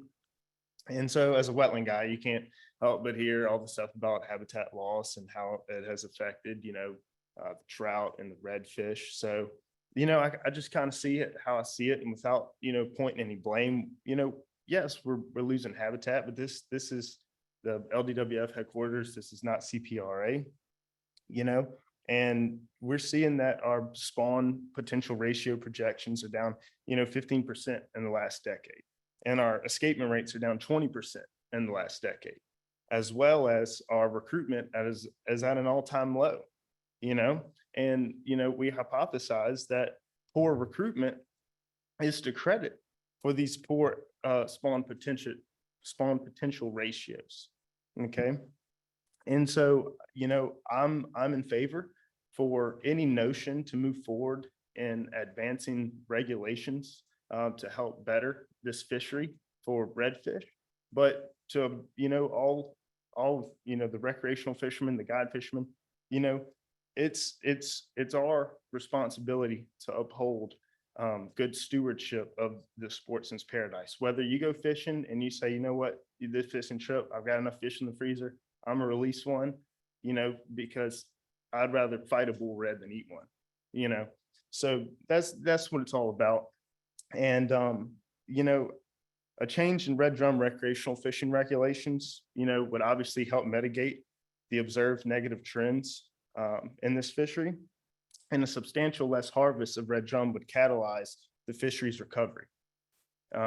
So, whether it's, 18 inches to 27-inch slot for 4 fish, or 17 to 25 for 3 fish, or we even choose an aggressive approach to up that 30% reduction to a 50% reduction and go 18 to 25 inches with a 3 fish slot, or 19 inches to a 26-inch slot for 4 fish, we're looking at, a 50% reduction in the world of wetlands, we're not going to go do a Christmas tree restoration for a coastline that's lost 50 hectares of land. Okay, we're going to go say, hey, we're going to do a mid-Barataria sediment diversion to build back this land. So for this fishery that has obviously got enough people on the same page to say, hey, we need to rebuild this, we need to look at an aggressive approach that's going to buy back this fishery for generations to come. So thank you for your time. Thank you. Next, Bailey Short.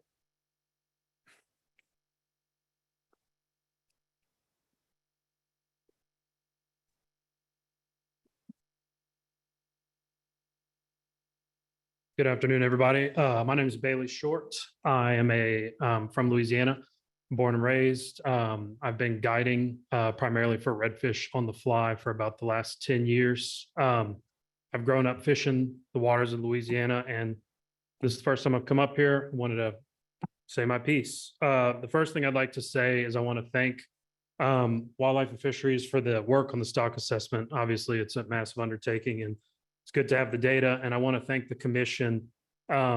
Sitting here watching you guys in person today, I can really see the desire to do the right thing for this fishery. And obviously, it's a difficult issue to work through. And so I want to thank you guys for that. One thing I would like to ask as this pertains to redfish, we had a lot of talk about the trout today, and I think something that a lot of guys are wondering is exactly how did the initial NOI that was proposed back in October that went to state legislature, what exactly happened and why did it happen that got kicked out? And we're back kind of where we started with that whole situation. I don't know. That was back. Yeah. That was for speckled trout, not redfish. Yeah, I'm asking, like, what was the process in that getting sent back to us in the first place, as far as like, why did the state legislature? I Mr. assume they Chairman. had better lobbyists than y'all had. Okay. So my fear as a redfish fisherman is we've gone through that entire process. Obviously, we've seen where that's gotten us. And here we are today, trying to adopt redfish regulation that, quite frankly, a 30-year timeline it's crazy. I look around this room and I see a lot of people that may not be around in 30 years. And, who knows where any of us will be and who knows what the fishery will look like. And so to me, if we look at a few more inches here or there, as far as what we can do right now with an NOI, we can half that timeline to 16 years, 13 years, et cetera. I think that there's some pretty palatable suggestions. I think Peter had mentioned one, like 19 to 26 for fish, 18 to 25 at 3. I know that on the survey that was submitted at the beginning of this report, those options were not on the survey. I can't really blame Wildlife and Fisheries though, because when we see what we've dealt with the trout, obviously it's pretty hard to get any drastic cuts. I do think, however, certain situations like that to half our time should be considered. Because the path we're on right now, a 30-year timeline, I just don't see how we project something out that far and have any reliable amount. But that's it. Thank you, guys. All right, thank you. Next, Jeff Arnold.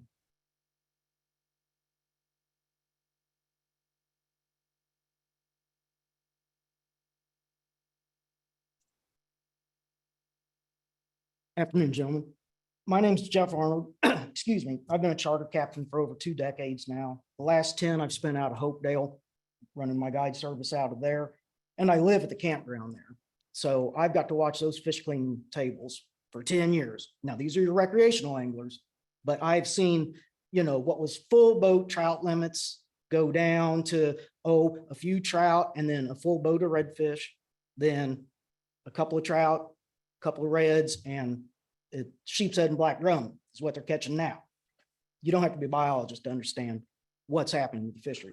That's why I encourage you on what you're going to decide on the trout will trickle down and impact reds in the long run as well. So, we know that the trout can rebound quicker. We know that as a science. that would be an easier one to bring up quicker. And we should look at that very hard, knowing that, you know, that our redfish are slow growers. And, you know, I really liked what LWF did on their, the scenarios, you know, when they were going through the redfish stock assessment. You know, it was pretty easy to understand, situation was clear. If we select that option, it gives us 50% reduction. We can rebuild this stock in 10 years. 35% reduction will take almost 30. The difference comes down only a few inches, just like everyone said. And I really urge you to look hard at that, you know, for the guys that make this their business down here. Because it's hard to make the right business decisions when you're just not sure from year to year. And that's where it's coming down to. And, you know, you're talking generations of fish and generations of anglers coming, and we got to do something now. So that's it. And thank you. Thank you. Next, Miles LaRose.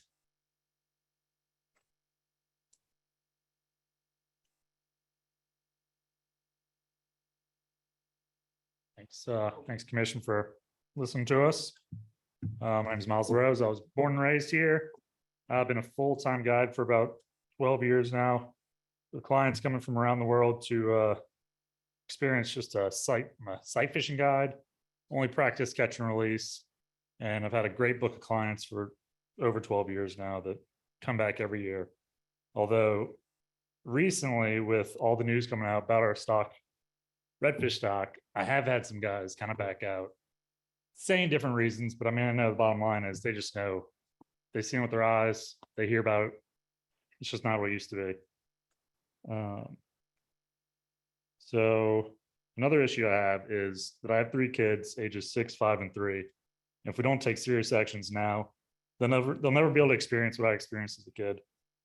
So I think that the 30-year plan on rebuilding the redfish is also ridiculous. And if we can change it to quicken it up, I think we need to, just because of my business, I want my family to experience it. And I think it's the right thing to do.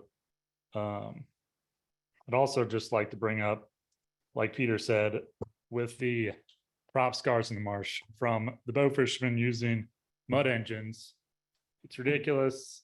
My clients see it. They come out to see, you know, pristine wilderness, and then all they're doing is looking at prop scars and sitting through the Ducks Unlimited stuff and the Delta waterfowl and seeing that you guys are spending so much money up north to bring ducks down here just for them to get run off at night by mud motors, or for mud motors to chop up all the food in the ponds, seems a little ridiculous. So I think that's all I got. In closing, again, I ask that all that you might make the right regulations to not only rebuild our fishery in a timely manner, but also to give us some type of good news, which would be better limits that we can go to our clients and say, listen, Louisiana is doing something positive for fishery. We will rebuild quickly, and hopefully we can do that. As for a regulation that I would like the 18 to 25 3 fish limit with no fish over being kept. And that's it. Thank you. All righty. Thank you. Eric Newman. Mr. Chairman, while he's coming up there, and we've still got a number of people left to testify, I'm gonna suggest when we get to motions that we consider a 3 fish and keep the same slot, 18 to 27 inches, which still has a significant recovery period, but it would reduce it from 30 to 20 years, just so y'all can know how one commissioner's thinking. Yes, sir. Well, it did say good morning, so I got to change that. Good afternoon. Thank you all for the opportunity to stand up here. I presented to Miss Susan 3,100 signatures. I don't sleep at night, so I did a petition, and 3,100 people signed it. Everything from recreational anglers, in-state, out-of-state, other stakeholders, tackle shop owners, marina owners, charter captains, hotel owners, and all the industry leading brands. Everyone that makes all the fishing tackle for this state signed it. This petition is urging the department to make it illegal for the harvest and killing of bull reds by any entity.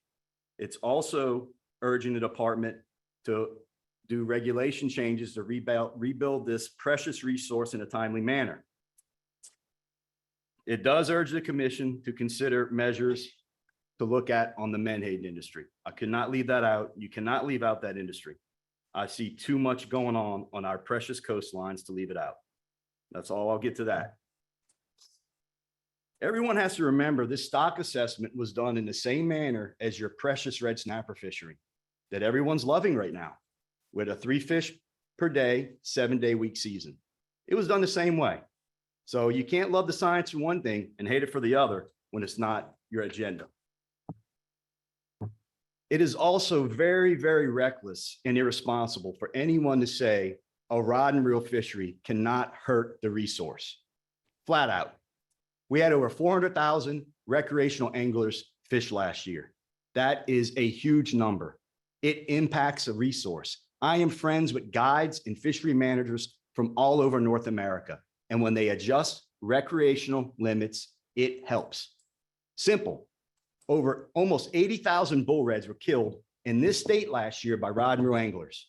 So if we want to hold the menhaden industry accountable, we got to hold ourselves accountable first. I am in 100% support of the intended NOI.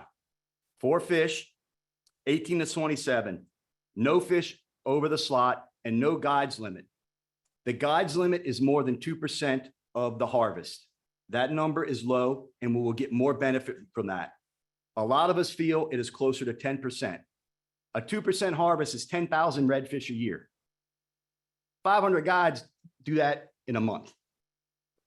All right, your 3 minutes is up. All so right. you need to wrap Thank it y'all up. very much. That's all I wanted to say. I also think you should redo the inside-outside line and create a pogey boat buffer zone to protect our coast. Thank you. Right, thank you. Bob Hideaway, is he still here?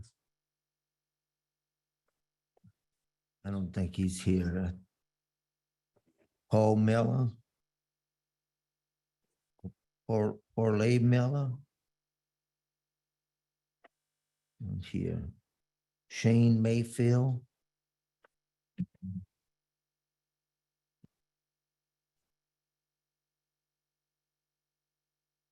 All right, hello, gentlemen. I'd like to first thank you for allowing us to come and talk today. I wrote some things down because if not, I'll get off track and 3 minutes can go by quick. I'm Shane Mayfield. I was born and raised in Plaquemines Parish, more specifically Port Sulphur, and I've been a full-time charter fishing guide for the last 25 years. I do both inland and fly fishing, and I'd say I'm probably on the water more than just about anybody in this room as far as it goes on fishing charters. I'm not being paid to be here. I have no other agenda other than use my knowledge and my experiences to ensure that our fishery is healthy, in years to come. I am 100% for the modification of the red drum size and bag limits. I think we all know that we just don't have the fish in the estuary that we once did. The current creel limits and size for redfish was set in 1988, so it's been 35 years. Well, in those 35 years, how much change has taken place in coastal Louisiana? Loss of habitat, increased pressure, what have you. Commissioner McPherson, earlier during the Ducks Unlimited Canada presentation, you said that, ducks go where the habitat is. Well, it's the same thing with the fish. Well, the fish go where the habitat is, and guess what? That habitat has shrunk, and now we have more pressure concentrated on those areas. So when you have that, it's not a hard equation to solve. Less habitat, more pressure on that habitat, which leads to more fish being caught and less of those fish escaping to be part of the spawning class. So thus we have a problem, as you saw from the presentation earlier. In my opinion, everyone has to compromise or sacrifice, be it they are charter guides, commercial fishermen, or recreational fishermen. It is time that we put personal feelings and politics aside and do what is right. The decision of this commission and the legislator should be based on science, and the overall goal should be the health and sustainability of our fishery. If that means keeping the limits as they are, then so be it. But my review of the scientific data coupled with personal experiences and what I see with my own two eyes says that we need to follow this recommendation, change the limit somewhat, but I don't think a 30-year period. I think that's a little bit, long. I mean, I'm 51. I've been doing this over 25 years. I'm not going to be doing this for another 30 years. And at that rate, I mean, what's going to happen in the meantime? So I would just urge you to adopt some type of, changes in the limits that will get us to a quicker, overall stock replenishment of the redfish. And that's pretty much it. Thank you. All righty, thank you. Next, Dave Best.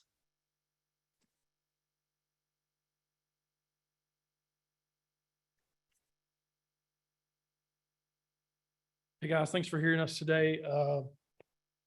Appreciate the opportunity to speak. I own and operate a business called the Southern Fly. It's a basically sight fishing, fly fishing business that operates catch and release. I don't think there's a whole lot I can add other than what these guys have already mentioned with the recovery rate that we have suggested through the previous, the NOI they're mentioning to push forward. It's going to take 30 years. We beat this to death. So if you bump it back and say, let's go with 3 fish, 18 to 25, you recover 16 years sooner. So my oldest son is 15. He's been fishing with me for, 7, 8, 9 years. My youngest son is 11 years old. He's been fishing with me 5, 6, 7 years. They look at me the last year and says, Dad, what happened to this place? They said, we used to go and catch redfish on the fly, on Gold Spoon. You'd see them, cast to them, catch them. And they're like, what happened to this place? I have people that have fished with me. I've been doing this for about 9 years. I moved here 20 years ago. I would go fishing by myself with a fly rod on a skiff. I don't know if you know how hard that is to do. You'd catch 6 or 7 fish by yourself, poling, casting, anyway, whatever. You go fishing now, if you catch 5 or 6 fish on the fly, you've had a pretty good day. The fish are not there. So you look at the spawning potential ratio, the escapement rate, all that stuff. I think about it in terms of, and I don't like to use the H word that we're currently in the season of right now, but if you look at the cone of uncertainty, you look a week out, kind of a guess, maybe it's going to go here, maybe it's going to go there. You look 24 hours out, you have a pretty good idea what's going to happen. So I think the same thing, you compare a 30-year recovery to a 15, 16-year recovery. If you're at 30 years out there, you don't know what's going to happen. Yes, when the river's low, you're going to have good spawning, seasons and all that kind of stuff. You can beat that around all you want. I didn't get a chance to speak on trout because I was trying to save trees. So I only filled out one card. I put trout and reds. Yes, there is a direct correlation between trout and redfish. The trout fishing goes down, the redfish get hammered more. There used to be a lot of speckled trout guides that have now become red fishing guides. So you see the trend there. I have heard I used to be a pastor to tell you I've heard a few mentions about religion and faith and come to Jesus meetings. There's some stuff that's taking place today that we did not have a come to Jesus meeting. I'm not a pastor anymore, but I have church on the water every day with clients and great conversations and stuff like that. I feel like we're going to miss it if we don't have a come to Jesus meeting about redfish and trout. If you want to push it back a month, I don't want to see that with trout, but I get it. So I feel like I'll be doing an injustice if we didn't have, because I don't know that everybody in here follows the same person I follow as my faith person. But I believe if you read words that are written, we've been given dominion over animals and things that crawl along the ground, things that swim in the ocean. We get dominion over them to protect them. At the current rate we're going, we're not protecting them. So if we want to have a come to Jesus meeting, let's have a come to Jesus meeting, okay? So that's about all I've got to say. All right. Yeah, so thank you. 3 minutes is there. Thank you. Nick Fangos.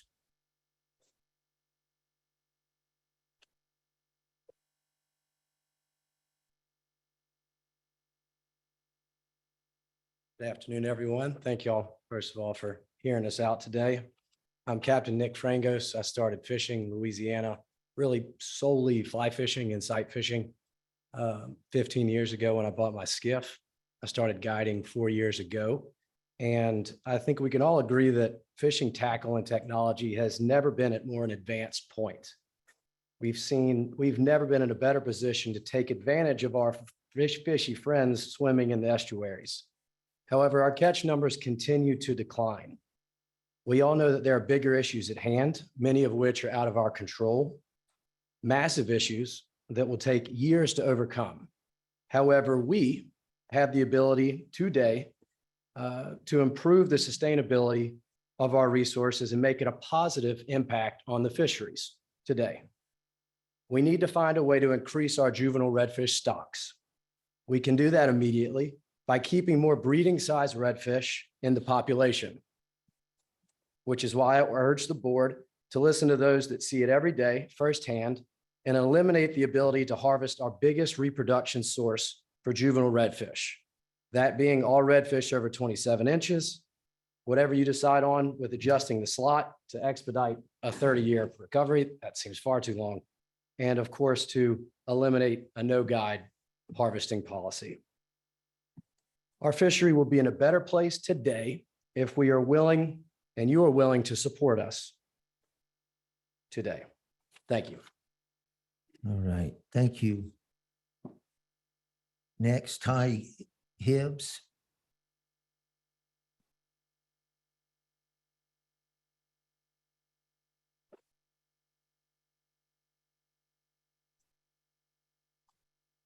How you doing? Ty Hibbs. I was just up here earlier with the trout thing. From God in Southeast Louisiana. I'm born and raised here, as I've said before, and try not to reiterate a lot of things y'all are here. And I know we've been here for a while and people are ready to get home and do their thing. But you know, one thing I always like to reiterate up here is kind of the thankless job that all of y'all have and our biologists and all have. I would not want that job of anybody pretty much that's working up here in this room. But we really do appreciate it, especially, you know, groups of guys that just want to see the betterment of our fishery. Just to get to the subject of the redfish NOI and all, I fully support everything with the NOI, especially the no harvest of the bull reds. I appreciate Mr. McPherson when he said he'd like to amend it and, you know, seek that our outcome of getting a rebuild back in fishery faster, you know, and I kind of tell people I'd like to see near that 50% reduction because it gets us there so much faster. But I mean, at this point, anything I know is better than nothing. And I know it's kind of out of y'all's hand when it goes down the road to those guys who are going to vote on it after. And we're just trying to, you know, basically sell those guys on it too. But you know, that 50% reduction, like people said, you know, 30 years, that's pretty crazy. That when the faster we can get it done, the better.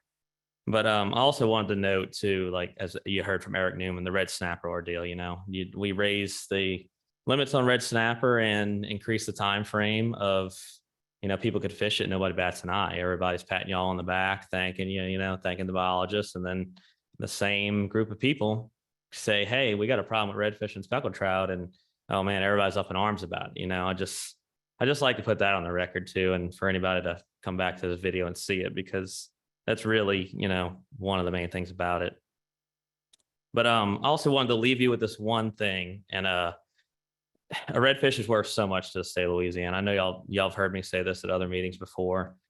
So much more valuable now than I would say the previous 30 years. I think it's the most valuable fish in our waters right now, to the state, to our economy, as far as fishing goes. There's organizations, you know, such as the Saltwater Guide Association that some of us in here have been working with to kind of get a proven dollar amount of how much each and every redfish is worth to the state of Louisiana. And I think it's something that's so crucial in finding out information like that. And it's going to be crucial to our biologists here at Wildlife Fisheries and y'all, you know, and things like that, and everybody coming together for this same, you know, saving a redfish is what we need right now. And as I always say, this is the redfish capital of the world, and I don't ever want to see the day it's not. So thank you for your time. Thank you. All right, next, Bradley Lohman. Brad Lohman. I guess it's Lohman.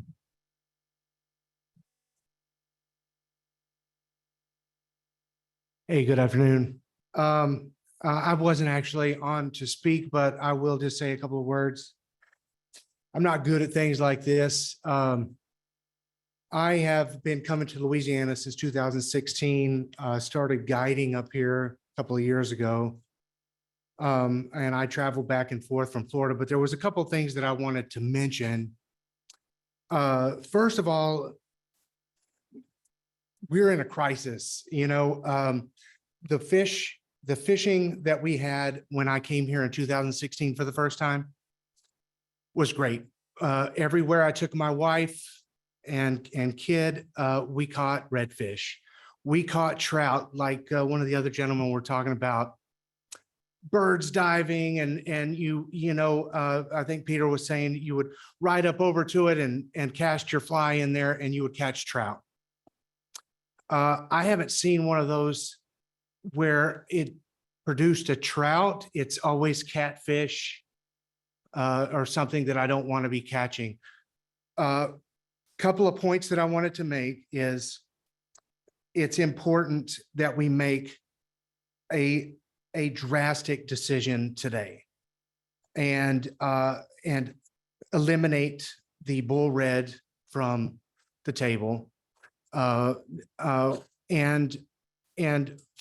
going forward, I think about in my home state of Florida, and I'm a native of the Gulf Coast, by the way. I've lived in Texas, Mississippi, Louisiana, and Florida. And in Florida, we had a fish kill in 2010 from a bad freeze. I don't know if some of you guys remember that, but when we had that freeze, the state shut down the snook fishery to any harvest. So there were a lot of people up in arms. Everybody was upset about it. But you know what? When they shut that down, that fishery returned so quickly. And I know we're talking about different species and different habitat, but they made a drastic decision that impacted it, that had a huge positive impact on the fishery. A couple of years ago, the trout were in peril. They shut down the trout fishery. No harvesting of the trout. Now, I know that's not an option here. I know the you Cajun guys love your trout, but the thing is they shut it down, and guess what? It came back. I mean, it came back very, very quickly. And the last point I want to make is we got to get out ahead of this thing, right? We got to get above these numbers. What are we talking about? 30 years? 30 years to repair something? We don't know what might happen. Every single day in this country, there's a tanker that overturns and loses all kinds of caustic, horrific liquids into our waterways. Down here, when is the next time we're going to have an oil spill? These are the things that you have to think about. You got to not just reach that number as quickly as possible, but you got to get above that number. So, whether it be a drastic step or not, I hope you guys make the right decision. Thank you very much for listening to us. Thank you. Shane Johnson? No Shane Johnson? How about Captain Mike Elmer Stanton? He left too. Brandon Heck?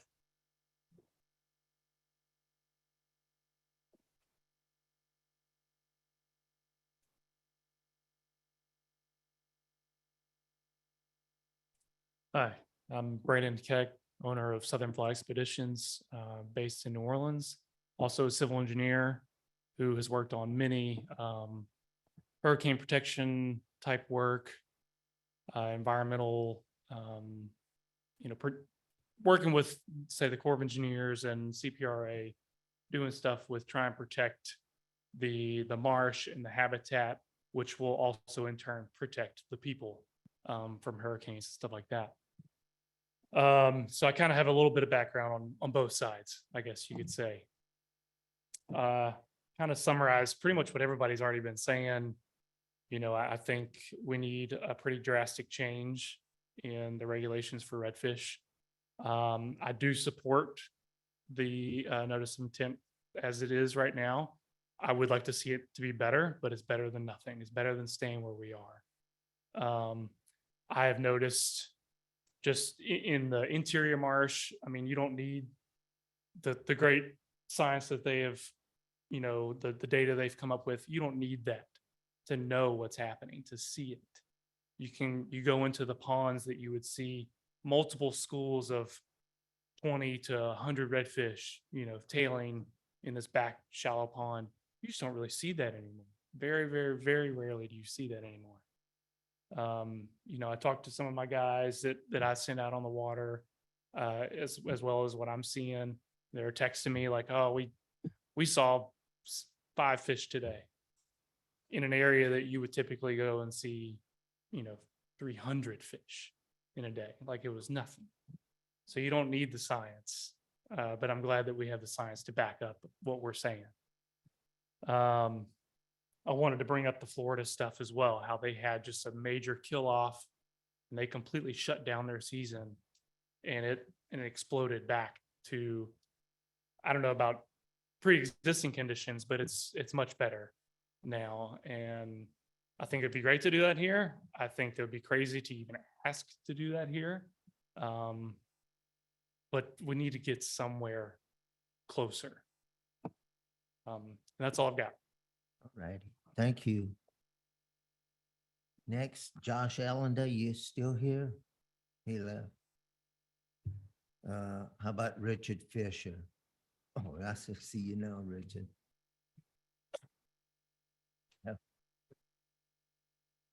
Never left. Richard Fisher, representing the Louisiana Charter Boat Association, Meadowdale Street and Metairie. Thanks again for having me up here once more. First of all, I'll speak about the piece as it pertains to banning bull reds. We've done our due diligence once again on redfish, and there is a very, very strong consensus toward banning bull red harvest. So that would be something that we would support. Based off of the polling that we've done, we found that there's a little bit more of a popularity in terms of removing inches from the top of the slot than the bottom of the slot. Therefore, some of the other options that have been presented outside of banning bull red harvest are a little bit more popular and things that we would like to see explored. Some of those would be 5 and 18 to 26, 3, 16 to 24, 4, 18 to 27, and 5, 16 to 23. Those were the 4 most popular options in our polling. And that kind of reflects what I just said, that take away a little bit more off the top than the bottom. If we're talking about getting rid of bull reds, I think something that we'd also like for this body to be to consider would be, let's put a penalty on killing bull reds, a financial penalty. Let's make it really hurt these guys, and let's make it per bull red that gets killed, and that's everybody. Recreational, charter, commercial, everybody on that fishes out there. As it pertains to the guides limit, you know, based off of our polling so far, and I will say that now that there's an official NOI that's about to be out there and a recommendation that's about to be out there from the department, we may get a few more members of our industry who take part in that survey. But so far, we've got a 59% in favor of getting rid of the guides limit there. So, you know, subject to change based off as polling continues. But as of now, we are willing to take that haircut to help out the stock there. One thing that I feel like I got to mention, and I know a lot of captains in this room, based off of their comments, are going to wish that I didn't mention it, but this has to be science driven. And it's a federal mandate that bull reds or redfish in general are managed to escapement rates and not SPR. And according to the department's own slides, a 20% reduction, not a 35% reduction, would be sufficient to manage to escapement rate. Now, do we want to be more responsible and manage to SPR, even though we don't have to, because there's so many people out there saying that redfish are in trouble? You know, that may be a prudent thing for you guys to do, but that is something that I did want to go ahead and mention. The sunset / reassessment in a few years is also very important to our industry, to make sure that whatever we do, we're doing our due diligence to make sure that it's working. And, you know, as with trout, it's a be careful what you wish for deal, because you could come back and reassess and say, hey, we got to do more. So that's not just to say, hey, let's do less a few years from now. And the last thing that I had for y'all, and this is actually a question from one of my colleagues who had to take off, had another appointment to get to. It had to do with the escapement rate and how it's gotten to where it is. And he was wondering if the department had a take on why the escapement rate is in such bad shape. And that's all I had for you guys. And if y'all have any questions, I'm happy to answer them. Any questions? No questions. Right. Thank Great y'all very job. much. I'll just make a quick comment. I'm assuming that restitution would apply if you catch a fish over outside Yes, the limit. that's correct. Any fish or wildlife taken illegally does have restitution with it. Now, you know, the bull reds may be subject to adjustment, but yes. All right. Good. Thank you, All Rachel. right. Thank you. Right. We had another speaker, Laura Ordon. She didn't want to speak, but she's against the proposal. All right, that's all of, I have a question for Jason. okay, Jason. You're not in the bow fishing category? Yeah, we didn't get to that yet. I did both. Okay, what's your name?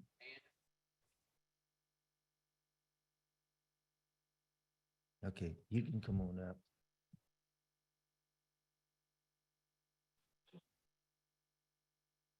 How y'all doing? Definitely a minority in the room today, but I appreciate y'all having me up here. We have had a reduction in slot reds lately. I think a lot of it has to do with the hurricanes we've had. We've had big water a few years ago. The last 3 or 4 months, I've been seeing a bunch of 6 to 8 inch redfish. I've posted videos of them. They're on every bank out there. Maybe we need to do something. I bet if we look at this subject in a year from now, our slot reds will be back. Why can't we stock our fishery like bass? Is that even possible? Or these guys were mentioning how much a fish is worth. I can buy a brim for 40 cents. A redfish, especially if you buy a bunch of them, they've got to be cheaper and they got to pay off. So why can we not do that? I don't know, they do have an attempt to start a permit process for raising juvenile redfish to release into the wild. And I'm thinking everybody would be for that, correct? I'm not privileged, I would assume, but you know, I'm not privileged to say who and what, but Yeah. I do know that it's in the process right now. I think that would be great for our fishery. All right, Thank y'all.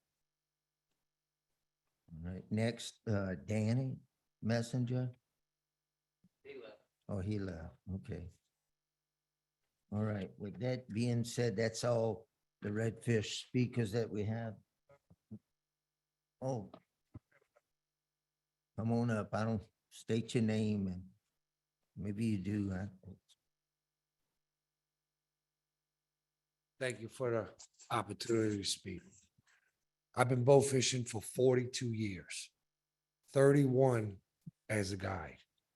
I've seen the changes over the years, the ups, the downs, you know, the conditions, the habitat, the territory, the hurricanes. Everything plays a factor with these fish. I fish the east side of the river. I fish the west side of the river. I'm down there in Buras, Louisiana. That's where my place is.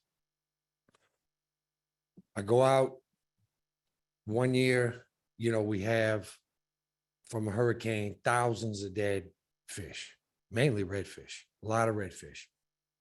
You see them, but they, in certain areas where the water got turned over, the oxygen got turned over. So those areas aren't populated nearly like they used to be. I'm out here at night. I got lights on my boat. I got airboat. Okay. So I'm seeing all these changes over the years. Example, hurricane comes, knocks the fishing out the next year. Fishing wasn't that good. The next year, sort of kind of starts looking a little bit better. The third year, now we're starting to get something back. And I'm going from seeing maybe, 40, 50, 60 fish on a slow night to seeing 150 to 200. Now that's moving around, and we have different cycles, tide cycles, different weather, everything like that. We kind of get cheap shots thrown at us about the catch and release because, bow fishing is not a catch and release sport. If y'all impose from 27 inches and take away that one fish from us, we have people, our customers on a boat with us, when they see these redfish, they're gonna, we're gonna have to tell them you can't shoot these fish. And as a guide, what's gonna happen is I'm gonna tell my customers, you're not able to shoot these fish. And if they shoot those fish, I'm gonna put them in that box, and they're gonna have to deal with the consequences. Because over a course of, I do over 200 trips a year. Okay. Over a course of 200 trips a year, I might have 2 or 3 undersized redfish shot accidentally because I police it. And I am hands-on with my customers. So I run my own business. I don't let anybody run it for me. So as far as the redfish limits are concerned, the only opposition I would have against it would be the one redfish on the bow fishing side of it, because people's like, they see it and they're gonna want to shoot the one redfish, that we're able to harvest as of right now, that's 27 inches. So thank you for your time. You're welcome. And hopefully, everything, as far as the limit is concerned, let me just finish this. As far as the limit is concerned of 4 redfish, I wouldn't have a problem with that at all because I know the resources, we're definitely taking a pounding every year, with something different. And, but the habitat in these hurricanes, that's the main thing what we're seeing. Thank you very much. Thank you. All right, Jason. All right. Question for Jason.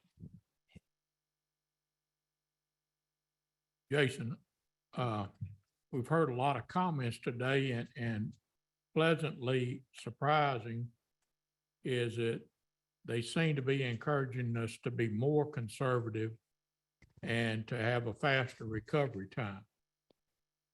The slide that you left up is the other states, and all of them have a 3 fish limit, except for Florida, which has even more restrictive.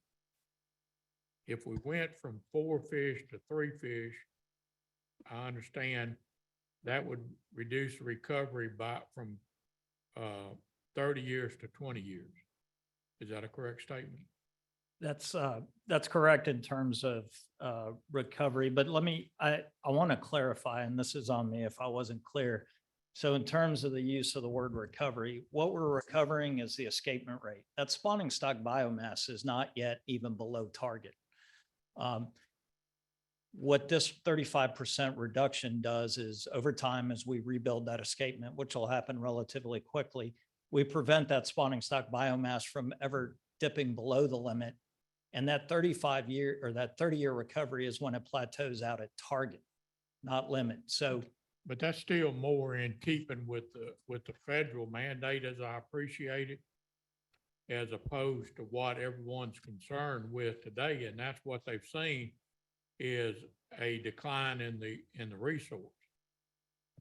correct. And by putting these changes in place now, that because of those juveniles leaving inshore and going to offshore, we're still going to have a decline for a few years in biomass before it begins to recover, before it bottoms out. It never actually will get below the limit.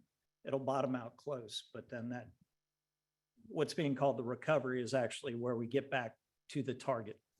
Let me ask you this question. In your email and web survey, I don't know how they arrived at that, but nobody put an upper limit over 24 inch. I don't know if that's where the fish gets wormy and nobody wants to eat anymore, except for that one gentleman that likes to eat bull reds. I should have introduced you to Paul Prudhomme. He didn't even eat a bull red. And I'm just making light, just having a little fun. But why did we come up with the 27 inch other than the legislature said that they'd like us not to keep anything over that size? Correct. It's partially that resolution gave us kind of an upper end framework to look at. And we were trying to maximize that slot width and bag limit at the same time. And that's where and it met the 35% we were comfortable with. But you could certainly, there's public opinion for other options here. Then the question is, at that point, do you eliminate harvest over 22, for example, at that first option? Or do you eliminate it over 27 and you kind of have this gray area?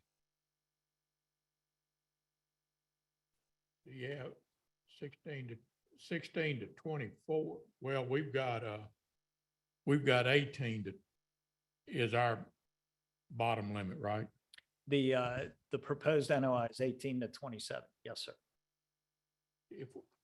So I don't have 18 to 24 on here. The 18 to 24 is not on here, but the 18 to 27 did show up, but you see it's down there at 7%. It's the third one from the bottom. But if I reduce that 27 to 24 is what I'm looking for, what would I gain any additional? If you did 4 fish at 18 to 24, you're looking at a 50% reduction in harvest. I'm talking about 3 fish in 18 to 24. 3 fish, that's a 63% reduction in harvest. Oh, I'm sorry, 18 to 24, you said it's 3 fish is a 55, I'm sorry. 55%.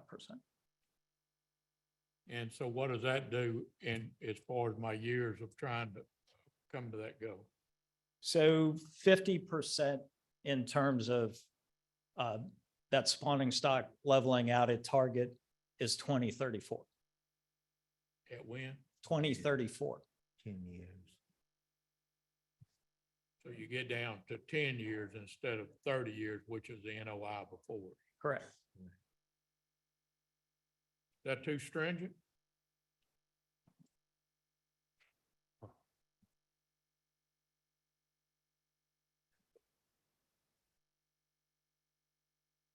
Huh? Because everybody wants it as high as it can be.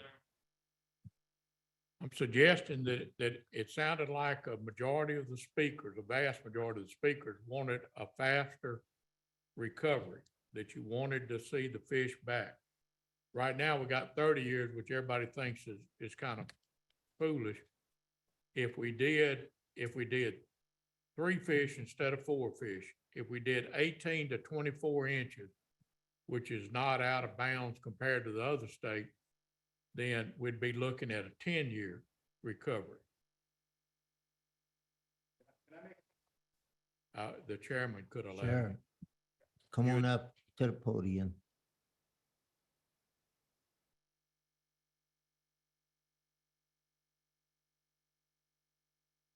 I think a lot of us would welcome a greater reduction in harvest. But what makes us nervous is what happened with speckled trout. We need something to happen. And if we go with a greater reduction in harvest, like 50% or 60%, it's going to get shot down at the House of Natural Resources. I mean, I know we don't know that for a fact, If but this room would show up, the elephant in the room again is not speaking. sir, The elephant in the room is quiet. We don't know what they're going to do with the legislative committee. yes, sir, I But if this understand. room- I'm a former legislator. Yes, sir. I think you would see a different outcome. All right. Well, the problem with trout But is Mr. none of us were Pompier, notified. We found out the day before. And we're charter captains and we have obligations with our clients. We found out the evening before. Was there. I'm just telling you a fact. The people that's rallied here found out less than 24 hours ahead of time, or we would have been there beating the drums. Y'all So, belong to the association? yeah, but I mean, not How really. can your association be representing you there, but you don't know anything? I don't know. I'm just telling you, none of us knew. I would have been there. Would fire that association. I don't know. Mr. Chairman, I would make a motion that we amend the NOI to go to a 3-fish limit on red drum and have a slot of 18 to 24 inches.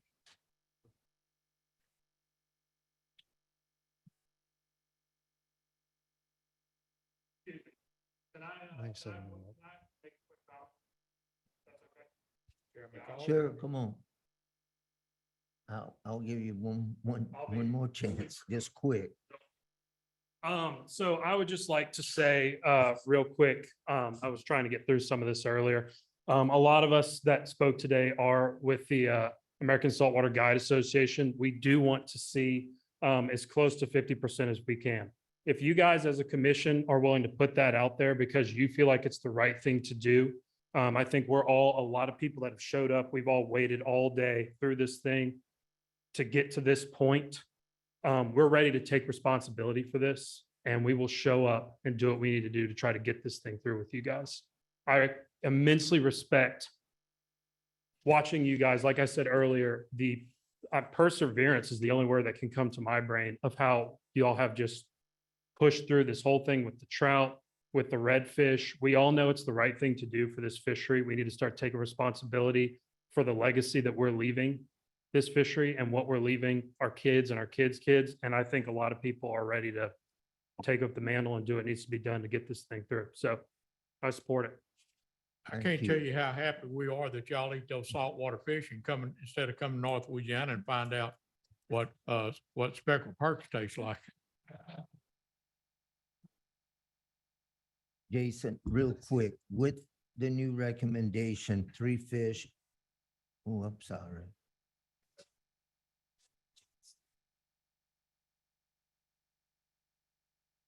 Mr. Cormier, you need to come to the Yeah, mic and come up. I think he's asking my question. Brian Cormier, Coteau, Louisiana. Jason, if the limit were 18 to 25 3-fish, how many more years of 1824 will we have on 3? That's. If you look at the table there, that's roughly 50%. So 2034 again, just like what Commissioner McPherson has mentioned. Okay, So just that what takes- difference doesn't make a difference. That takes us to the 50%, right, Jason? Yeah, 49.8. That's close enough. All right. Any other questions for Jason? Okay, we got a motion on the floor, by Mr. McPherson for 3-fish, 18, 24 inch. Need a second on that? I'll second that motion. Got a second by Al. Ms. Susan, give us a roll call vote, please, on that is there motion. any op- Yeah, any opposition before I ask for? Could I ask a Okay. Could I ask a clarifying question? Does that include the other elements of the notice of intent in terms of no harvest over the top end, elimination of guide limits, so forth? Right. Okay, Brandon, you can ask your question. I'm asking for a roll call vote on this. Okay, And that's, one question also, you just asked about the other elements. The other elements, taking away the guide's limit and the 1 fish over still leaves us at 50%, or does that increase it? You can basically add, it's between 1% and 3% depending on the year. So you could add 2% for the elimination of the guide limit. Thank you. all right, Ms. Susan, you can do your roll call vote. Yes. Yes. Yes.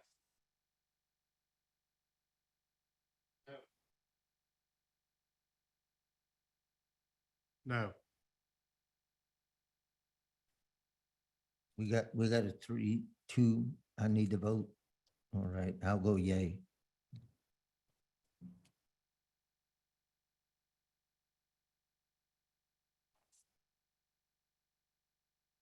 But that carries the motion, right? Yes, 4 in favor, 2 against, motion carries. Okay. All right, I hope everyone is happy with what we just done. Yeah. I know it's a long day and we still have one more topic that we have to get through, and that's on the notice of intent to establish a permit for bow fishing. Jason, you want to take that over? Sure, why not? I've been up here most of the Yeah, afternoon. you've Let's- been in the Let's hot get through spot this. all day. So what we have before you is a notice of intent to establish a bow fishing permit. This would be similar to our recreational offshore landing permit. If you recall, we had discussions at the last meeting about Well, he don't- trying to define this universe. Just one Um, right here. So we need those data to help us define that universe of anglers participating in that activity for saltwater species. This might potentially help us derive some estimates of the proportion of harvest that comes from bow fishing down the road. And it's important to address that in an attempt to quantify all our sources of fishing mortality. And this is one of those. We're hoping this will lead us towards one step towards that with some other work we're looking at doing in terms of nighttime catch rates and private dock catch rates. So the NOI establishes a free permit that will be required for anyone taking or attempting to take saltwater recreational fish with bow fishing gear or engaging in bow fishing activities south of the designated saltwater line. It establishes that all private recreational anglers 18 and older participating in bow fishing, as described by the rule, are required to have that permit unless they're on a charter vessel or a charter trip. And there it will be the captain's responsibility to have that permit. They'll be valid from 1 year from the date of issue. It'll be a class 1 violation. And it's going to take us some time to build that website. So we're not sure exactly how long. If this NOI moves forward, we may ask you to hold off publishing final if we haven't quite got the website built yet in order to have folks sign up for the permit. But we suspect somewhere around 6 months, possibly more, to develop that. Of course, if the NOI moves forward, we'll start working on developing that website. And with that, I'll take any questions. I have one question. When someone is in the boat that's going bow fishing, everyone in the boat should have a permit, right? Correct. It'll be the individual anglers if they're on a private vessel and they're 18 or older.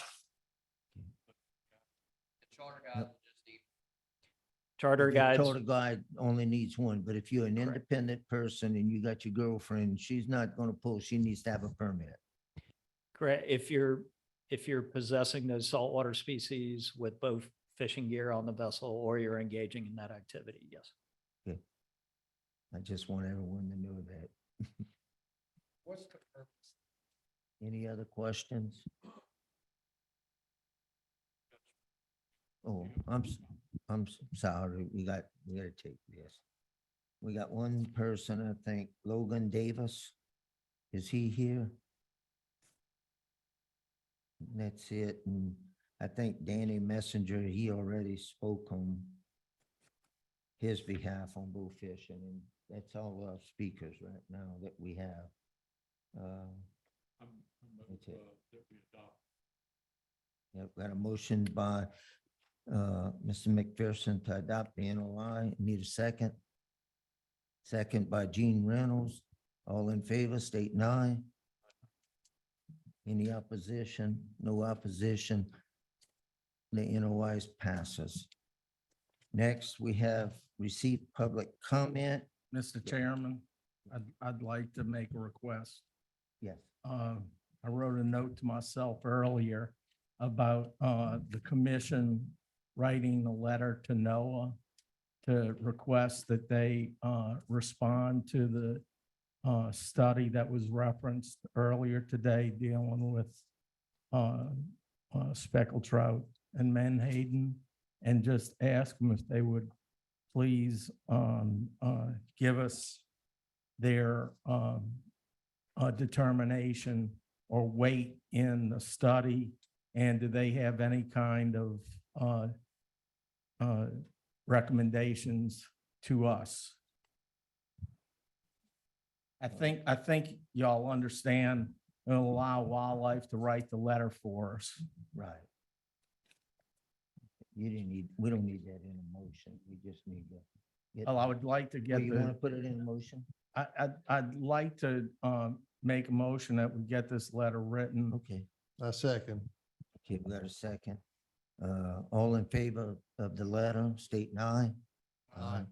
Any opposition? No opposition, the motion passes. So now I'll ask for public comment.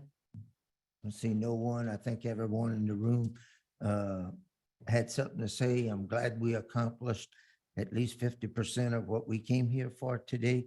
And we'll make sure the rest of it gets taken care of next month. So thank everyone for coming and have a blessed day. We adjourn. Meet and adjourn.